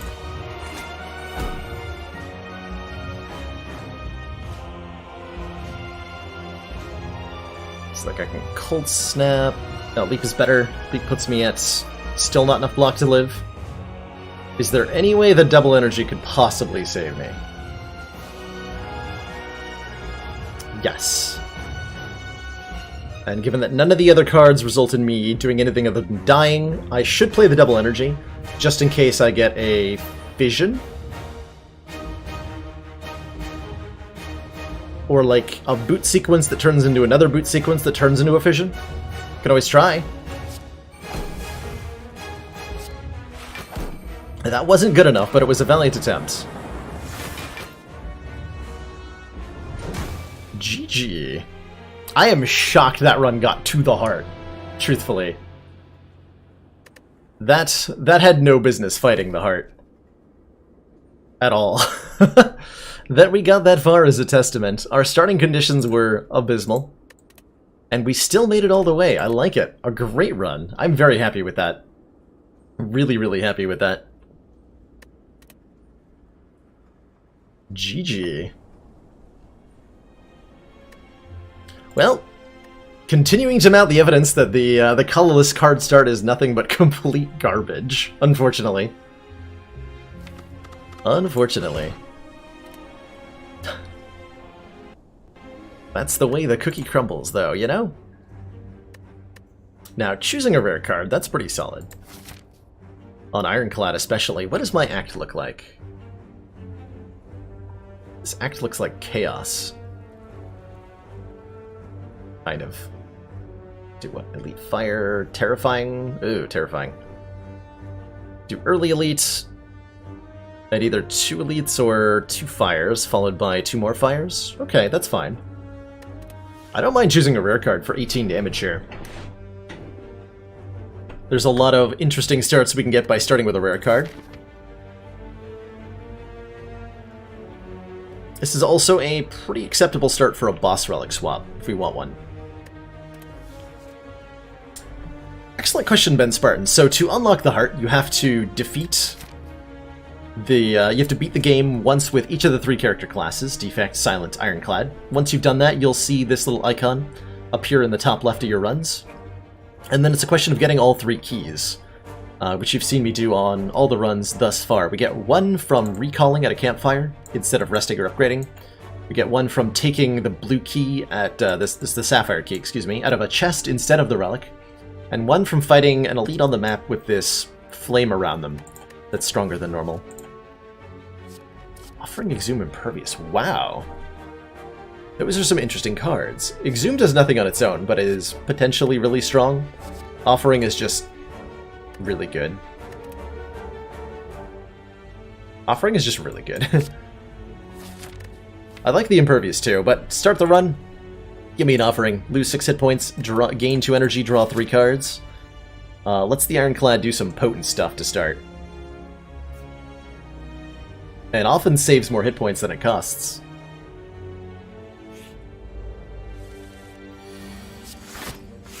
Wow, first turn Jawworm not actually taking damage. A rarity.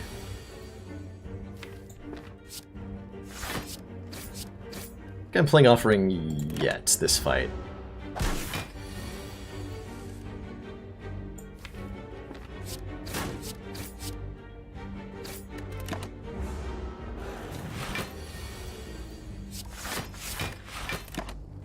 If I can win the fight without playing it. Yeah, I can.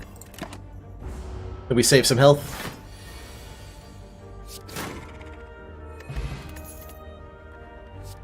Pommel Strike is a solid little damage card. We're fighting a slime boss, which means Evolve isn't a terrible idea. Whenever you draw a status card, draw a card.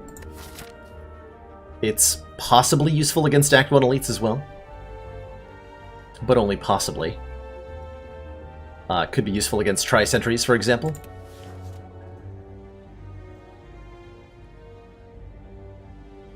See you later, FireX. Thanks for tuning in. Always good to have you. Pommel Strike's also good for Slime Boss. Yeah, any good card that does damage and draws cards. We'll take it. I'm going to immediately regret that because there's going to be a power through in the shop, I guarantee it. Now here's where we play the Offering. We're taking 12, and I bet the Offering can prevent at least one of those 12. Or all of them, in fact. So that was a net gain of 6 health there. Thank you, Offering. How I appreciate you. Carnage. Really solid early card. Ethereal, deal 20. Hits like a truck, kills elites like a truck. That means we could fight the 2 elites and feel totally okay with it. I'm gonna do that.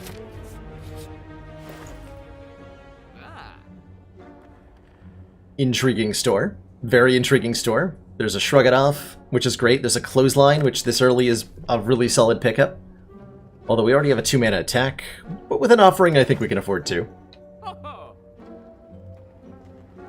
Heart took us down, unfortunately, after the elites did way too much damage on turn 2. That was a brutal experience. Fire Potion's good here as well. I don't... Wait, I can do Clothesline card remove, can't I? Ooh. Any Chat versus Baylor in the near future? I might do some of that tomorrow, Chrono. For our Sunday Fun Day nonsense, depending on what... If people would like to see that, I'd love to see somebody suggested in the Discord. And then vote on it. Share your opinion with those reactions if you can. But even if it's not voted in, it's certainly is something I would strongly consider. Slay the Streamer. It's a modded mode where we do like a chat draft, except it's reversed. Instead of chat trying to help me win the run, chat is actively trying to kill me with sabotage card picks, which is a hilarious experience for all around. Hilarious. Do I really do remove strike? Yeah, I do. I do remove strike. I'm passing on the Shrug.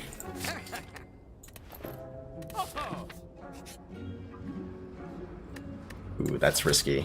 I'm doing it. We got a Ginger.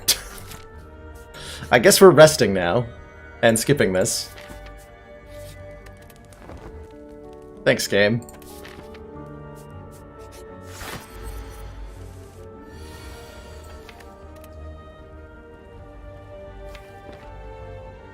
Opening Bash Strike is fine.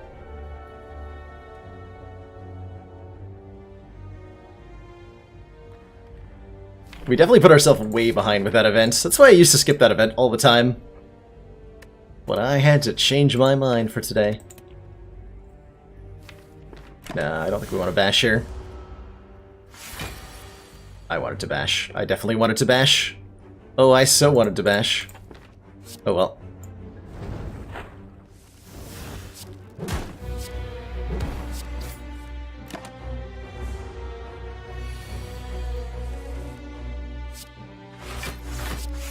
Please don't kill me, Mr. Lagavulin. Oh god. I think I just lost the run immediately by taking the ginger here.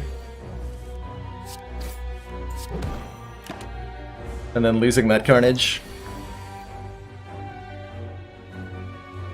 Is there any way for me to survive next turn? Yeah. Gotta triple defend here. Uh-oh.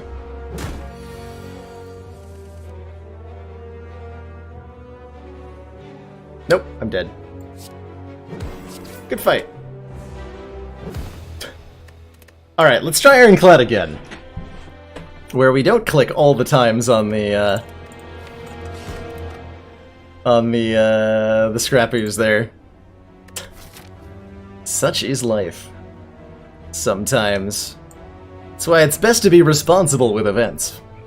But I had to know, right? What was the relic there? I had to know.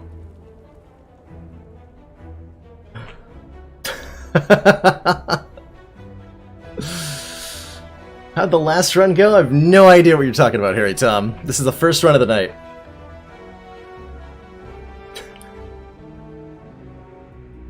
No runs have occurred so far.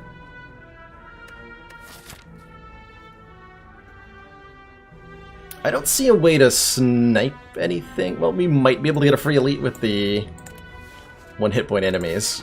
If I get 3 non-combat events, it's probably better to take the max hit points. Probably. But at the same time, maybe it's not. Just like all events all the time? Ah. Take our max HP. Good stuff. See you later, Tom. Thanks for tuning in, as always.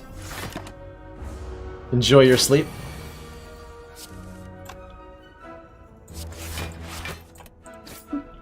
We were way behind on damaging this guy. We did not draw well, did we? No, we did not. Oh boy. Oh, that opening hand of one strike was way worse than I realized. I need to get you within lethal range at the very least. Okay, good. That would have been an ugly turn if I hadn't sacrificed some health. Carnage is back. It wants to be. So is Pommel Strike, and I think I like the Pommel Strike a little more.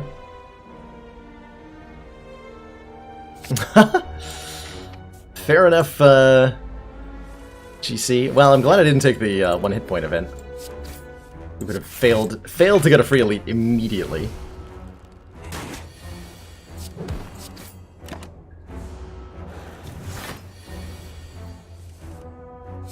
So does everybody in chat have a best and worst class?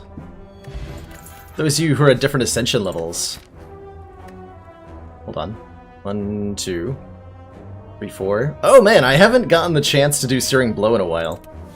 So here's a card. Searing Blow. Deal 12 damage, can be upgraded any number of times. This, typically speaking, is not a card you want to acquire. But if you find it early in a run, and there's a lot of campfires ahead, it's takeable. And it can do a lot of work. It can do a lot of work. Well, that makes my event-heavy path even better. Cool. Yeah, I'm going to take the Searing Blow. And we're going to commit to it. We definitely want to be purging.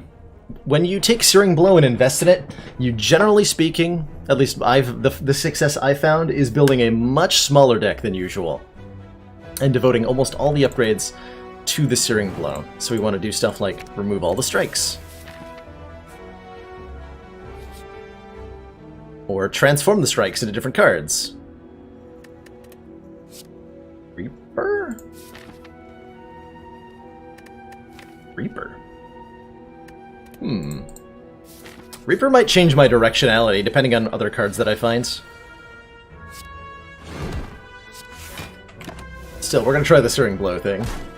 Armaments becomes excellent. A lot of things become really excellent. Apotheosis is amazing with Searing Blow.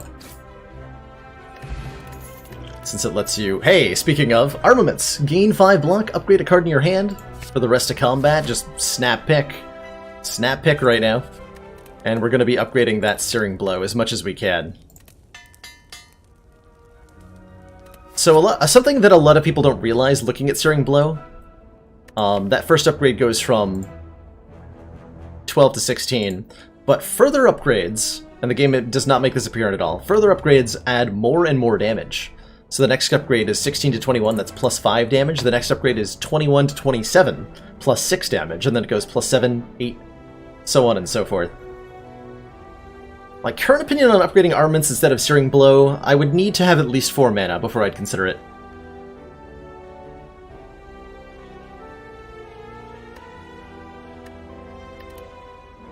Oh, good luck with A20 hard on defects, GC. It is a challenge to beat the hard on defects. Really struggles. Do I upgrade this bash? I think I do. I think I also use my plated armor here. Let's make sure that our future Searing Blows hit really hard. And hopefully he's dead before I take another big hit here.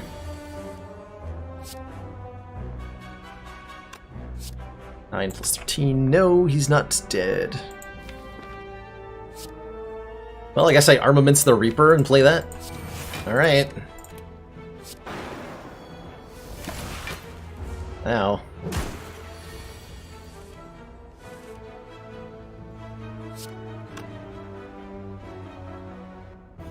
Okay, so as soon as we redraw a Searing Blow, we have a kill. So I can block a little bit here.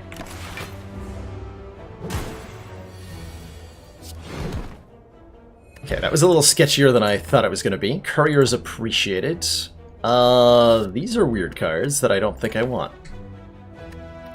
Dark Embrace? No. Havoc? Definitely not with Searing Blow? Definitely not with Searing Blow. Absolutely not. Alright, it's very important that we never ever rest. Oh god. Damn it.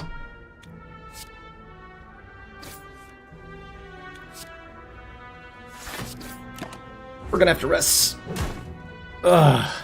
That's unfortunate. This fight was a bad one to get.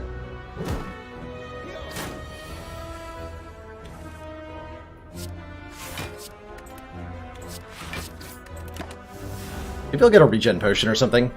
Or there'll be a waffle in the store.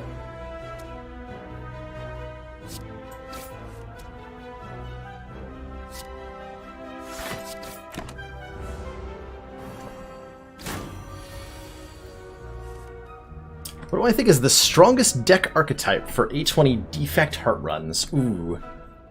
It's hard to say that there's like one archetype that stands out over the others. Certainly getting a absolute boatload of focus usually goes pretty well.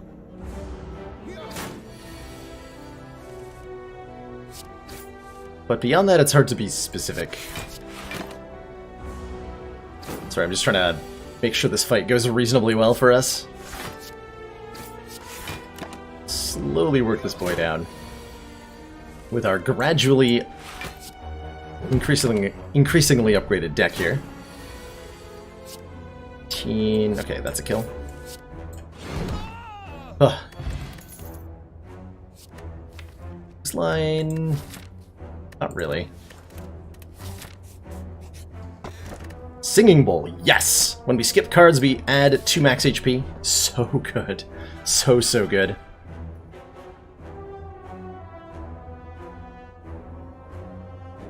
Power Spam Defect has shown me to be pretty effective on Ascension 20, if you can get the right relics for it and the right cards. Oh god.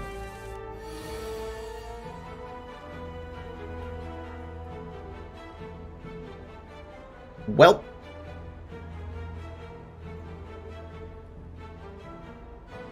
That's unfortunate.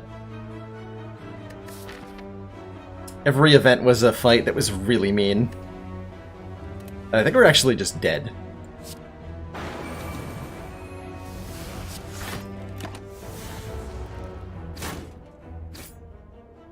This might be a sign to go to silent.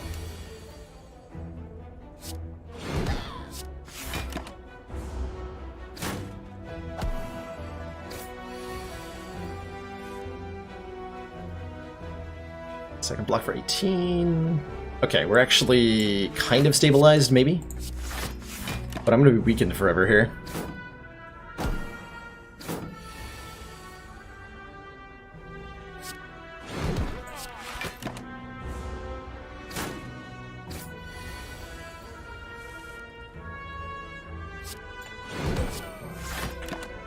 Okay. Not dead.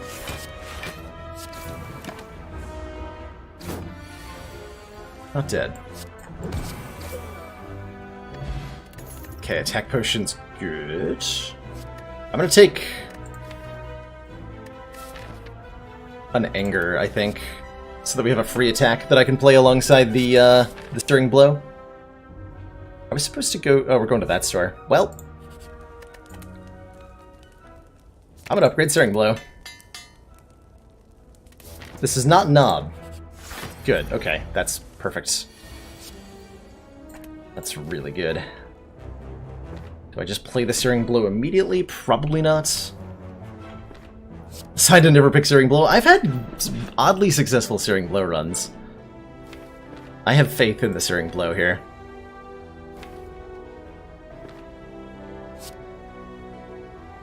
I may need to... No, I'm just going to upgrade the Searing Blow. Make it 34. We can bash without actually awakening him. Just do that. Not upgrading armaments because I need the Searing Blow itself to hit as hard as possible. I should have played Reaper just to get out of the deck. Alright, you're waking up now. And I might be dead immediately, but if I'm not, we have a chance.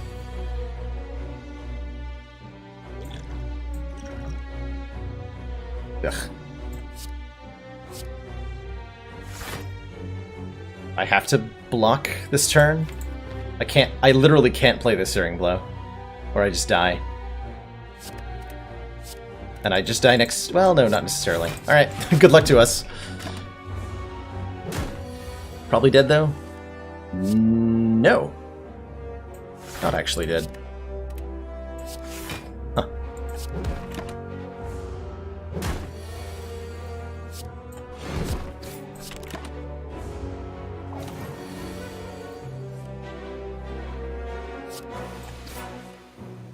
Oh!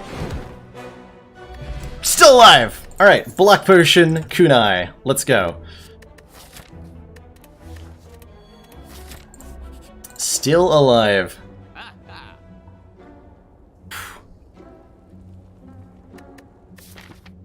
Slime boss with 10 hit points? Can it be done? That's the more important question. I'm upgrading Searing Blow. Again. Before the slime boss fight. I think I need an attack potion to have a chance there. I think I need an attack potion to have a chance. Which means we can't buy the Sharon's Ashes. Probably gonna buy a Flame Barrier so we have a decent block. Continuing to remove strikes. There's no need for them.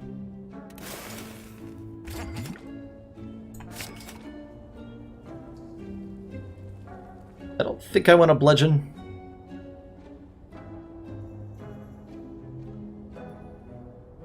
There's no need for a bludgeon. The Searing Blow is about to hit as hard as the bludgeon. Basically. Resting would be the smart choice before this boss, but I'm not going to do that. Do I want to rage? To go with my Searing Angers. Not really. I might want to metallicize, but again, that won't help against the slime boss, necessarily. Traumatic Entrance is an interesting idea. With the kunai, it's actually not horrible.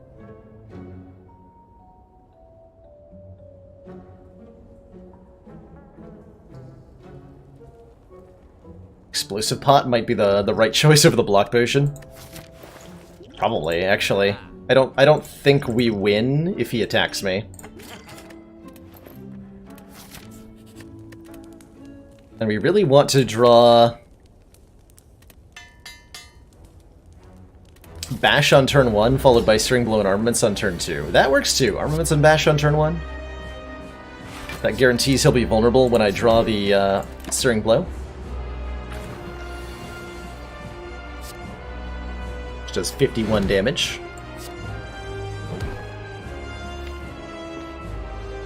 So we're going to split him next turn. Come on, Searing Blow. Show it to me. Okay.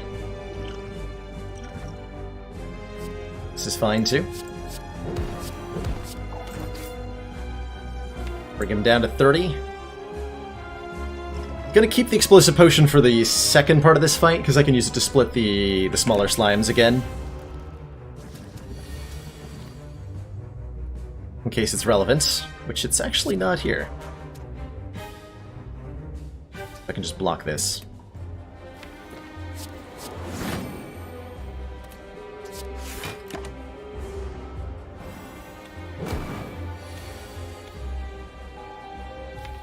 Okay. So, Acid Slime is guaranteed to attack me next turn, because he's debuffed me twice, so we're gonna bash him. We're gonna upgrade our Anger.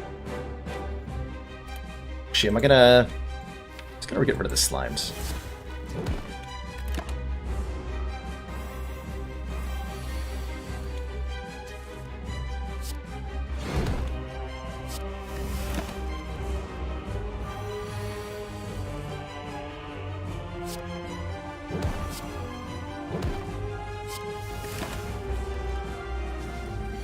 Hot diggity.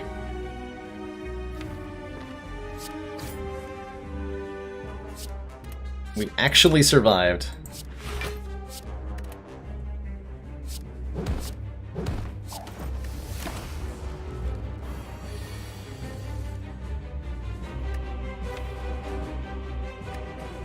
I could try to fish for Reaper to heal for 1. That seems like a waste of my time. Alright.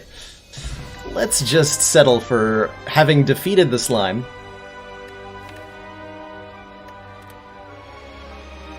And now for a consideration. Do I buy this demon form because I have a Reaper?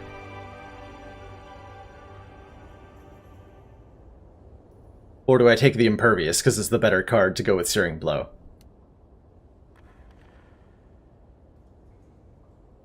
Certainly Searing Blow benefits only minimally.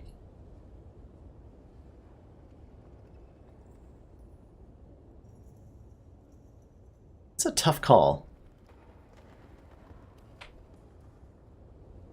That's right, Zeg. I was basically just headbutts and Searing Blow. And, like, double tap. Stuff like that.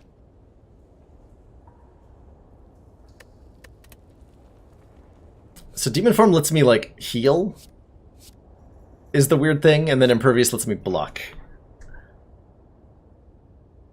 Chrono thinks I'm not taking +2 hit points over Impervious, certainly. Alright, I'll take the Impervious. And I'm definitely taking an Energy Relic. Curse Key is fine by me. Searing Blow really wants 4 energy because it's a 2-cost card and you really can't play the other stuff in your hand. So Curse Key is excellent. Draw cards when we take damage. Extra Relic from Elites, also pretty mediocre, but extra energy. That's all we need. Also, all we need, as many campfires as possible. How many can we get? 1, 2, 3, 4. 4 is good. 4 is most definitely good. We could even take the Super Elite on that path. I would have to feel pretty confident to do that, but we might be able to. Certainly we're going to hit the store.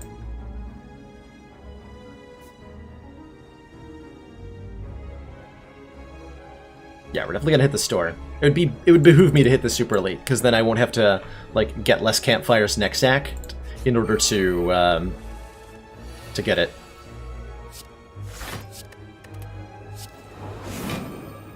Taking 1 is fine.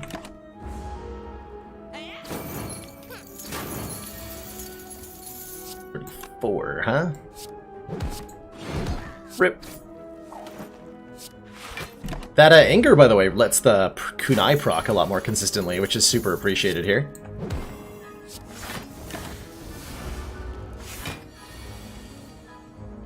I guess you're getting away, huh?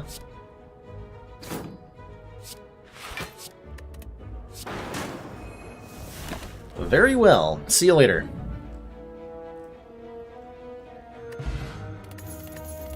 Get most of the money back? Ooh, Shrug. Shrug's a card we want. Draw a card. Gain 8 block. I am definitely fighting you guys. I've got an explosive potion with your name on it. And I've got a store also with somebody's name on it.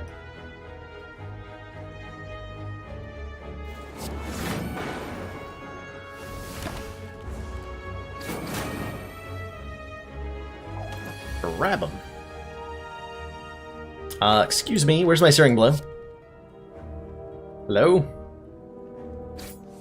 There it is. Do I kill Romeo or a bear? Better question. Romeo, I think. Get out of here. No weakening me. Not allowed.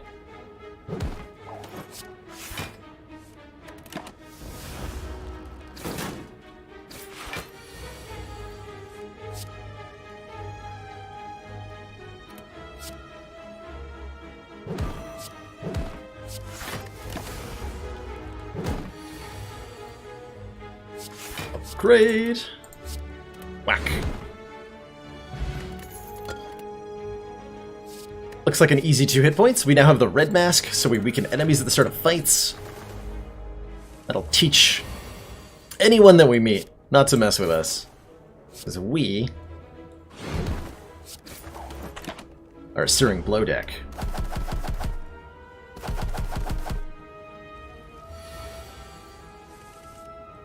The decision-making for why I killed Romeo first was that he inflicts weaken on me that I didn't want to deal with. Also, rip these birds. Nice and toasty.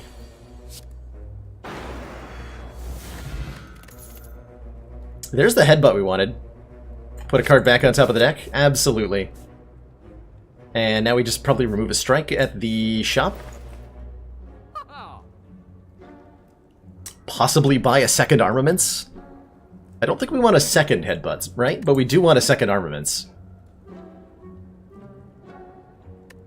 I'm positive we want a second armaments. So just card removal armaments? Seems fine to me.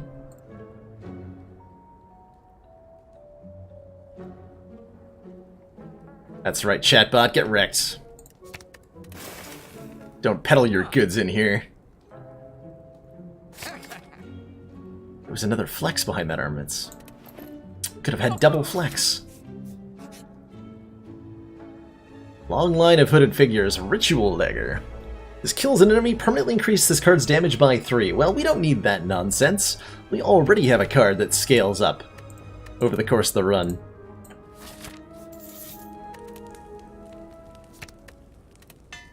Alright, at 42 damage, the Searing Blow is now, like, capable of killing slavers almost instantaneously. There's a good place for it to be. Although I'm more interested, I think, in armamentsing the Flame Barrier to block this turn, right? We're looking at 21 damage. Armaments Flame Barrier is 21 block. So I guess I Pummel Strike first.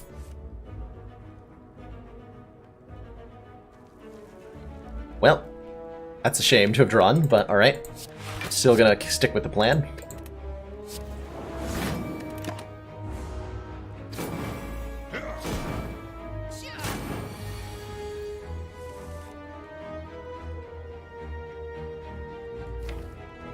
Okay, next turn we're okay. Would I consider upgrading in armaments? Not too strongly, Zagos. Only a little bit. It is a pretty significant detriment to get rid of the... to have the Searing Blow be one further behind.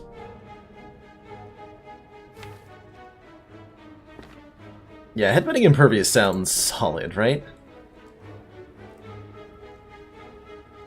We're gonna what? Armaments defend Headbutt?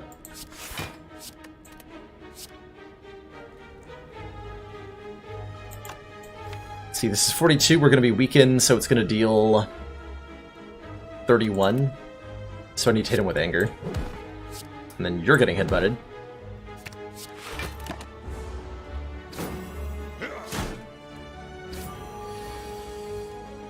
Oh, I didn't even draw it. Wow.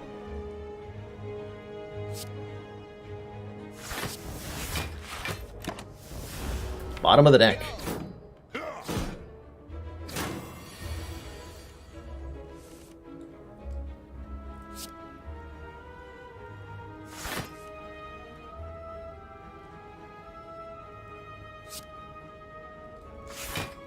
Don't particularly want to take all that damage, so I'm gonna kill you.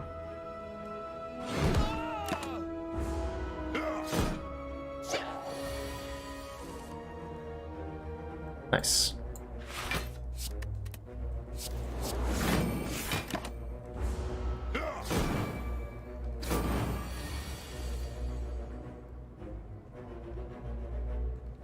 Alright.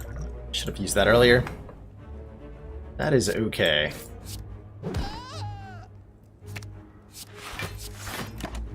Really smooth fight, ultimately. We come out with most of our health. Get a red skull, so bonus strength if we're below half health, and that's really nice to have with our Reaper. If we do fall below half health, our healing card is suddenly healing for a lot more. Barricade? Huh. I don't think so.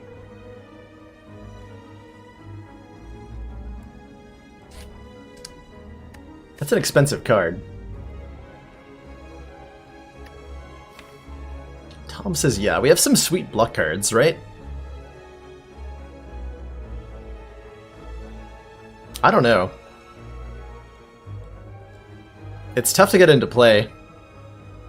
We have a lot of expensive stuff already. That's a 3-mana card. I'm not taking Barricade. I would like to keep upgrading my Searing Blow, please. And I'm going to fight the Super Elite. We're really good on health. We have a great potion. I have a Cursed Key. And that's a big chest. I'm going to open that. Runic Dodecahedron. If our hit points are full, gain energy at the start of your turn. Sapphire Key, please. Thank you.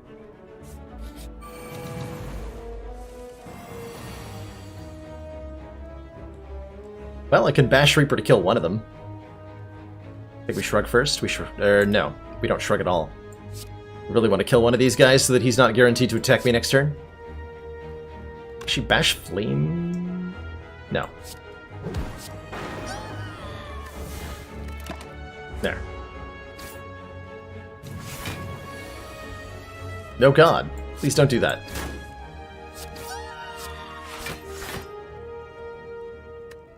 Keep the potion, yeah. Ow.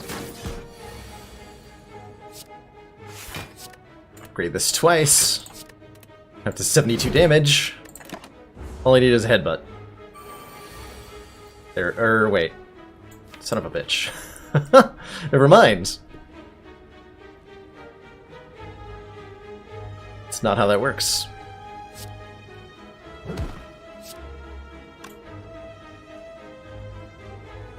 Armaments Bash.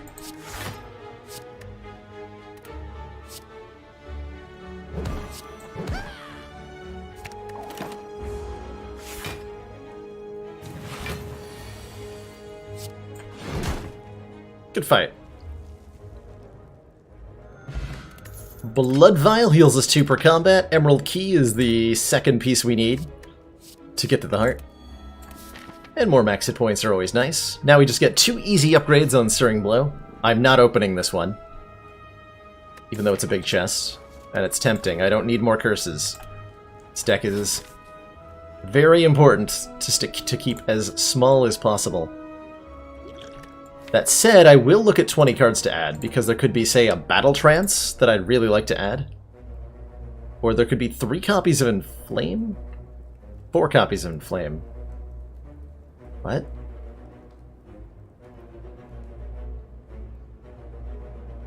But why, though? Man, the library is a terrible event these days. I should have just slept here. I don't think I want any of these. Yeah, somebody lit this library on fire. Who's burning all these books?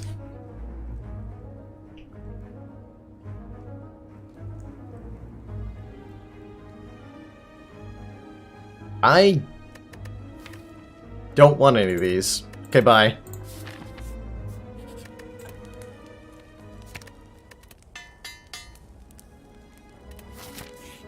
I can't believe that hasn't been changed yet. I am completely shocked.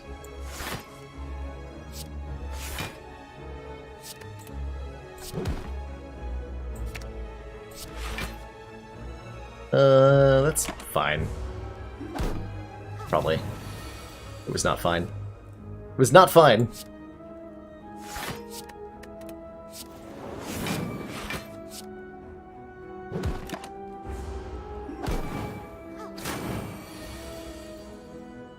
$61 damage. Yeah, just Reaper Searing Blow? Yeah.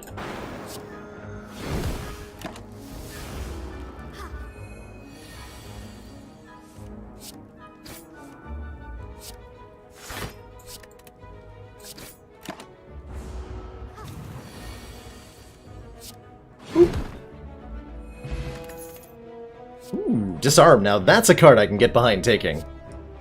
Enemy loses 2 strength and exhaust. That's a really powerful defensive tool for both the Act 3 boss and for the heart itself. And of course we just keep upgrading our Searing Blow.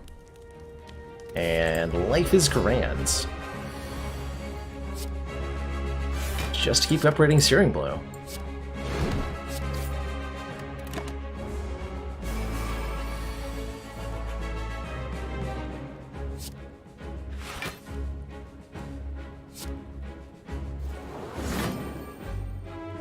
And block it.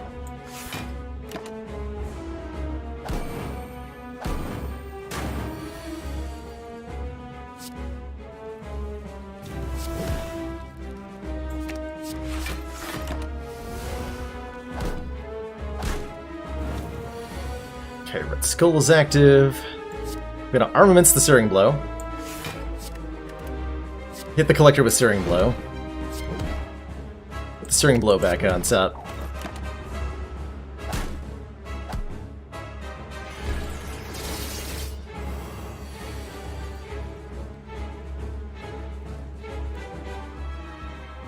Really?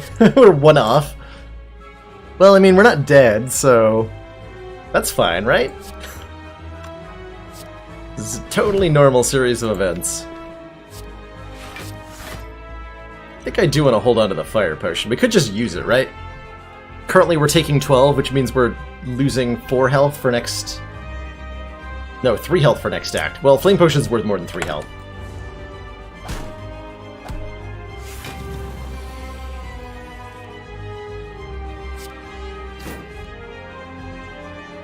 Plus, I've got Reaper.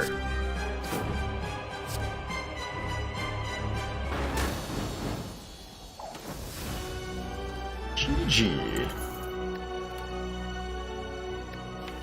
Zoom. Zoom gets back Disarm and nothing else. Feed is a very potent card in this deck, actually, letting us increase our maximum hit points further. We can upgrade the feed with the armaments. And because the deck is small, we can relatively reliably get feed kills on things. Oh, it gets back Impervious too. But I think I want the feed. Having Having 120 max hit points going into the heart fight is very significant here. So I'm going to grab the feed and start munching on things.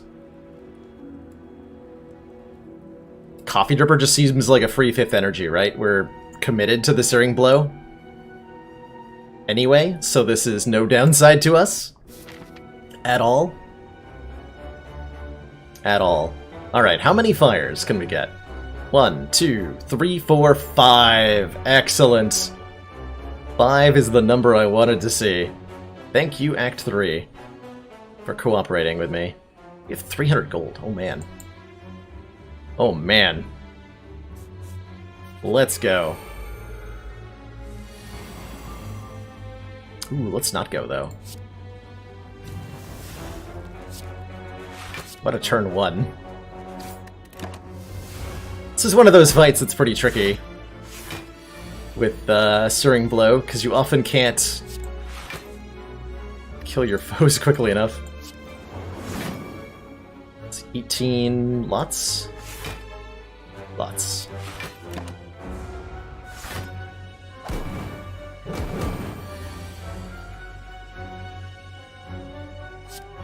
Okay, so this just kills one every time we play it.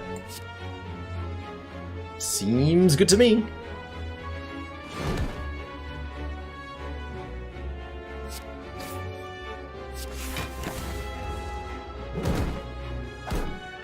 Do we need 5 energy? Yeah. We have enough reason to want it.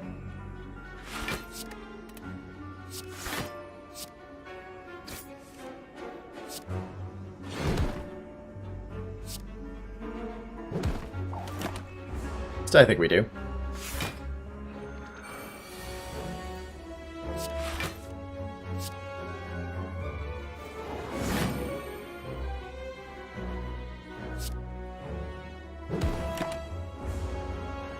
Struggling to get, because they block, I'm struggling to get a good Reaper. There's a slight issue here. But only slightly.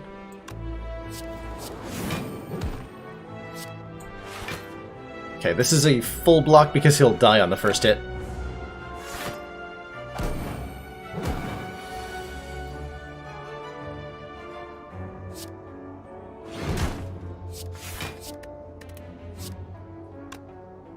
Probably do better.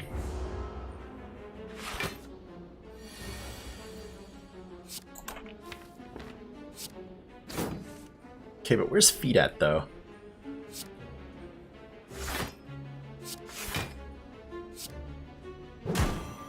So I could end the fight here, but I want to end this with a feed if I can, and I can.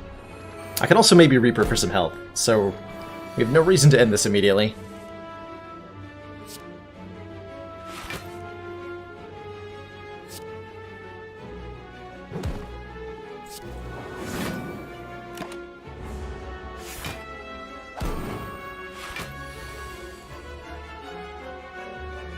Damn it.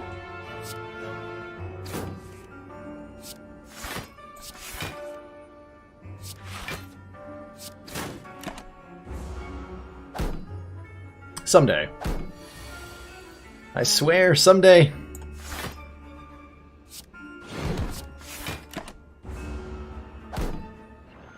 I think this deck would love a Burning Pact or a True Grit, especially.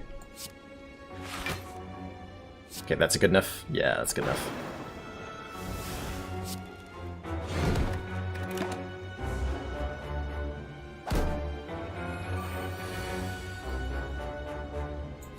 And now all I have to do is feed, somehow. Gonna headbutt our armaments so that I can draw it alongside the feed.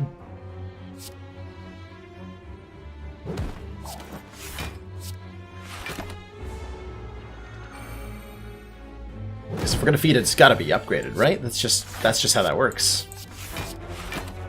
Now the question is, can we actually finish the fight with the feed? And that is easier said than done.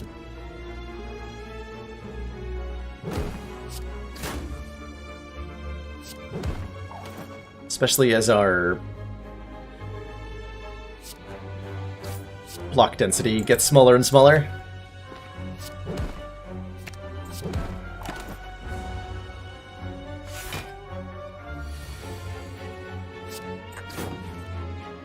No! I believe. I still believe. Hey GFC, welcome, welcome, and hello.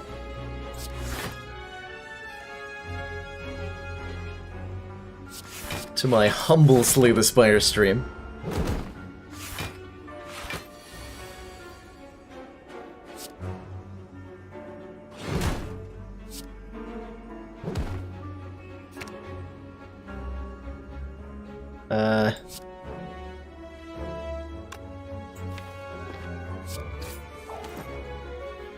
Didn't think that through.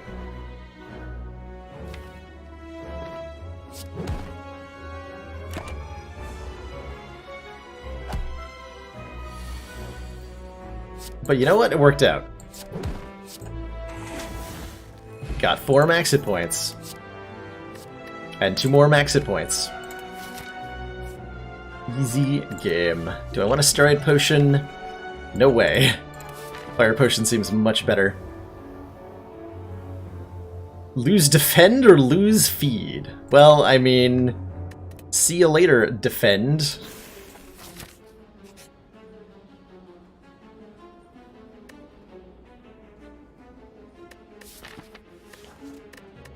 Mind Bloom. See, I was thinking about this fight. I have done Upgrade All with Mind Bloom before, and it has been amazing. I'm not sure this is the deck for it. We have 2 armaments, so upgrading all of the cards in the deck isn't that good anyway. And we have a lot of healing. We have a lot of healing that we really don't want to be getting rid of. Yeah, we lose so much healing if we take Mark of the Bloom, so this can't possibly be. Upgrade all.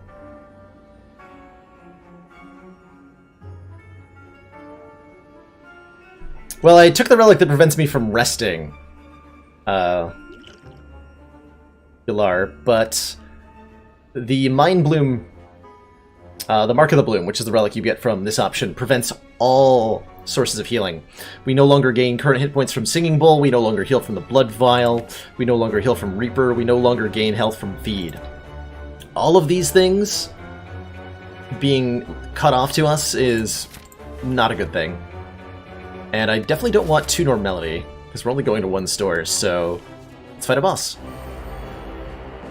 Let's eat the Guardian.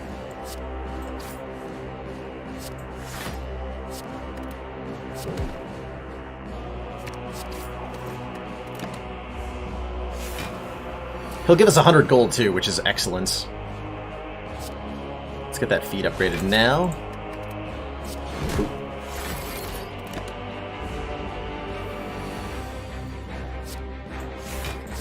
The disarm. Completely wreck this guy.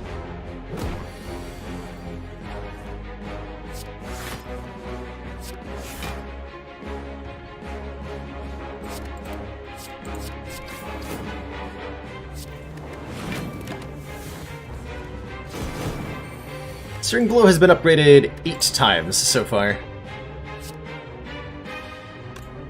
If I bash Searing Blow, that sets up feed really well. Aha! Delicious! Champion Belt. Whenever we play Vulnerable, also play Weaken. Nice! That makes our bash a little bit better. Oh, what a corruption? Arguably, yes. Corruption thins out the deck nicely, and then we're left with, Searing Blow. We're just left with Searing Blow. Tempting.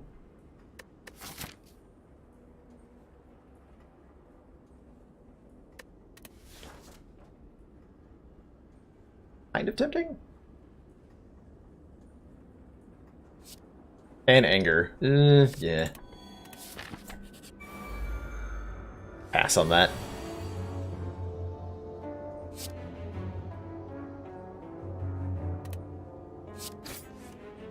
We have a really nice time to draw feed.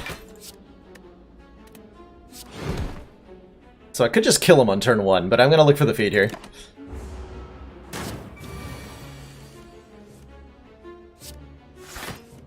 Alright, won't be upgraded, that's fine. There's the True Good I was talking about. That I will take. Prefer it upgraded, but we'll make it work.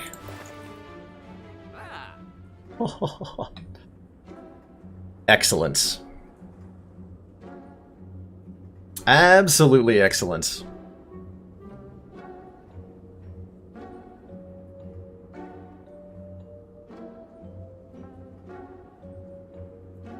So, Dali's Mirror, we're gonna buy, because we could duplicate this card. So now we have 2 of them. 2 cards that do 72 damage.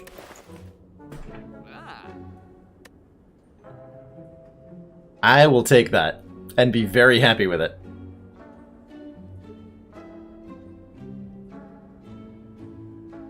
The hell else do I want? Definitely remove Writhe. Get out of here, Writhe. Is there anything else I care about? Could just save for the next store in Act 4. We could buy another Disarm. That would help against the heart. A little bit. Only a little bit. Only a teeny tiny bit, actually. Because I don't know that we're able to get through the artifact that the heart applies in order to actually get the second Disarm down. So it's mainly just the benefit is drawing into the first Disarm earlier. Lantern Shrug is certainly an idea. Actually, given her 5 mana, another Shrug is not a bad idea whatsoever. So let's do that.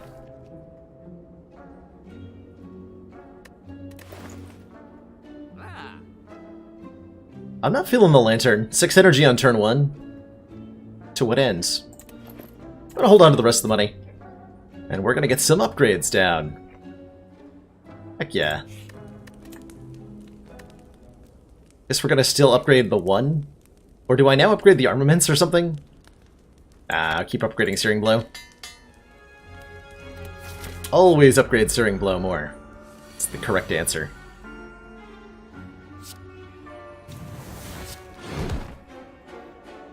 Sure. There's no reason to put the Searing Blow back on top because he's going to be intangible this turn, right?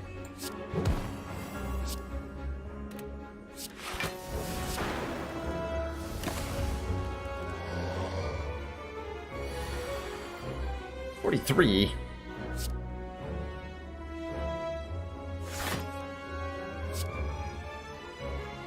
Oh. Well, I don't get to eat him, but I do get to kill him. Rip. Every 3 turns gain an energy, more maximum hit points, more Searing Blow. Let's go. 3 more fires. No more chests. Oh, definitely search the Glowing Tesseract. We're at full health, right? There's plenty of things that are great here, like Finesse. Oh, or also maximum hit points from each of these is fine, too. Blind and Trip are interesting considerations as well. Definitely taking Master of Strategy. Draw 3 cards. Yes. How do I feel about these options? Trip is pretty good. Trip also applies Weaken. I would love Trip. How about Finesse? With a Kunai, it's fine? Fine. It's not great, it's just fine.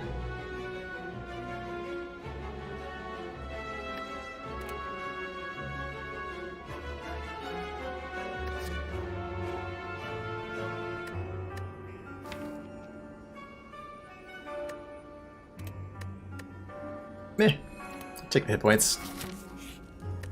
It's a recall before I forget, as usual. As usual. Ooh, don the red mask, gain 222 gold. Sure, sure, sure.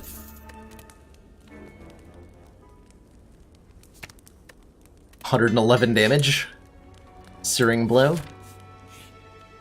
One last... How many frickin'... I don't have a tiny chest. How many frickin' chests have I found in question marks? Good lord. Too many is the answer, unfortunately. 126 damage. Searing Blow plus 12. Sorry, make that Searing Blow plus 13.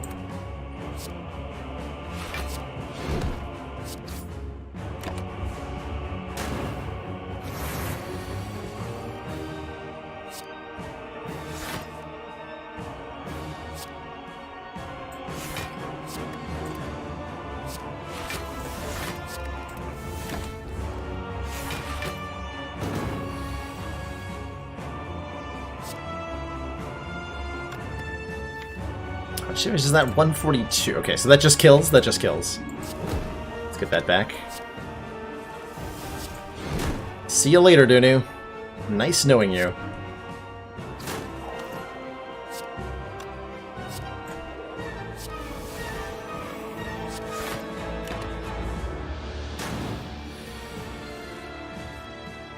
So I think the obvious solution here, from here, is to eat Deca, right? That we have to. It's legally required.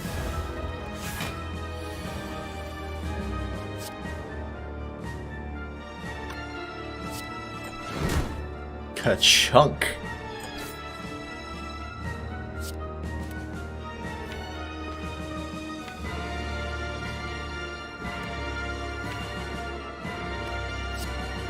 That's a lot of damage.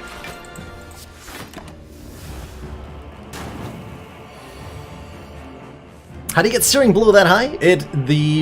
As you upgrade it, it gets stronger and stronger with each upgrade. So this is what Searing Blow always is at +9, 87 damage. I think most people trying the card for the first time don't realize that it keeps scaling up and up and up, but it does. Alright, that's worth a fire potion. Delicious. Delicious. Deep pulsing dread can be felt throughout the room. Is this the heart of the spire? You ready your Searing Blow. Deals 14 damage. You must have upgraded it a whole lot.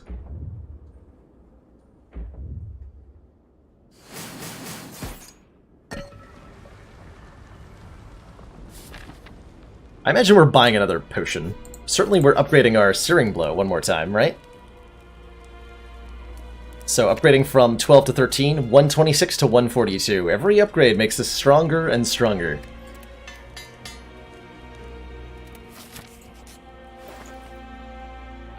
Toy Ornithopter's kind of hilarious, actually. I would love an Ancient Potion.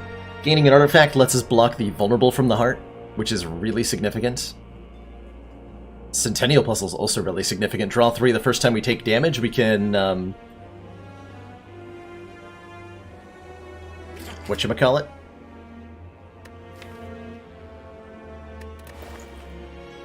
Use that on the heart. That's what I'm trying to say.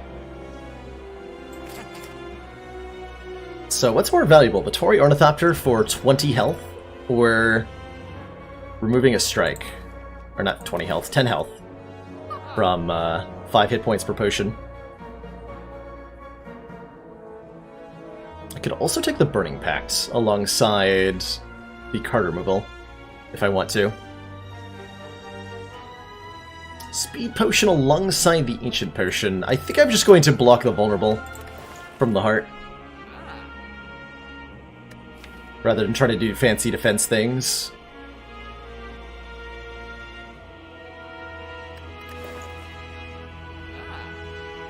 So we remove what? Strike, add Burning Pact?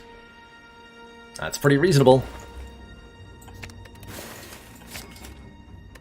Battle Trance, rip. Alright, we have 100 health. We have a Searing Blow plus 13. And there it is. It's in my opening hand.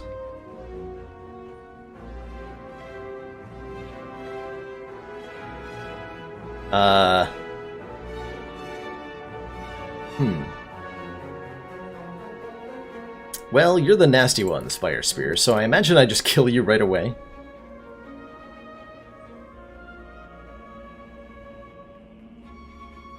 Can't get them both, can I? And I will take damage from, a little bit of damage from Spire Shield. That's alright.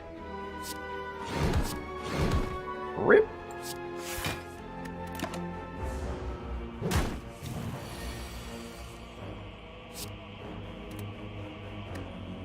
Okay, we're gonna Armaments the Feed in a fit of desperate hope that I'm gonna somehow be able to play that. I think it's unlikely.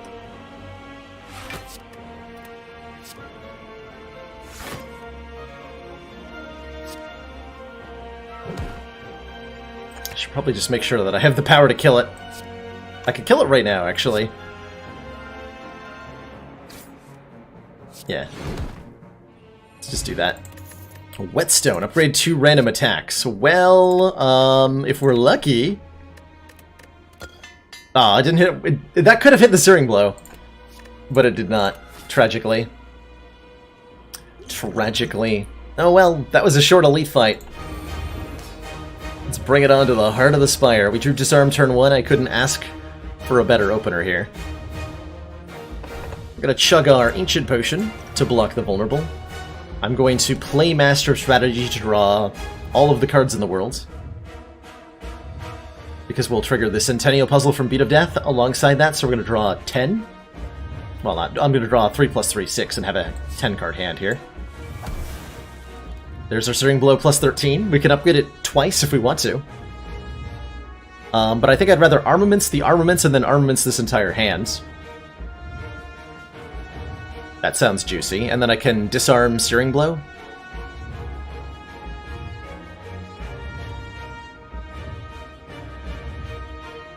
Sounds reasonable.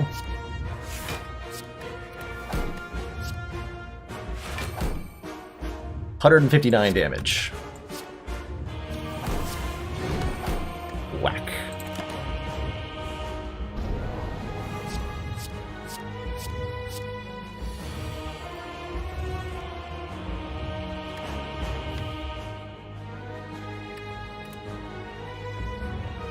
So I can Headbutt Shrug a card, which I should probably do rather than trying to Shrug into Impervious, which is the out here for taking a lot less damage. Just make sure you wipe off your chair after you're done, Time Warden.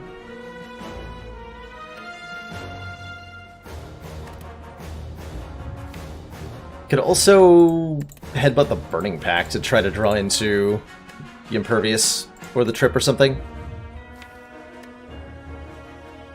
Which is semi-reasonable. We draw 3 out of this. That's not very likely to get me block, is it? That is not very likely to get me block.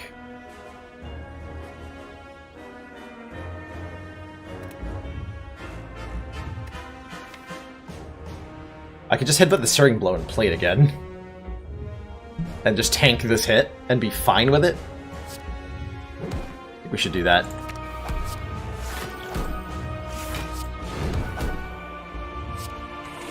Get a Kunai proc there.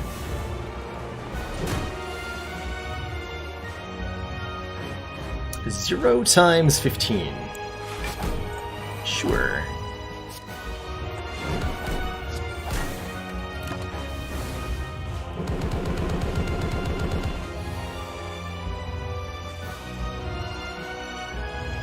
Keep him vulnerable? Oh god, I'm drawing into Void Burn next turn? That's not a good thing to draw into. Better. Don't think I want to be duplicating that. So let's just not play the anger here. Oh, perfect.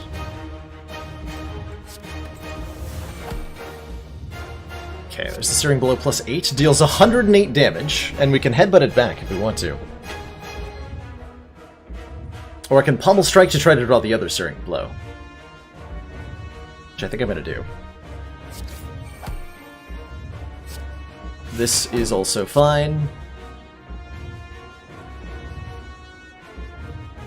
Ish.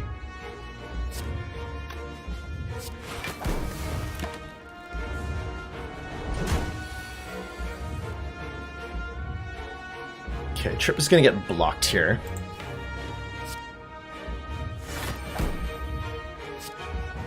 Might as well play the Reaper because we have the mana for it.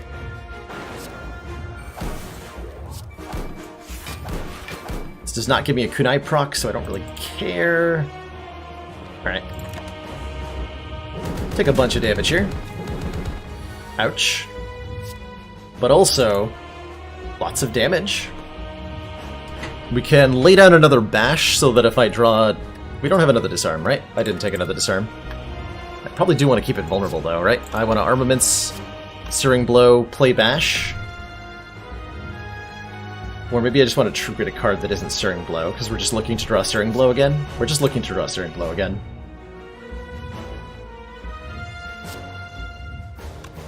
Yeah, the vulnerable doesn't remove 2 artifact stacks, because it says whenever you apply vulnerable, the artifact blocks the vulnerable from being applied, so we never try to apply the weak. It's an unfortunate interaction, but that is how it is. 270. Yeah, I don't think bash is... No, well... Yeah, it's not really making a difference, right? We should just remove a card here. I think. I might actually die next turn. Let's go this way. Uh-oh. Uh-oh.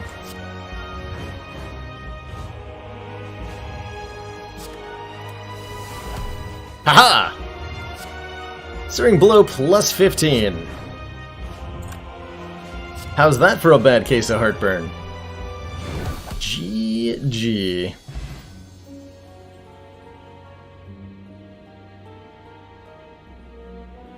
Just over an hour. Quick little run there.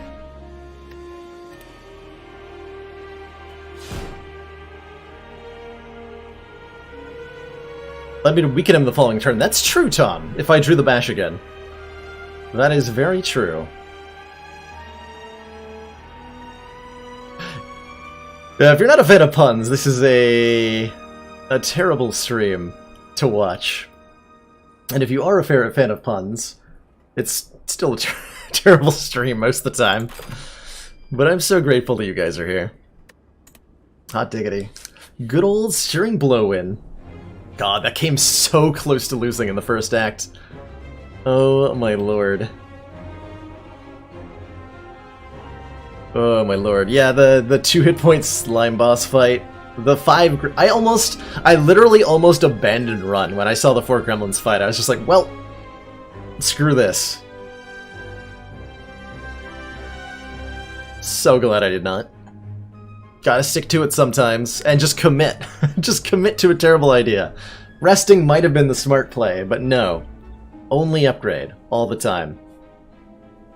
Winnable without the mirror? Yeah, I think so. Absolutely winnable without the mirror. We might have wanted, like, a second headbutt without the mirror. And there's also the consideration that without the mirror we get to spend 200 gold on something else, right? So there's that. Man, what a great run. So what do you guys, if you search your own memory, what's the most bizarre or like a meme-worthy deck that you've won with, chat? Because Searing Blow definitely ranks up there for me in terms of the wacky sorts of decks that I've won with. But I'm curious what nonsense other people have managed in your own time. Somebody was asking about Silence, so we'll do one more quick run. Infinite Dropkicks, excellent Josh Prox, a classic. Absolute classic.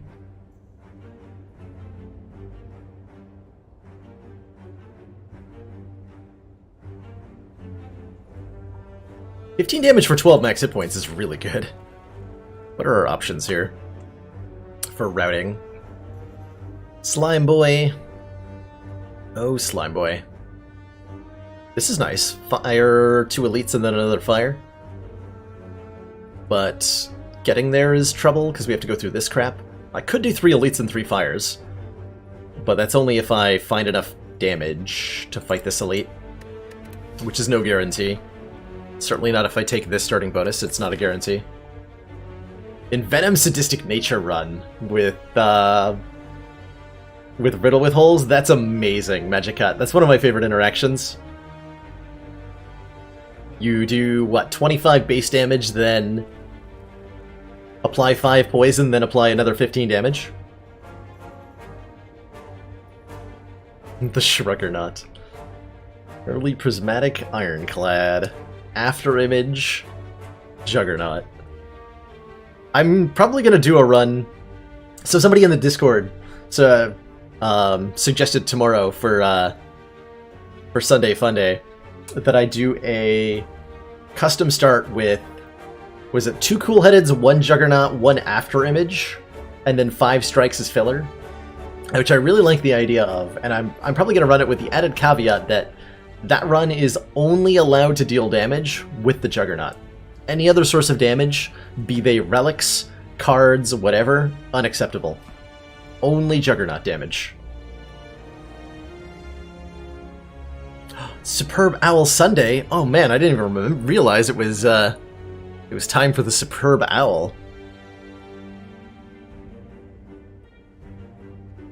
My money's on the Barnyard Owls this year. To take the whole thing, to be the most superb of all owls. Are the paths beyond this crappy one all just themselves terrible? You can go 4 hallway fights, store, fire, elite. Okay, I guess I'm going to try to fight 3 elites and stuff. Common Relic probably helps with that more than anything else. Bronze Scales? Cool. Start combat with 3 Thorns. Perfect. That will help. Not against Slime Boss, but definitely against the elites. Definitely against the elites. I believe. Believe in the power of the silent.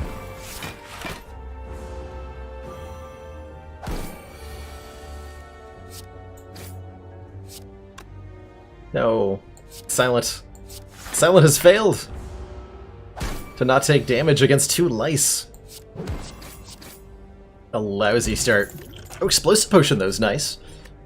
And as ever, if we're looking to fight an elite this early, we gotta take any card that says deal damage, and Flying Knee is the only one here that says deal damage, so we're taking it. Okay, not again. Right? We're taking an already very risky path. I can't. This literally killed me last time. I'm out of here. Ooh, Relic. Courier. Sure, earlier Courier will be excellent, because we're not going to see a store until next act, and we'll have like 500 gold. And some max hit points sounds great too. Okay, I feel mediocrely comfortable against this elite we're about to fight.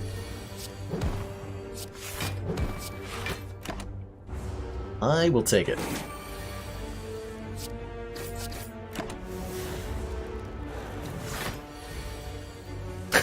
As usual, an underdog. I love it. I just passed up Dead Branch on Silent. Yeah. Ooh, now Skewer is a card that hits hard. That might be the pick over the Dagger Throw. I think it is. I haven't taken a Skewer in a while. Especially if upgraded, it's a really, really potent attack for Silence.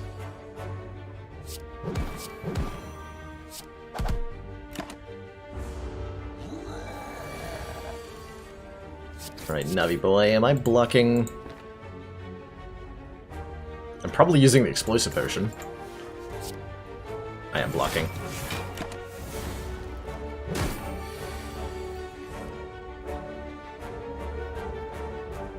I think I'm also just taking 20 damage.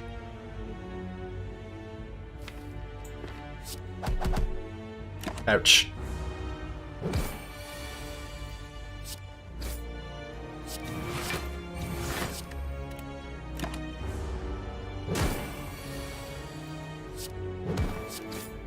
Okay, not the easiest knob fight I've ever had, but we have a Regal Pillow, so that we heal extra. Could have a sleepy time, fun time. We can, over the next we can rest at one of these fires, and upgrade Skewer at the other one, and then we're probably okay for taking on 2 elites, especially with a leg sweep in the deck. There you go, back up to 58 health. easy game every time.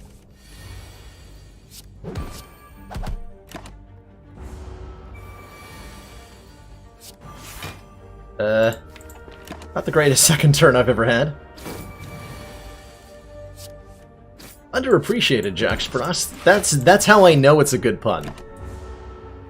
If no one's laughing, that tells me that the pun was top quality.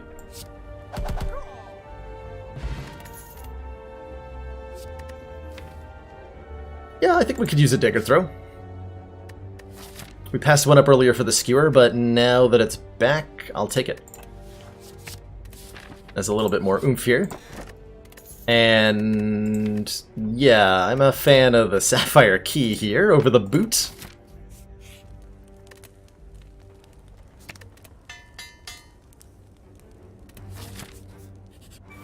Tri is probably better than Lagavulin, right? Probably better than Lagavulin.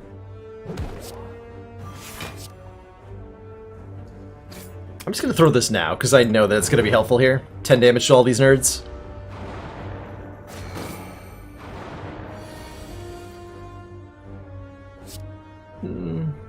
Got a...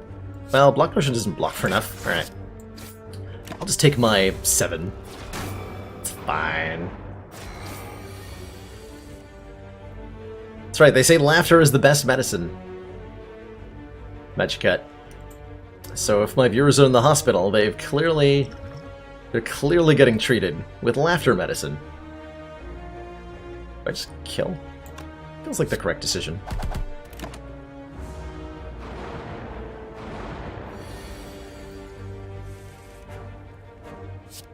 It was the correct decision. Gonna hold on to that.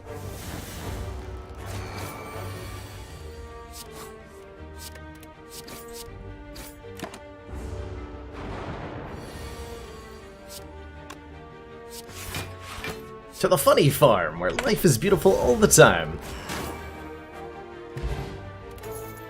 Ooh, Art of War. Art of War can help me build a better skewer, especially if I can find a well-laid plans somewhere, which usually we find somewhere in a silent run, a copy of well-laid plans, and we always take it. Same could be said of Outmaneuver, except Outmaneuver, again, without the well-laid plans already in the deck, is a lot less attractive. It's not a relic. It costs us something. Acro is tempting. We're currently a little low on the block density. Masterful Stab will be good for the slime fight, but beyond that, probably not much. Take an Acrobatics. And let's remove one of these strikes already. We added enough attacks. We can start thinning it out. Okay, show me... it doesn't matter. Gremlin Knob it is! Okay, this is a fine turn 1.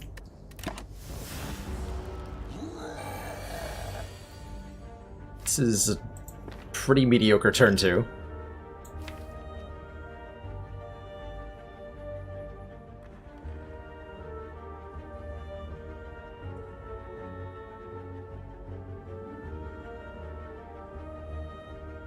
So if I don't play either of these strikes, I can do 10 more damage with Skewer next turn. That doesn't math out. These are 12 damage. Alright.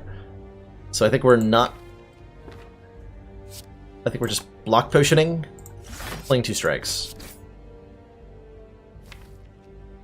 Next turn I'm probably going to neutralize Leg Sweep Blind. Ugh. That all of these cards being on the bottom 4 and therefore not getting reshuffled is really bad. Oh well. That is life sometimes. So I only have how much damage in the deck? Next 2 turns I can only do at most 27. So I have to bring him below 27 here. Which means I can't Leg Sweep. I have to play the Skewer. Okay.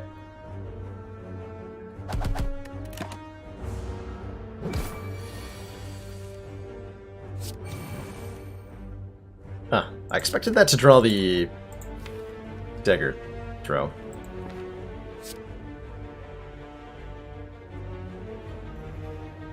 Gross.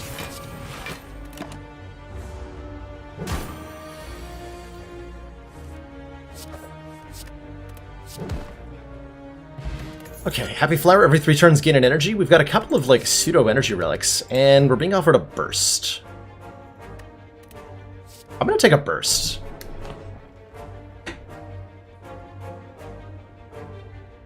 You tested the scrap... That's dedication, Tom.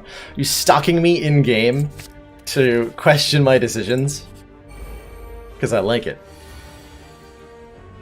Burst leg sweep memes are happening right now. Although it's actually better to leg sweep Flying Knee. But no, it's not. Because of Art of War. Because Art of War.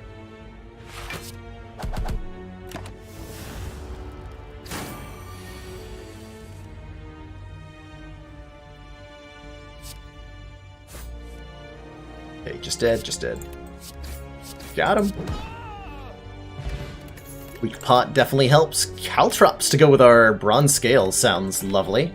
This is looking like a really enjoyable no poison deck. I'm down. But am I down to fight Slime Boss with 20 health? Probably not. No, I'm not. I am not. Chili runs? Well, now I'm just hungry. This is unacceptable. Anonymous. Making me hungry during stream? That's a paddling.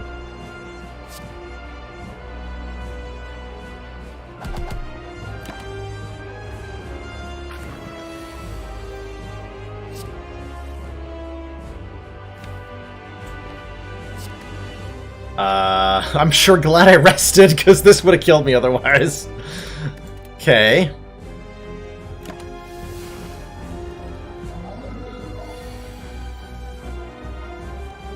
Yeah, that'd be dead.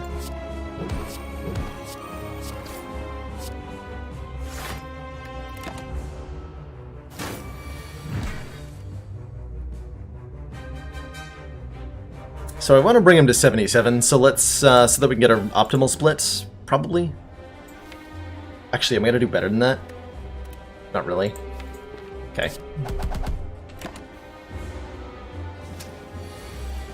Oh god.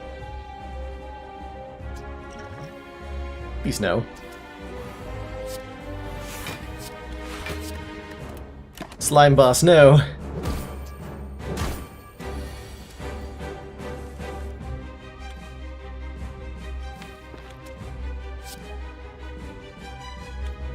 We're killing the acid slime.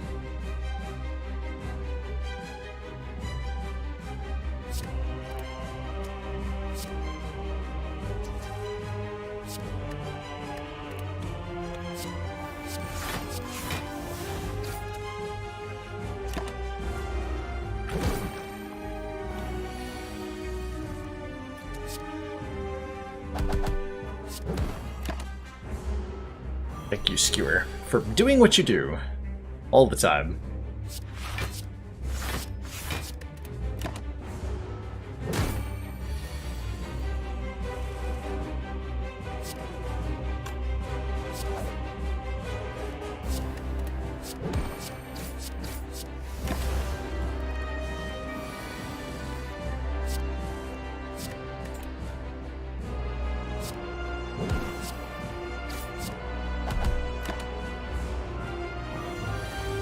How likely is it for slimes to attack every turn? Excellent question. On Ascension 16 and below, it's very unlikely. As I forget the exact details, but for, at least for the Gray Slime, it's like 70% chance to debuff, 30% chance to attack, and they're not allowed to debuff more than 2 times in a row. On Ascension 17 and up, they are only allowed to debuff 1 time in a row, which dramatically increases their likelihood of attacking consecutively. Wraith Form. Wraith Form? Well, Wraith Form's pretty good.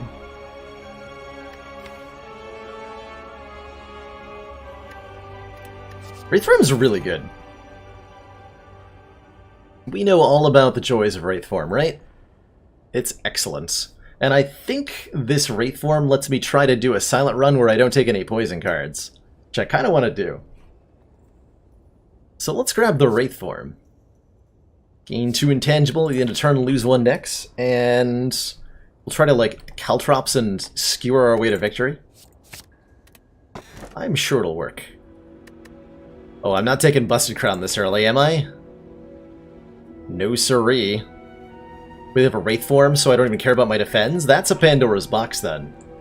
Transform all strike and defend cards. Sure, let's go for it. We could also like remove 2 strikes, and that'd be pretty sad.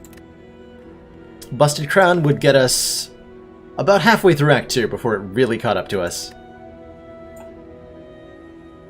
Let's do whatever this is. Hey, didn't even get a single poison card, and we got 2 copies of Terror. That is probably the worst Pandora's box I've ever taken, actually. Holy crap, these are terrible.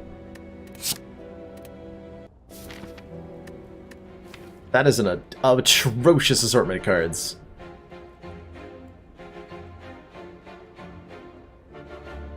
I'm not sure I can win with that. Alright, we'll try. We will give it a shot. Our fondest attempt. Certainly I'm not doing anything before I upgrade Wraith form here.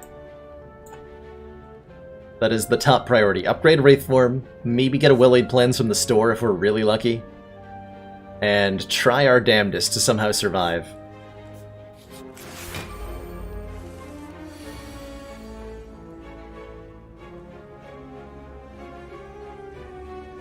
I can kind of play this Eviscerate, actually.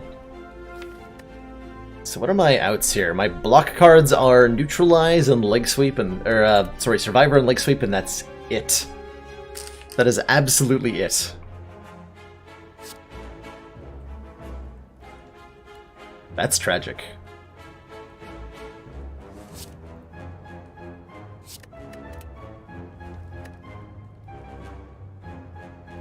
Do I burst Survivor? If I burst Survivor and Dagger Throw, I can play the Eviscerate for free.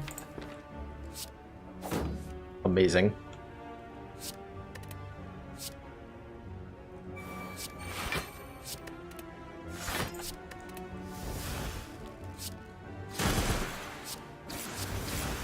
That plated armor on out of here.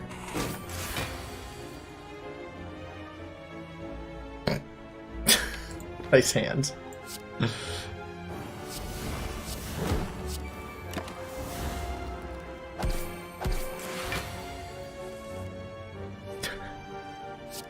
Oh dear.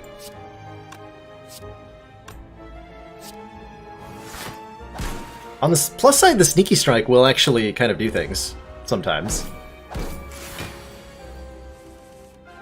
Is that an actual plus side? I have no idea.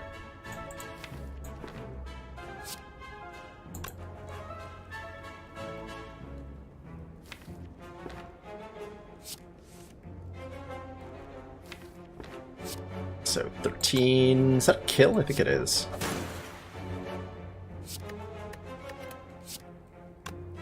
Yeah, that is, right? Yeah, okay. Okay. Oh, backflip. Hooray, a block card. Well-laid plans, and another backflip. We're saved, chat. Everything just became fine. Also, I can buy a potion belt, which is incredible. And I can remove probably the Eviscerate. Although 2 Terrors is pretty bad, too. 2 Terrors is pretty bad. 100% this will make it to the heart and die. I like your optimism, Magicut. I too believe in this run.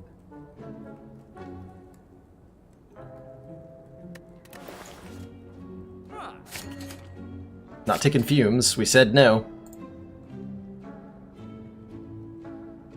I think the second terror is worse than the Eviscerate, but I'm not sure.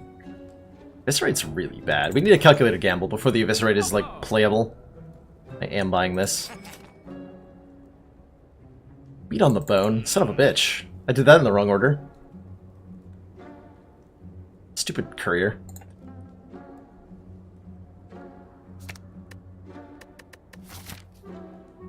I was just checking if we're fighting Bronze Automaton, where I might care about having multiple terrors. I do not. Explosive Pot might save me against an elite, so I'm gonna grab it. Alright, let's go. We are in much better shape than we were 2 floors ago, that's for sure. Way better shape.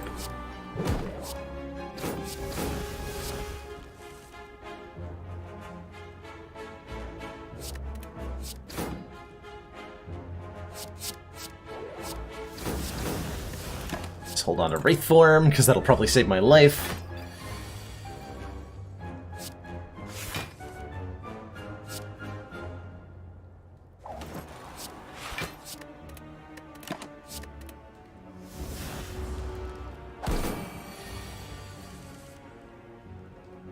Ooh, I get to burst leg sweep. I'm so close to Skewer being a kill. Dang.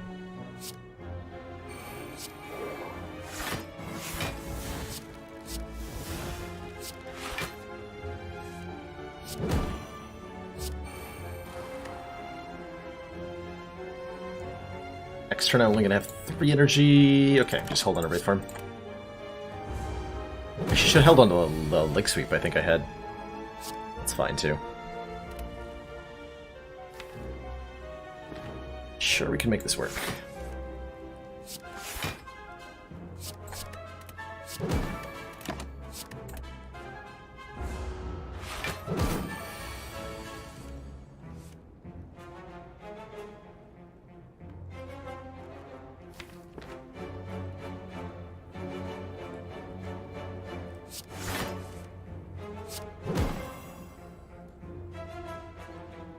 So we can do what? 19? Not enough to kill. Alright, just play Wraith Form. As soon as I draw a Skewer, we have a kill.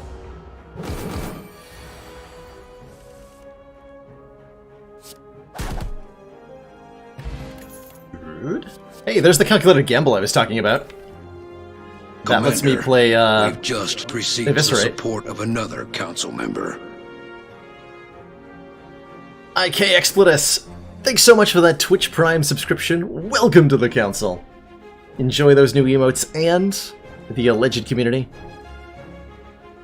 And I hope you're having a great night. Thanks again for that generous show of support. That is more block, also. Block that scales with Dex? Question mark?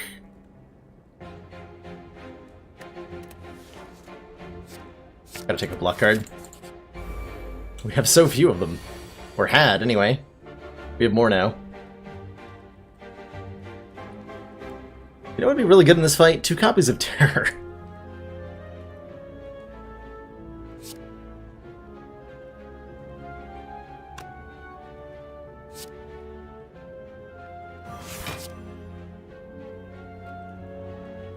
Work on killing you quickly.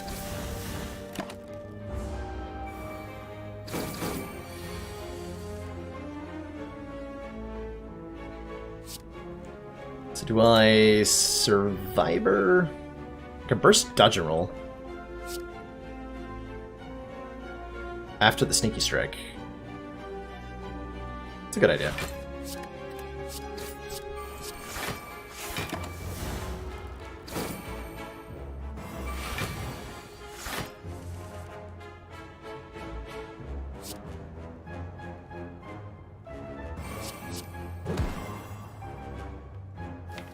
Okay, if I don't draw a Wraith Form next turn, I'm going to have a bad time. 12... Okay, so we Blind Knee. Split damage like that. Okay, we guarantee draw a Wraith Form with Acrobatics, and then I'm going to play it. That's a lot of damage.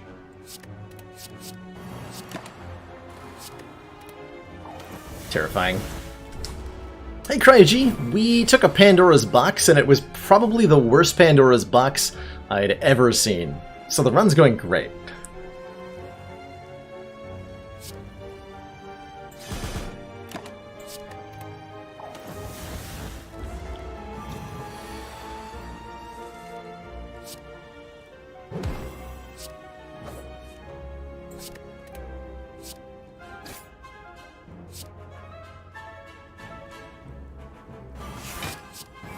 Let's take a little more here.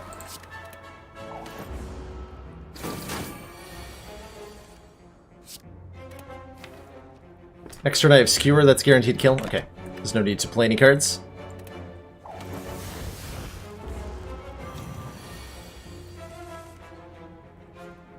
Wait, yeah, we have, yeah, okay. Just had to double check with myself about how much energy I had. Reflex, hold on. If this card is discarded... So normally I'm not that excited about a Reflex, but this is an upgraded Reflex, and that makes all the difference.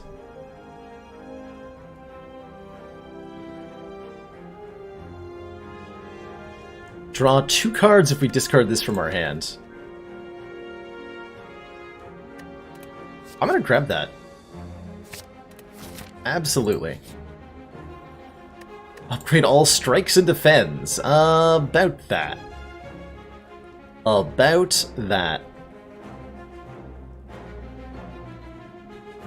Well, I don't have any of those, but I do have cards I'd like to remove. Blade Dance is definitely up there as a card that's pretty terrible right now. So I wouldn't mind getting rid of that, I think, over anything else. We're going to upgrade Wraith Form, and I'm going to try to fight an Elite, and I don't know how that's going to go. We do have 3 potions, so possibly okay?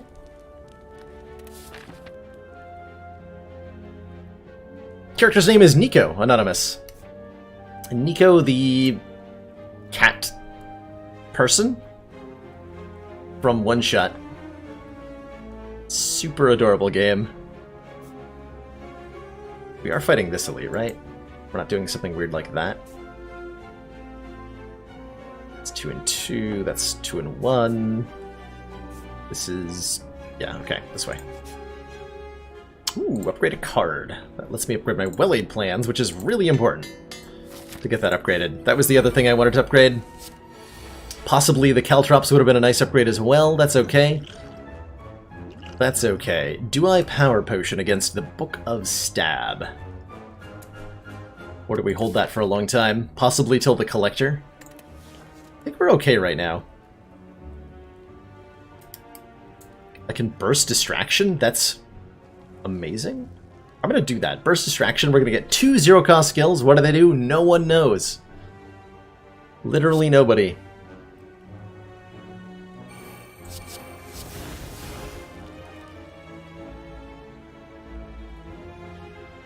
That was actually useless.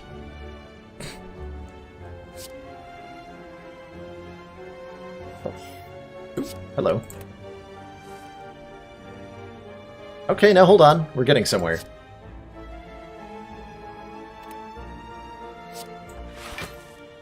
Yeah, now we bullet time.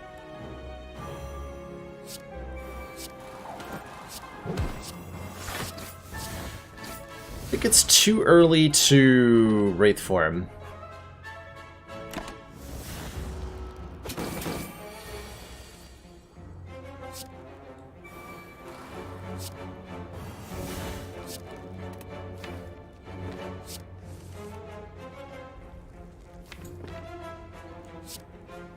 This is a little bit of an ouch.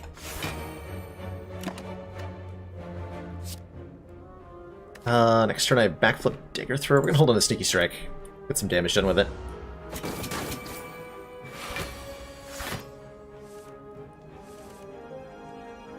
Yeah, now we're talking.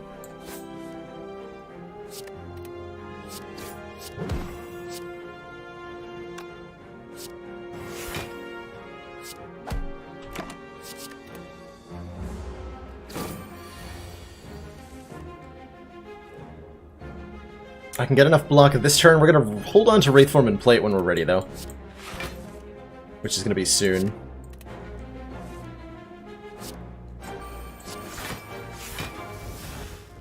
Not exactly sure how soon, but soon.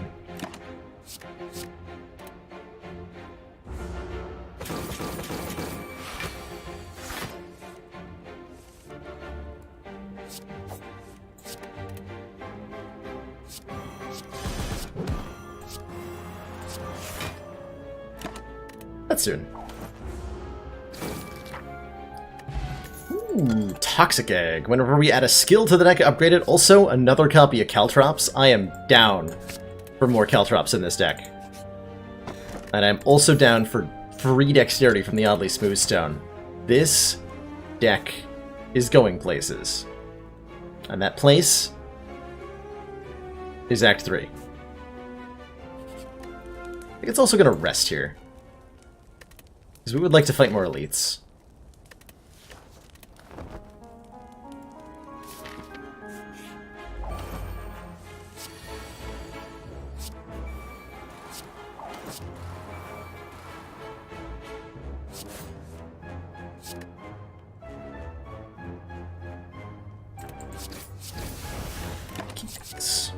Stuff we retain with well-laid plan stays at its original cost, which is top tier. The toppest of tiers.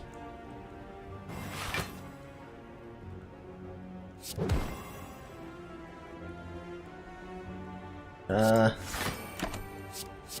of an ugly Snecko turn.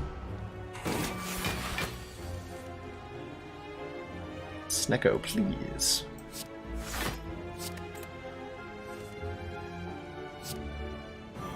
Man, I can actually play Eviscerate.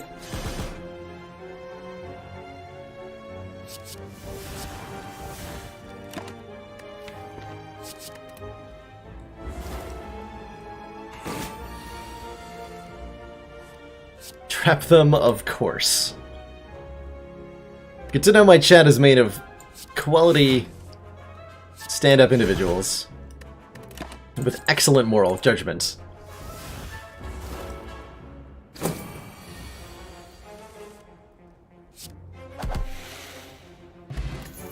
More potions. Next turn, your attacks deal double damage. We have... yeah, we have Skewer. We have Skewer. I will take a Phantasmal Killer.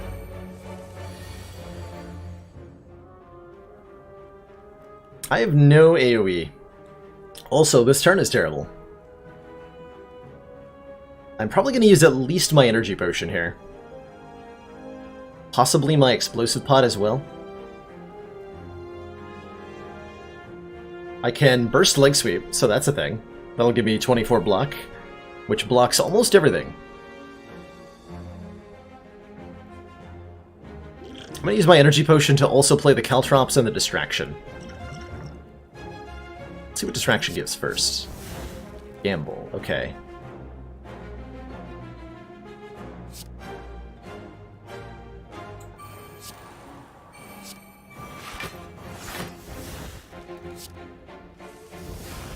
Okay.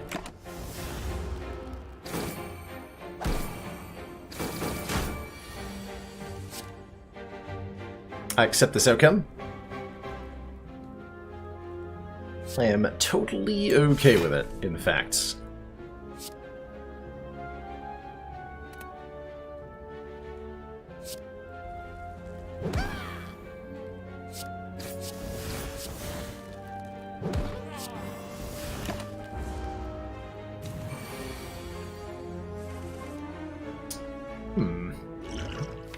Dare attack me.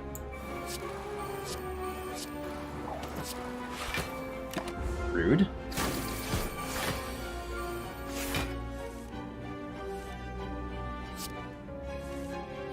Show me the Skewer, come on. Well, I can burst Phantasmal Killer and then I'll just have triple damage forever. That's pretty solid.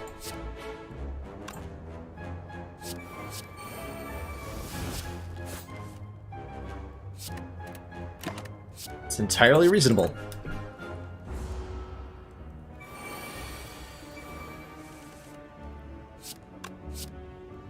Deal 30 damage X times. Sure. Don't mind if I do. Got him. Chuzu Bracelet, I mean, I guess. Cloak and Dagger Plus. 6 block, 2 shivs. Alternately Prepared Plus is not bad. We have enough discard synergy that there's quite a bit of use for this. Quite a bit of use for that. So I've got Reflex, I've got Sneaky Strike, I've got Eviscerate. Sure. Sure. I guess that's what we're doing now. Weird silent discard synergy stuff. Or something.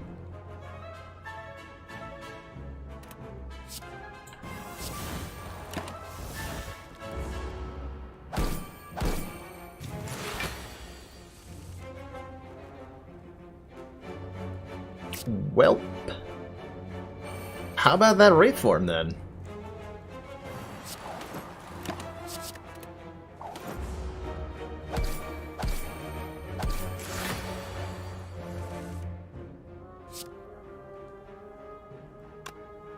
$64. Ha!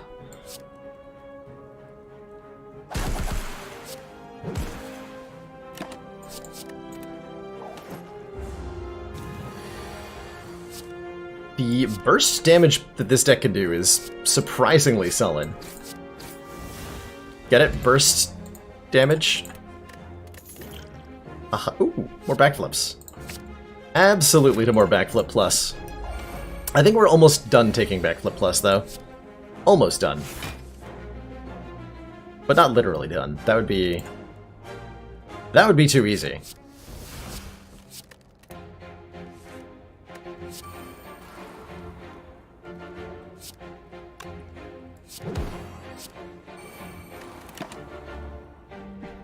Burst? Survivor? I don't know. How would Pen Nib work with this? Really well. Really, really well. Pen Nib and Phantasmal Killer stack multiplicatively, so it'd be quadruple damage, I believe. If you had both of them active at the same time. Which is exactly as disgusting as it sounds.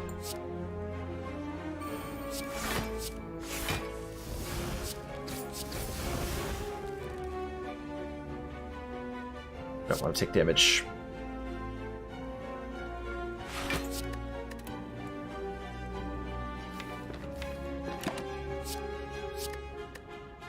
Guess I'm holding... I need more retainability. I would love a second copy of Well-Laid Plans in this deck.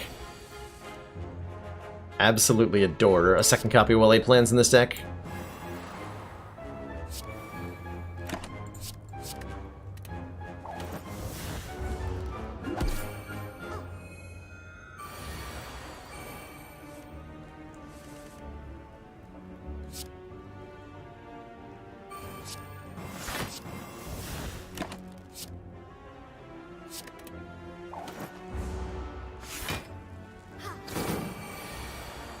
Stop attacking me. It's rude.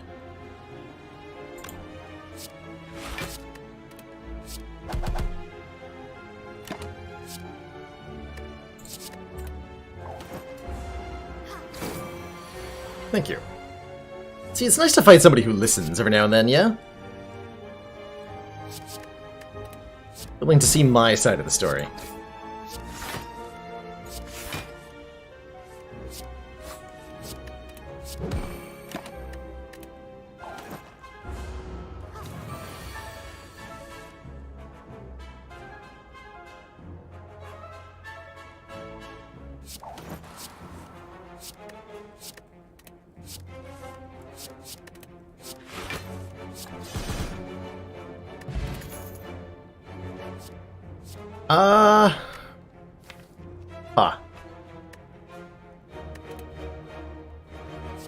I don't know about these cards.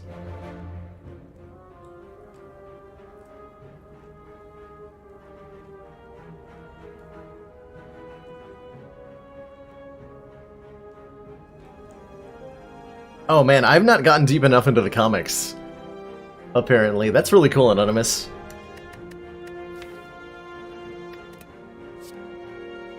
That makes destroying the Mind Stone an insane gambit.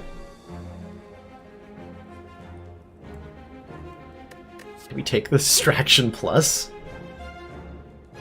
I don't think so. I think this is a skip. It's gotta be, right? We have Toxic Egg. We'll find more upgraded cards that aren't Distraction. With that said, I do want to find opportunities to get these Caltrops upgraded. I'm not sure it's the highest priority, though. Not for this fight, it isn't. Upgrading Burst feels more important. Upgrading Terror feels pretty significant. Alright, Collector. That's a pretty good turn 1.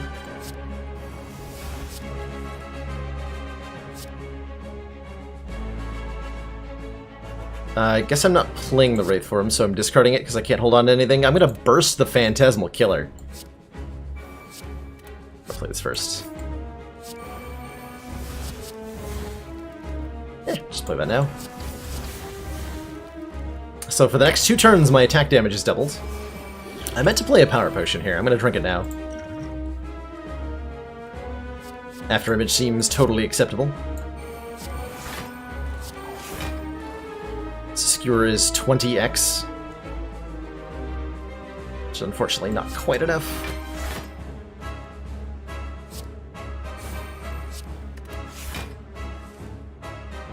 Yeah. It is with an Explosive Pod.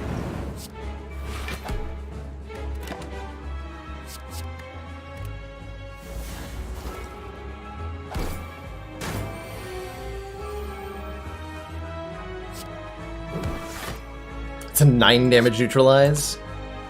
I'm into it.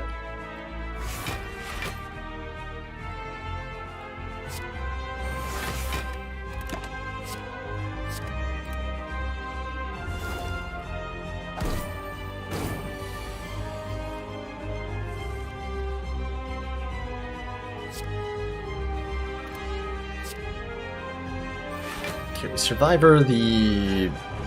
do this, right? Lay the Sneaky Strike.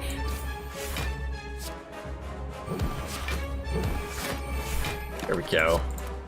Powers are getting put in play.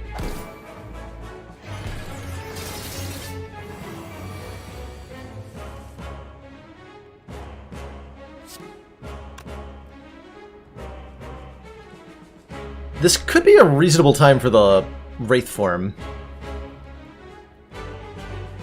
Right about now.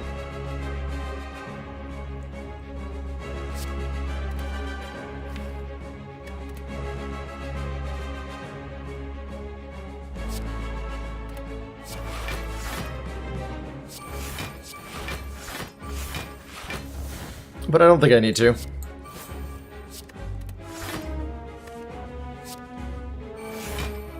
Okay, we're gonna hold on to Phantasmal Killer and Skewer. Set up a really good Skewer here.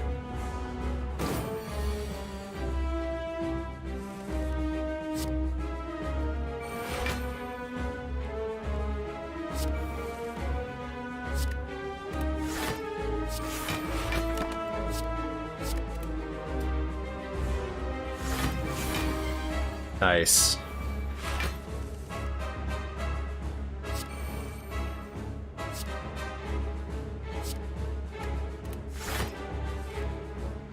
Very nice. Okay, so we played Sneaky Strike for free. Skewer does 22 times 4. That's pretty solid.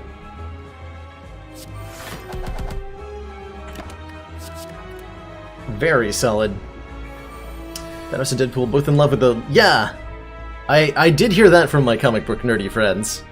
The whole death romance plotline. Pretty cool. Pretty cool stuff. Can I just block all this? I think I can, yeah.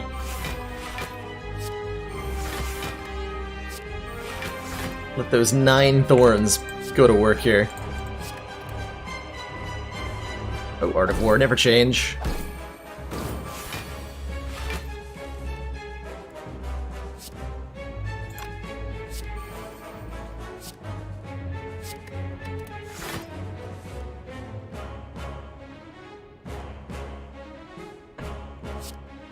Just do that. Set up Redonkulous Skewer and kill the Collector.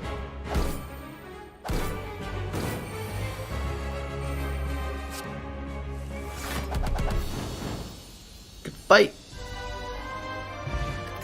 Get our Explosive Potion back.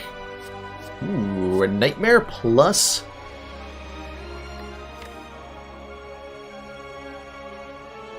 Could duplicate Wraith Form. Can duplicate Caltrops. Gets to do all sorts of silly nonsense in this deck. let's take it. And I would also really like more energy. I would really like more energy. So I'm down for the Philosopher's Stone here. Gain energy at the start of our turn, but all enemies start combat with 1 extra strength. No problem. We'll make it work. We will super make it work. Gotta fight this guy, huh? Yeah, no problem. Get to go to 2 stores even, so we get to look at 2 boss relic, or not 2 boss relics, 2 store relic things. Presumably you know what I mean.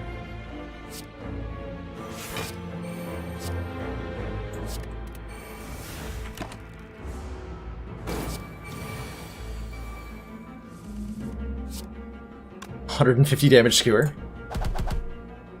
Yeah. Oh man, if we could find Chemical X, that would be pretty insane. Find Dolly's Mirror, which would let me duplicate my upgraded Well-Aid plans. Or my Wraith form, which is probably the correct answer.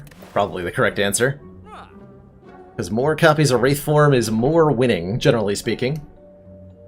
And then we could just buy the second Well-Aid plans.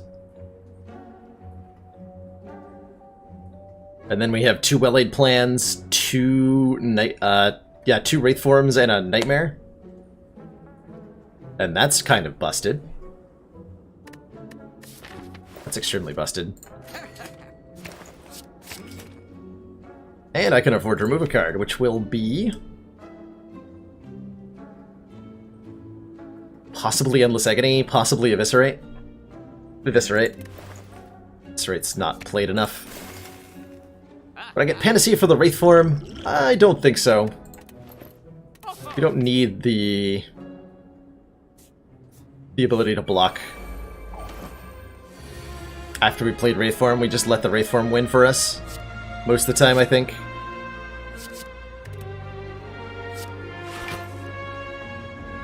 Yeah. Let's let the Wraith form do all the hard work. It's totally fine.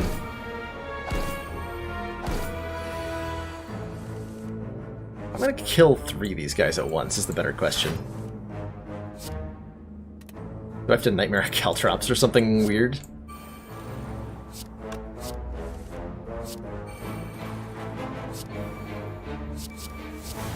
Oh, that'll work. Corpse Explosion, that'll do it! Heck yeah. Thank you, Distraction.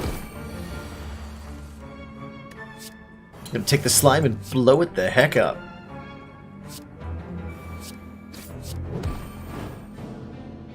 Rip. Select plus. Blocking is for nerds. Oh. Okay, no Chemical X, just a toy Ornithopter. And a bunch of other stuff we don't care about, other than maybe another copy of Caltrops. Nah. 24 gold for the red mask. Heck yes. Apply 1 week to all enemies at the start of combat. And that is a metallicized +1 strength Reptomancer we're now fighting, so that's terrifying. What is my response to this?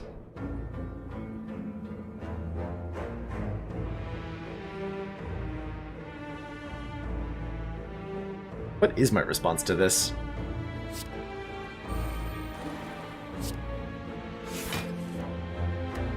It's to hold on to Wraith form.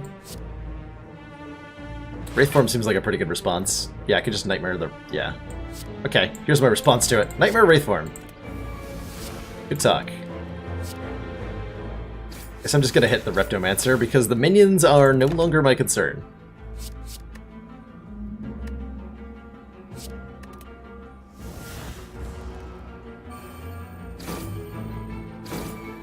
PB Tech. Oh, I love it. I love it so much.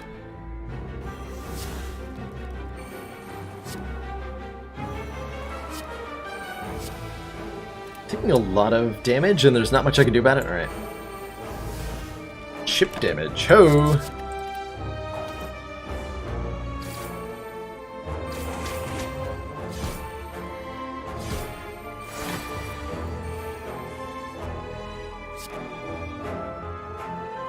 22 times 5.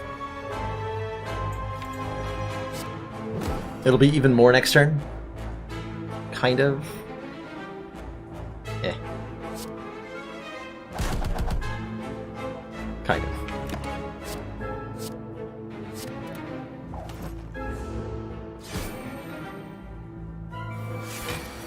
This deck would really like either an After Image or an Orichalcum, so that we don't have to worry about blocking on turns where we're invincible.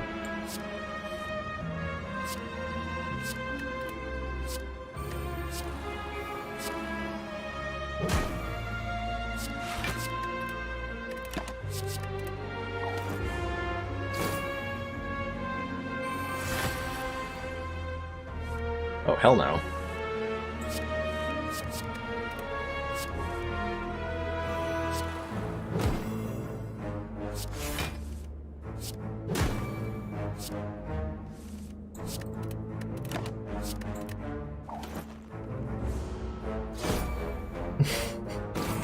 Welcome back, I'm home now. Hope you enjoyed your nap. Do you have any weird dreams? I had a nightmare while you were gone.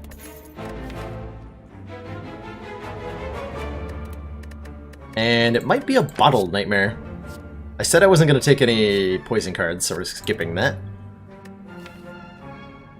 If I was going to bottle a skill, what would I want it to be? Terror? Probably not.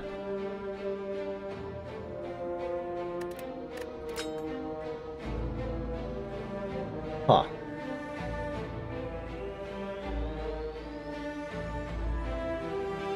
These are the options. Nightmare or like backflip? I don't know. Paired?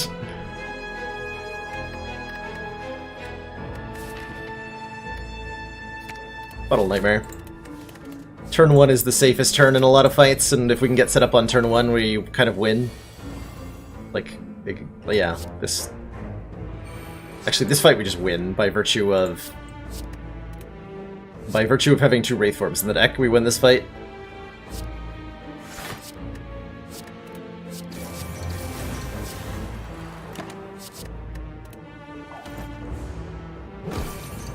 I do have to block for 1 every turn, though. That's a challenge.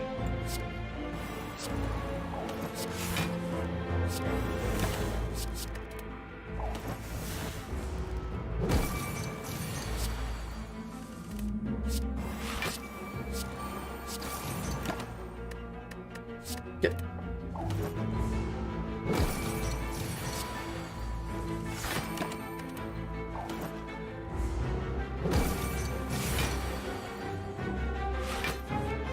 Press E to E.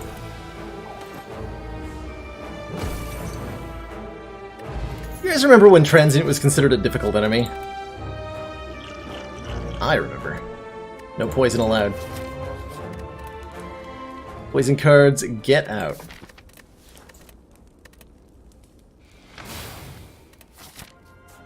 What are we doing? What? Fire, fire, elite, fire? That sounds totally reasonable. We could take 2 elites instead of the extra fire, but I've got some important upgrades I'd like.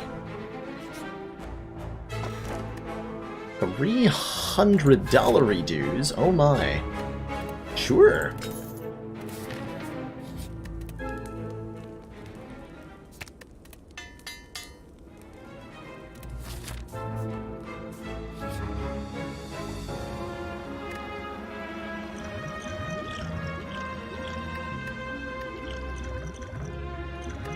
We're fighting Awakened One. Fire Potion might be really useful there. Might as well pick that up. Fighting the Awakened One. That could be a slight issue.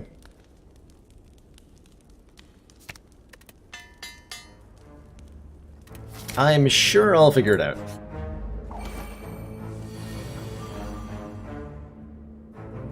Just Nightmaring Wraith Form immediately.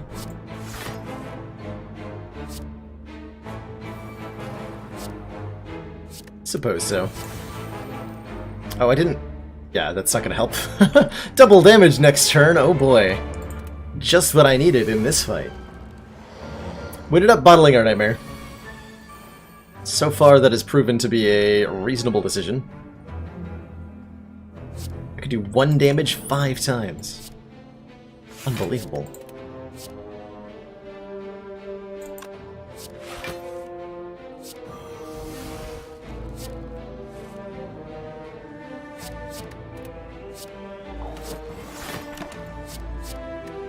Skewer.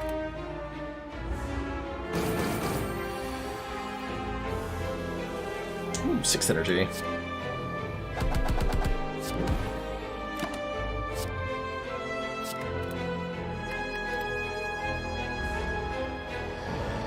Not sure why I'm holding Caltrops. Caltrops is literally nothing against this guy. He is effectively immune to them.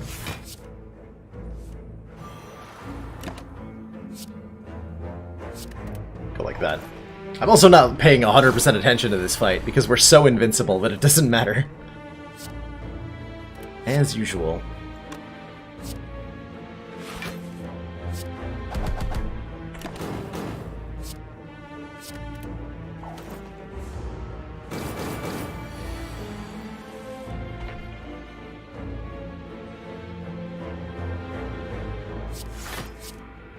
Oop.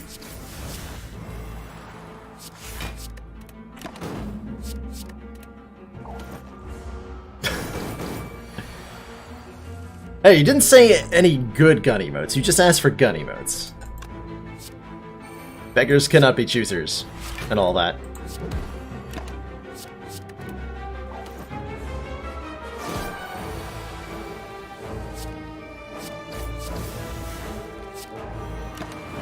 Ow. My lack of block, though.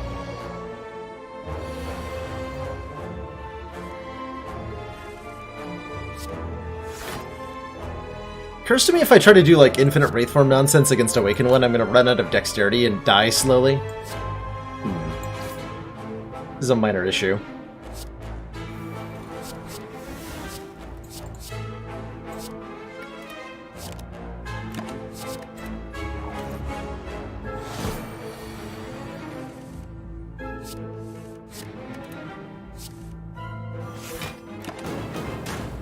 Ow.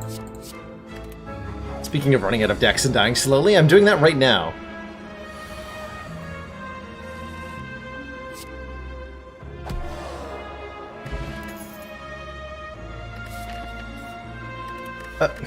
Omamori? Okay. We have an Omamori now. If we somehow find a way to get curses, we won't get them.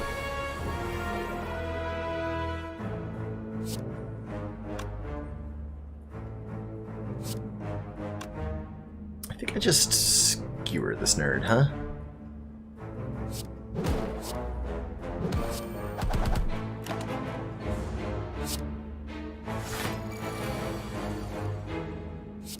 Oh. Well, that doesn't give me any block.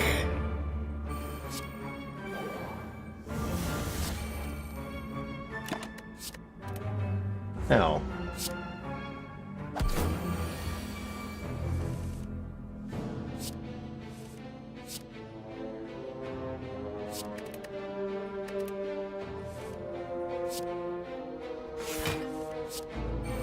Ooh. I should have played that Wraithform on turn 1. Ouch. Okay, hold on, we're not done. That's better.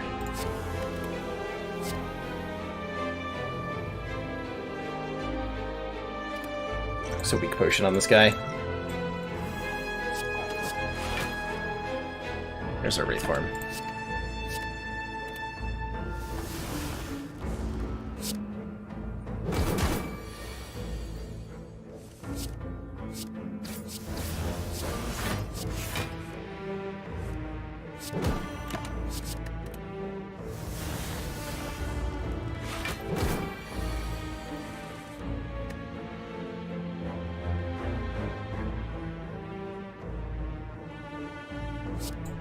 Okay. Guess I'm blocking like that.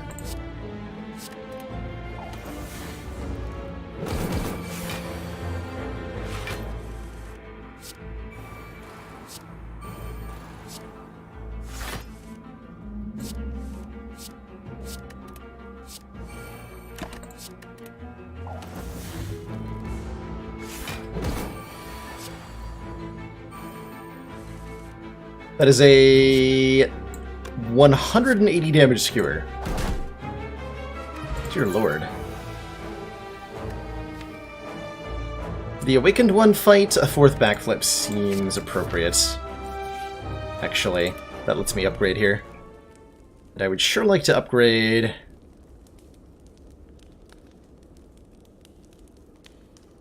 it's Caltrops, so I can rest next act. Alright, Awakened One, bring it on! You have +3 strength already. Terrifying. We're gonna terror you. I'm gonna try to avoid playing Caltrops in the first phase, because Awakened One will gain 1 strength per card I play. We're gonna burst the crap out of our backflip. I'm gonna Nightmare the footwork. Perfect. Okay, here we go.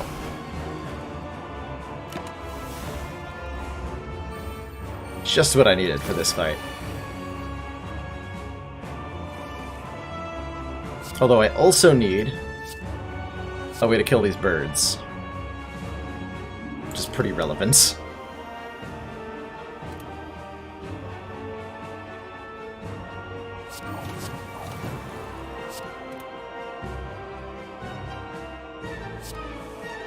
Hey, a dodge card. Good.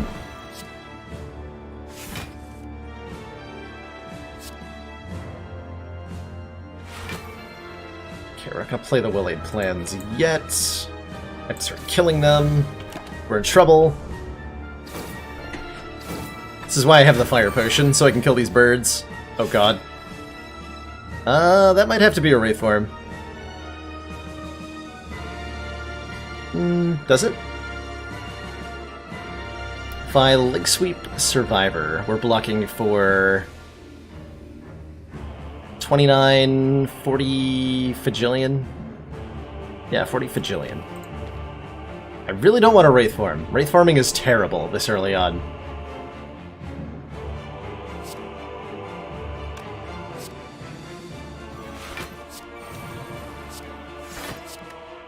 I'll just take the damage. We're fine.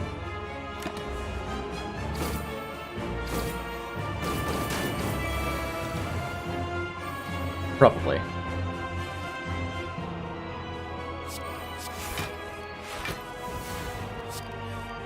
Okay, yeah, we're okay.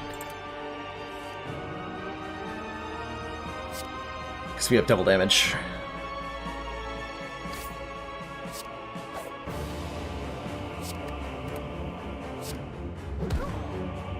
Good.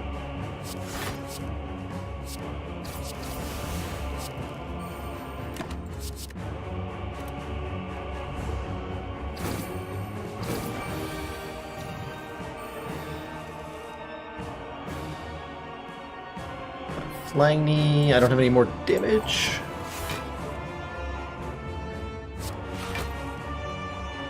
Okay, Screw will kill you next turn. Which means I need to block more this turn? Jesus.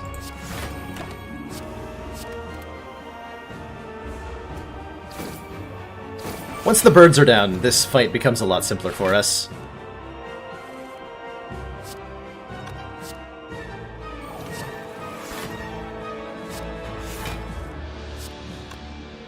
Oh, that's not a... Damn it. Whatever, we have full block. It's fine!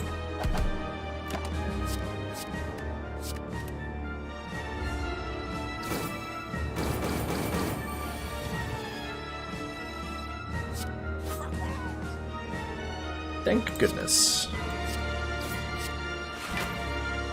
Okay, with 13 points of dexterity, it's pretty hard to lose from here. Famous last words.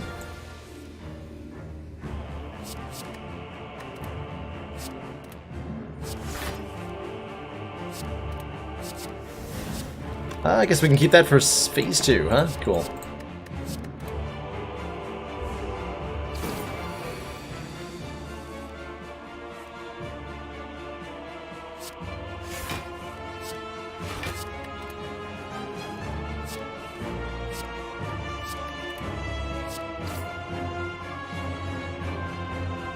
16 times 4 is a lot. It's a lot.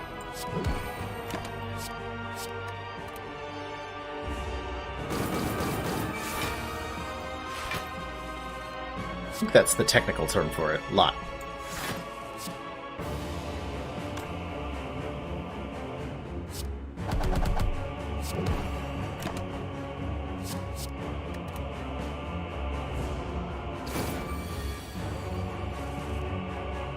I mean, we had a fight against the heart go to 171 turns, Pop, so it's possible, right? Anything's possible.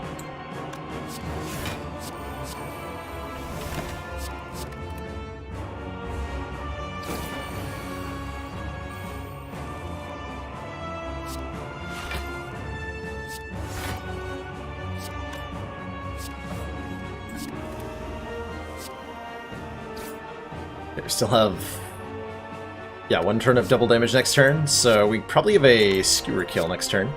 Yeah, we do. Very good.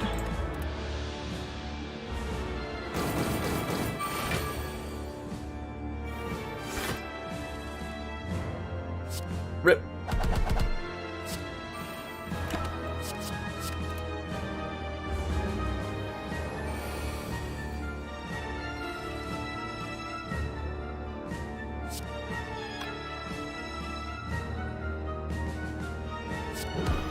Six.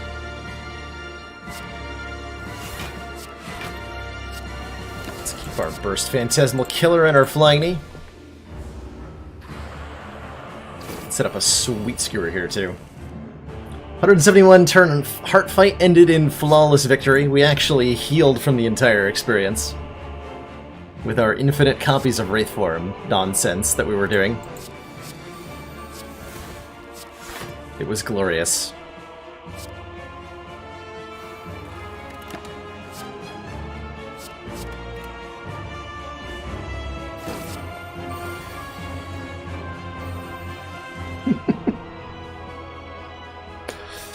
I always dreamed of the day my chat would turn into emoji spam copy pastas. They grow up so soon. Still double damage, okay. Let's deal with that void.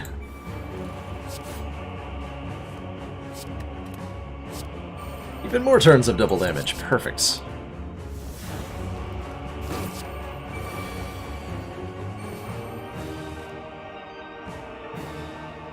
That's a lot of damage.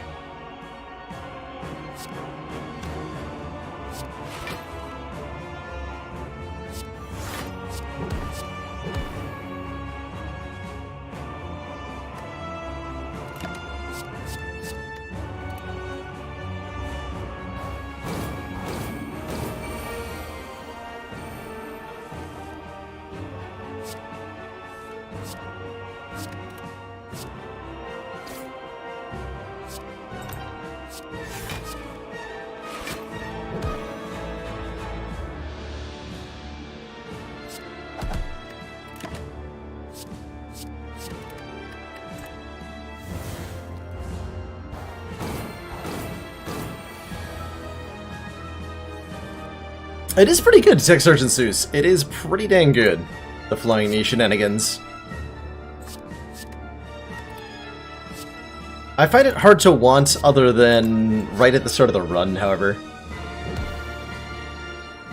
As it's rarely important to be doing the little bit of damage in the end game. Sometimes it is.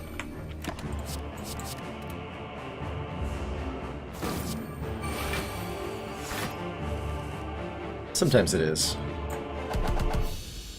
Rip. Alrighty, we got 400 gold and a courier going into the Act 4 shop here. We've got a weird deck that has not a single poison card in it.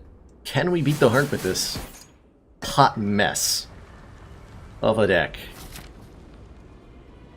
We are missing 14 health. I'm definitely going to rest here. There's no upgrade that's worth 14 health over the next 2 fights. Wow.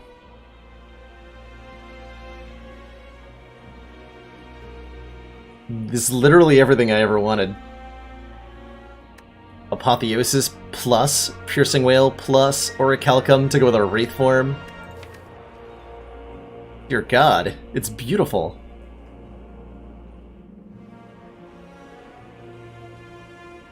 Do I take the Apotheosis? Eh.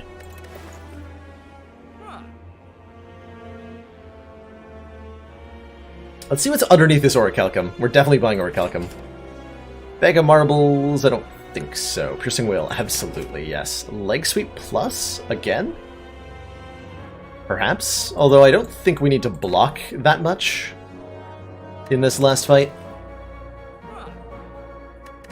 Do I want to remove a card? Endless Agony is pretty crept here. Sneaky Strike's not that great either.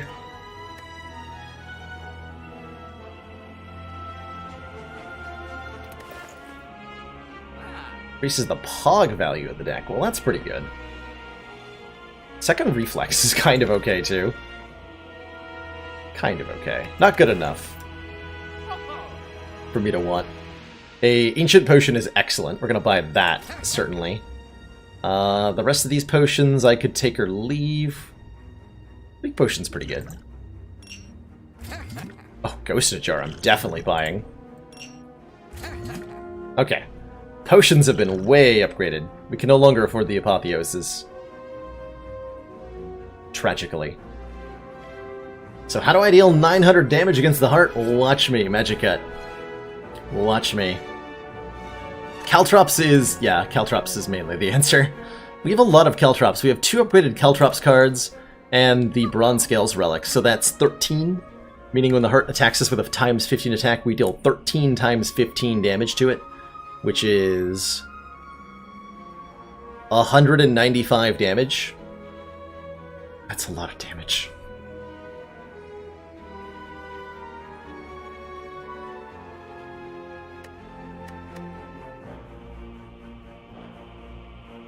A weak potion I don't really want. Ah, we're fine. Bring it on, Spire Elites. So do I just Nightmare the Wraith form right now? Seems reasonable.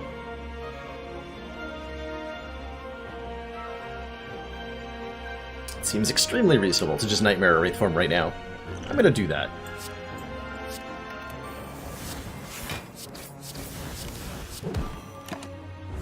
And we're gonna invincibility our way through this fight as slowly as we can. Just gonna need to terror you.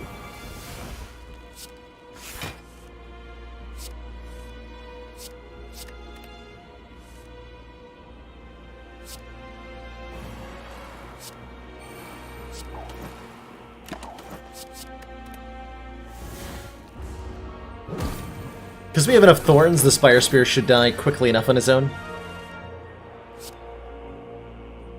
So that's the sincerest hope, anyway.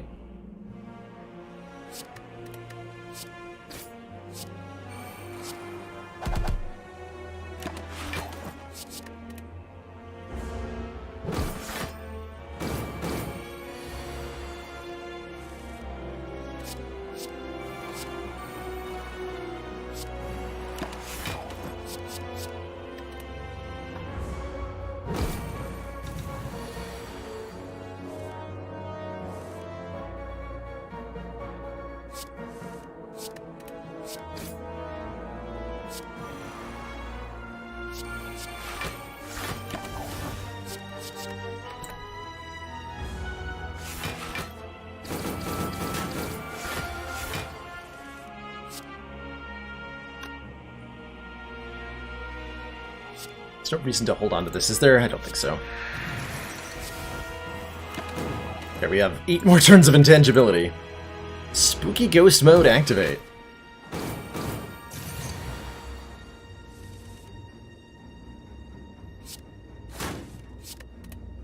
Ooh. Wait.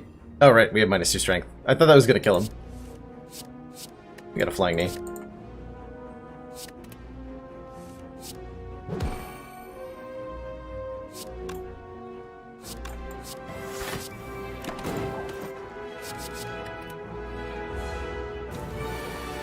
Best offense is a good defense. That is unequivocally true. Nothing has ever been more true. Strawberry is appreciated. Dexterity Potion is not really appreciated. I think these are better. We don't need Dex where we're going. Heart has +1 strength. I can't imagine we're gonna care. We are going to Power Potion on turn 1, which might give me a Nightmare target here. Might also just be holding on to that Nightmare. We have a well-laid plans after all. There's no Centennial puzzle, so I'm not trying to draw cards. We're just gonna backflip to start. Okay, there's a Wraith form. I guess we just Nightmare that? Yeah, we just Nightmare that. Easy game.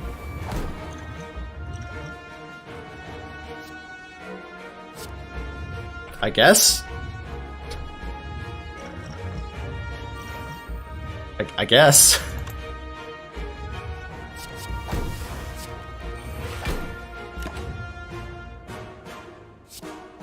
Just let those go to the discard pile. Doesn't feel like it matters much.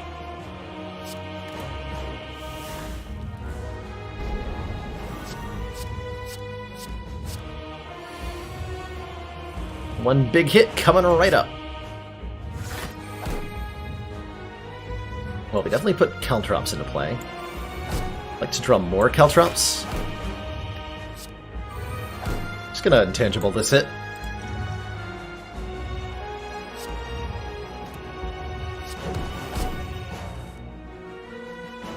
Oh, rip energy.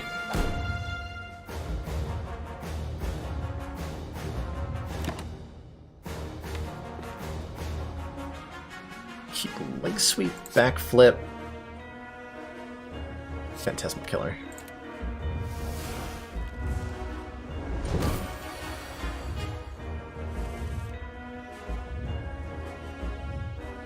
Cool, I drew the other Caltrops. That's top tier.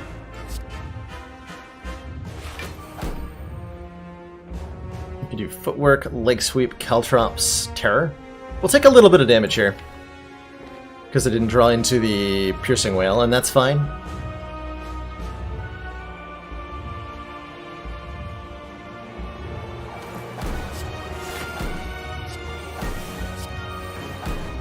That is fine. Alright, bring it on, Mr. Hart. Show me what you got.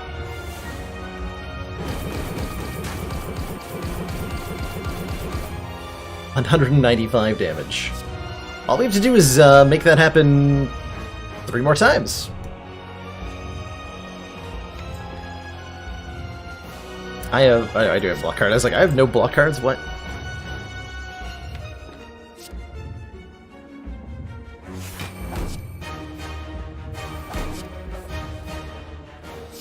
I think I want that.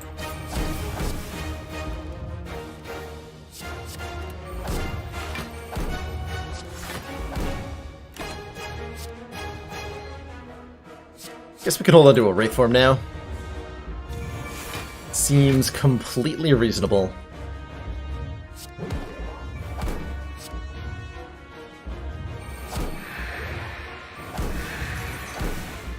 Correct.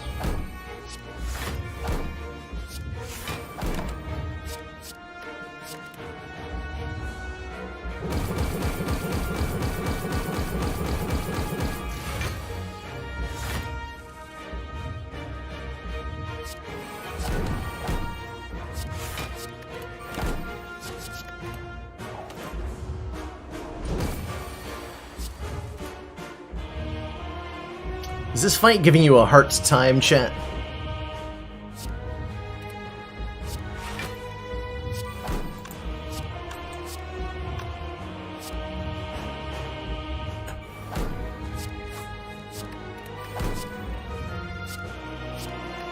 I could have burst that Phantasmal Killer. Okay.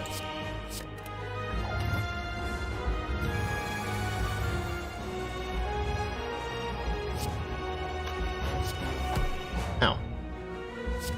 Whatever.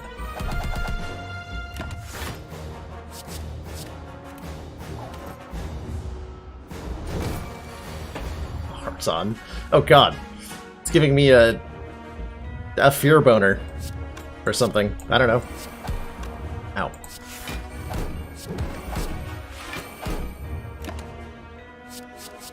Please don't hurt.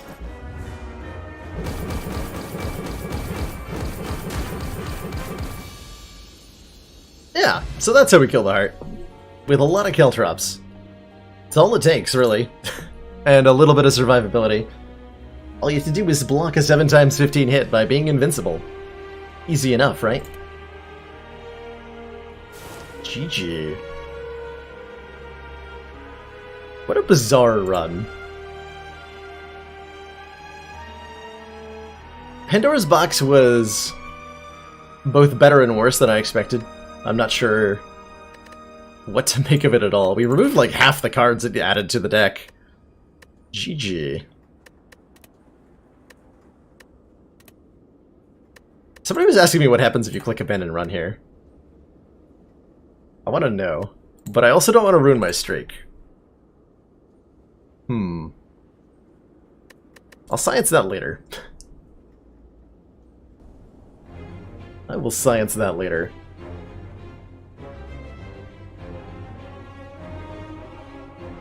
Well, GG. We've been live for 6 hours and 40 gosh darned minutes. That's unheard of. No, it's not. I've been live that long before, but that is gonna have to do it for me tonight. We'll be live tomorrow doing some Sunday Fun Day, which means that I'll be taking custom run suggestions or like mod suggestions or even game suggestions from chat that people like that are posted in the Sunday section of the Discord and giving them a shot. If you've got something you'd love to see played, then I'd appreciate if you suggest it in the Discord, and if somebody else suggests something that you'd like to see played, then give them a thumbs up or smiley face reaction to their comment. I'm personally really excited about it. Can't wait to see how that plays out.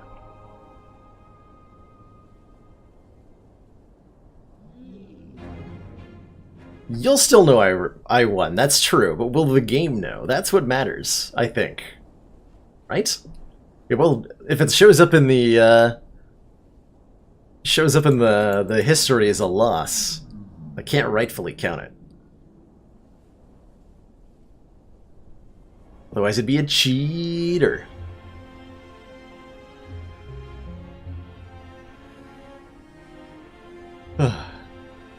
What a stream today. Good times. It's been lovely having you all here, by the way. Really appreciate it. So what's everybody up to now? What's the rest of your evening look like, chat? I'm personally gonna eat a bagel and probably pass out, so that I can go to the gym early tomorrow morning. And then get ready for my Swanky Sunday Super Stream, which is the new official title of it.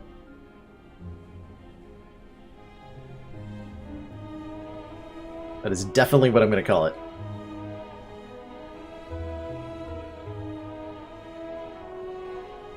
Bagel. Bagel. Bagel. Beagle. How do you want me to say it, Thunderous Knights? Find a way to not be bored for the next few hours. Have you tried streaming, Bob? I find it works really well for me as a way to not be bored.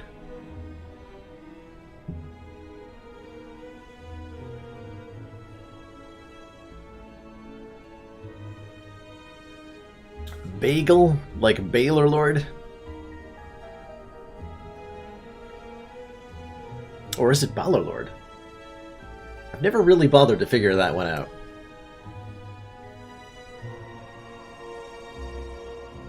I know there's a B in there somewhere. Some just call me Big B.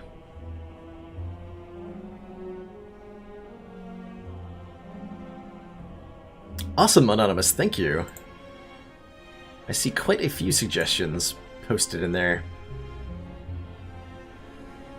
Good stuff. Usually being permabanned from Twitch.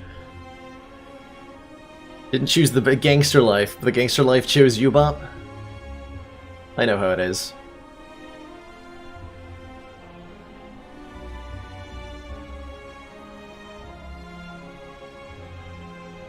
I gotta think of some puns for Sunday. Some day of the week puns.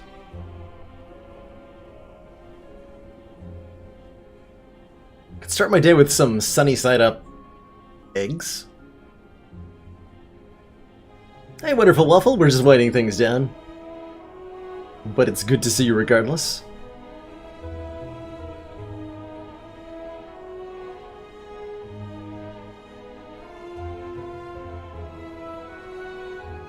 Let's see, who else is on here? Pun Day, yeah, Sunday Pun Day, of course. Of course. Oh, you're welcome, that's Oscar. Have a good one as well. I'm looking forward to being back tomorrow. We'll be back at 4 p.m. Eastern Standard Time. 3 days no internet. Dear God, how are you still alive, Waffle? After about 20 minutes, I start getting the jitters real bad.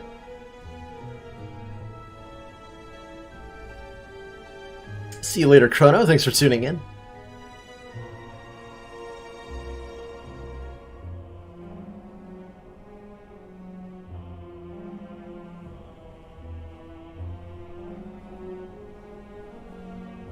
I'm gonna wrap... Excuse me. My voice is a little froggy, as it were. I'm gonna wrap things up here myself.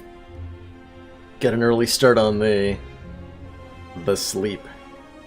The dreaded sleep. Any of you others have, like, a really hard time falling asleep?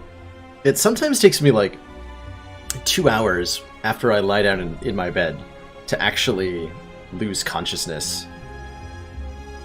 It's been a lifelong kind of struggle to be able to sleep reliably.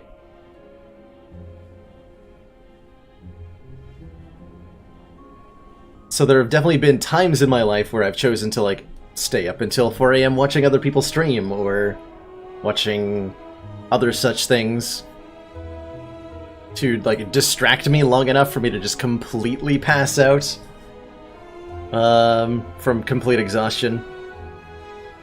Which always makes me feel terrible the next day, but it was always really enjoyable to do.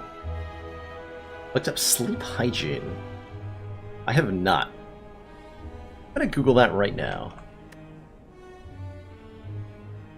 Because that sounds like the sort of thing I could use.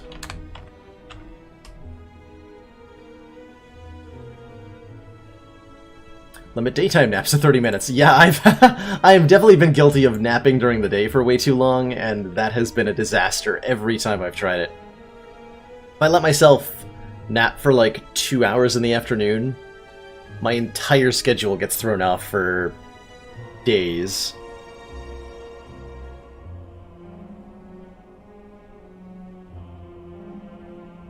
Exercising like you're on a death march. That would do it, right? But what do you do the other 11 months of the year, Benoit?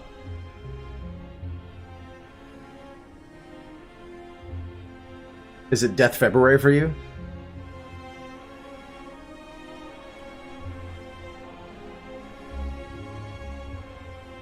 Night hiking, God. I despise walking outside at night because I kind of have poor night vision. A little bit. And I'm always concerned I'm going to trip over something if I can't see the ground very well. Which I think actually, when I was a kid, I tripped over my own feet a lot, and a couple of times has resulted in pretty bad sprained ankles. And I think it gave me... The way I dealt with it as a child was to, like, constantly look at my feet while I was moving around, so that I wouldn't trip over them and then break my goddamn ankles again. And I've managed to, like, train myself out of that a little bit, but I still feel anxiety when I can't see the ground very well. See you later, Benoit. Glad you're having a good time.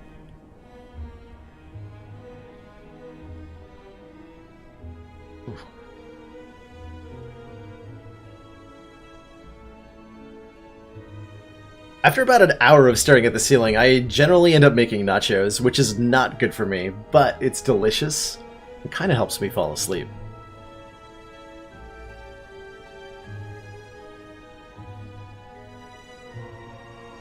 Other than that, I'd say over the last 3 years, about 95% of nights, I have fallen asleep watching somebody else's stream.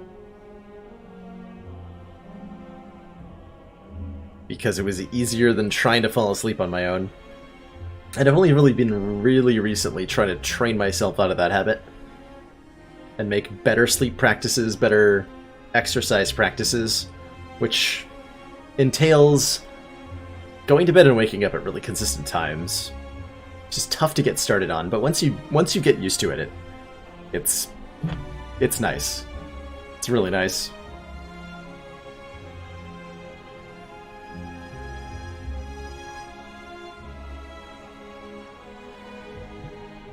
I've got bad news, Apocalypto, which is that I'm about to end the stream, but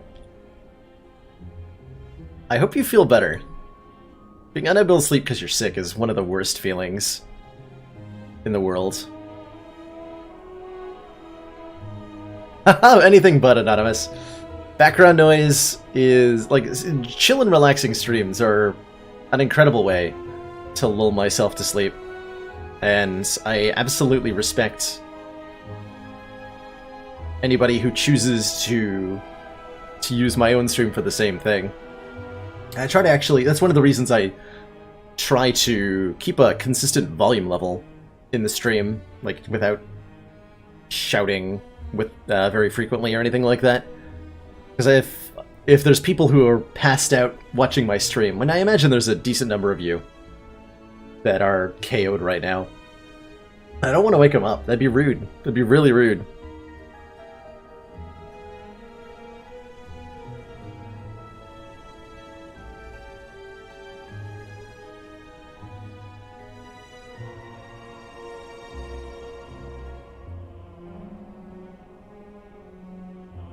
Alrighty. I think I'm gonna wrap things up here. Call it a night. Thanks so much for watching, everybody. And I'll see you all tomorrow for Sunday Funday. I'm excited. You're welcome, Mr. Seffi. Sleep is a delicate thing, and I've learned a lot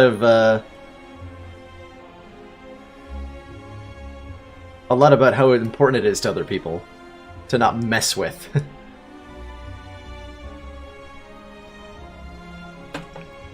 Alright, sleep well, everybody. Hopefully it's not too difficult. Ta-ta.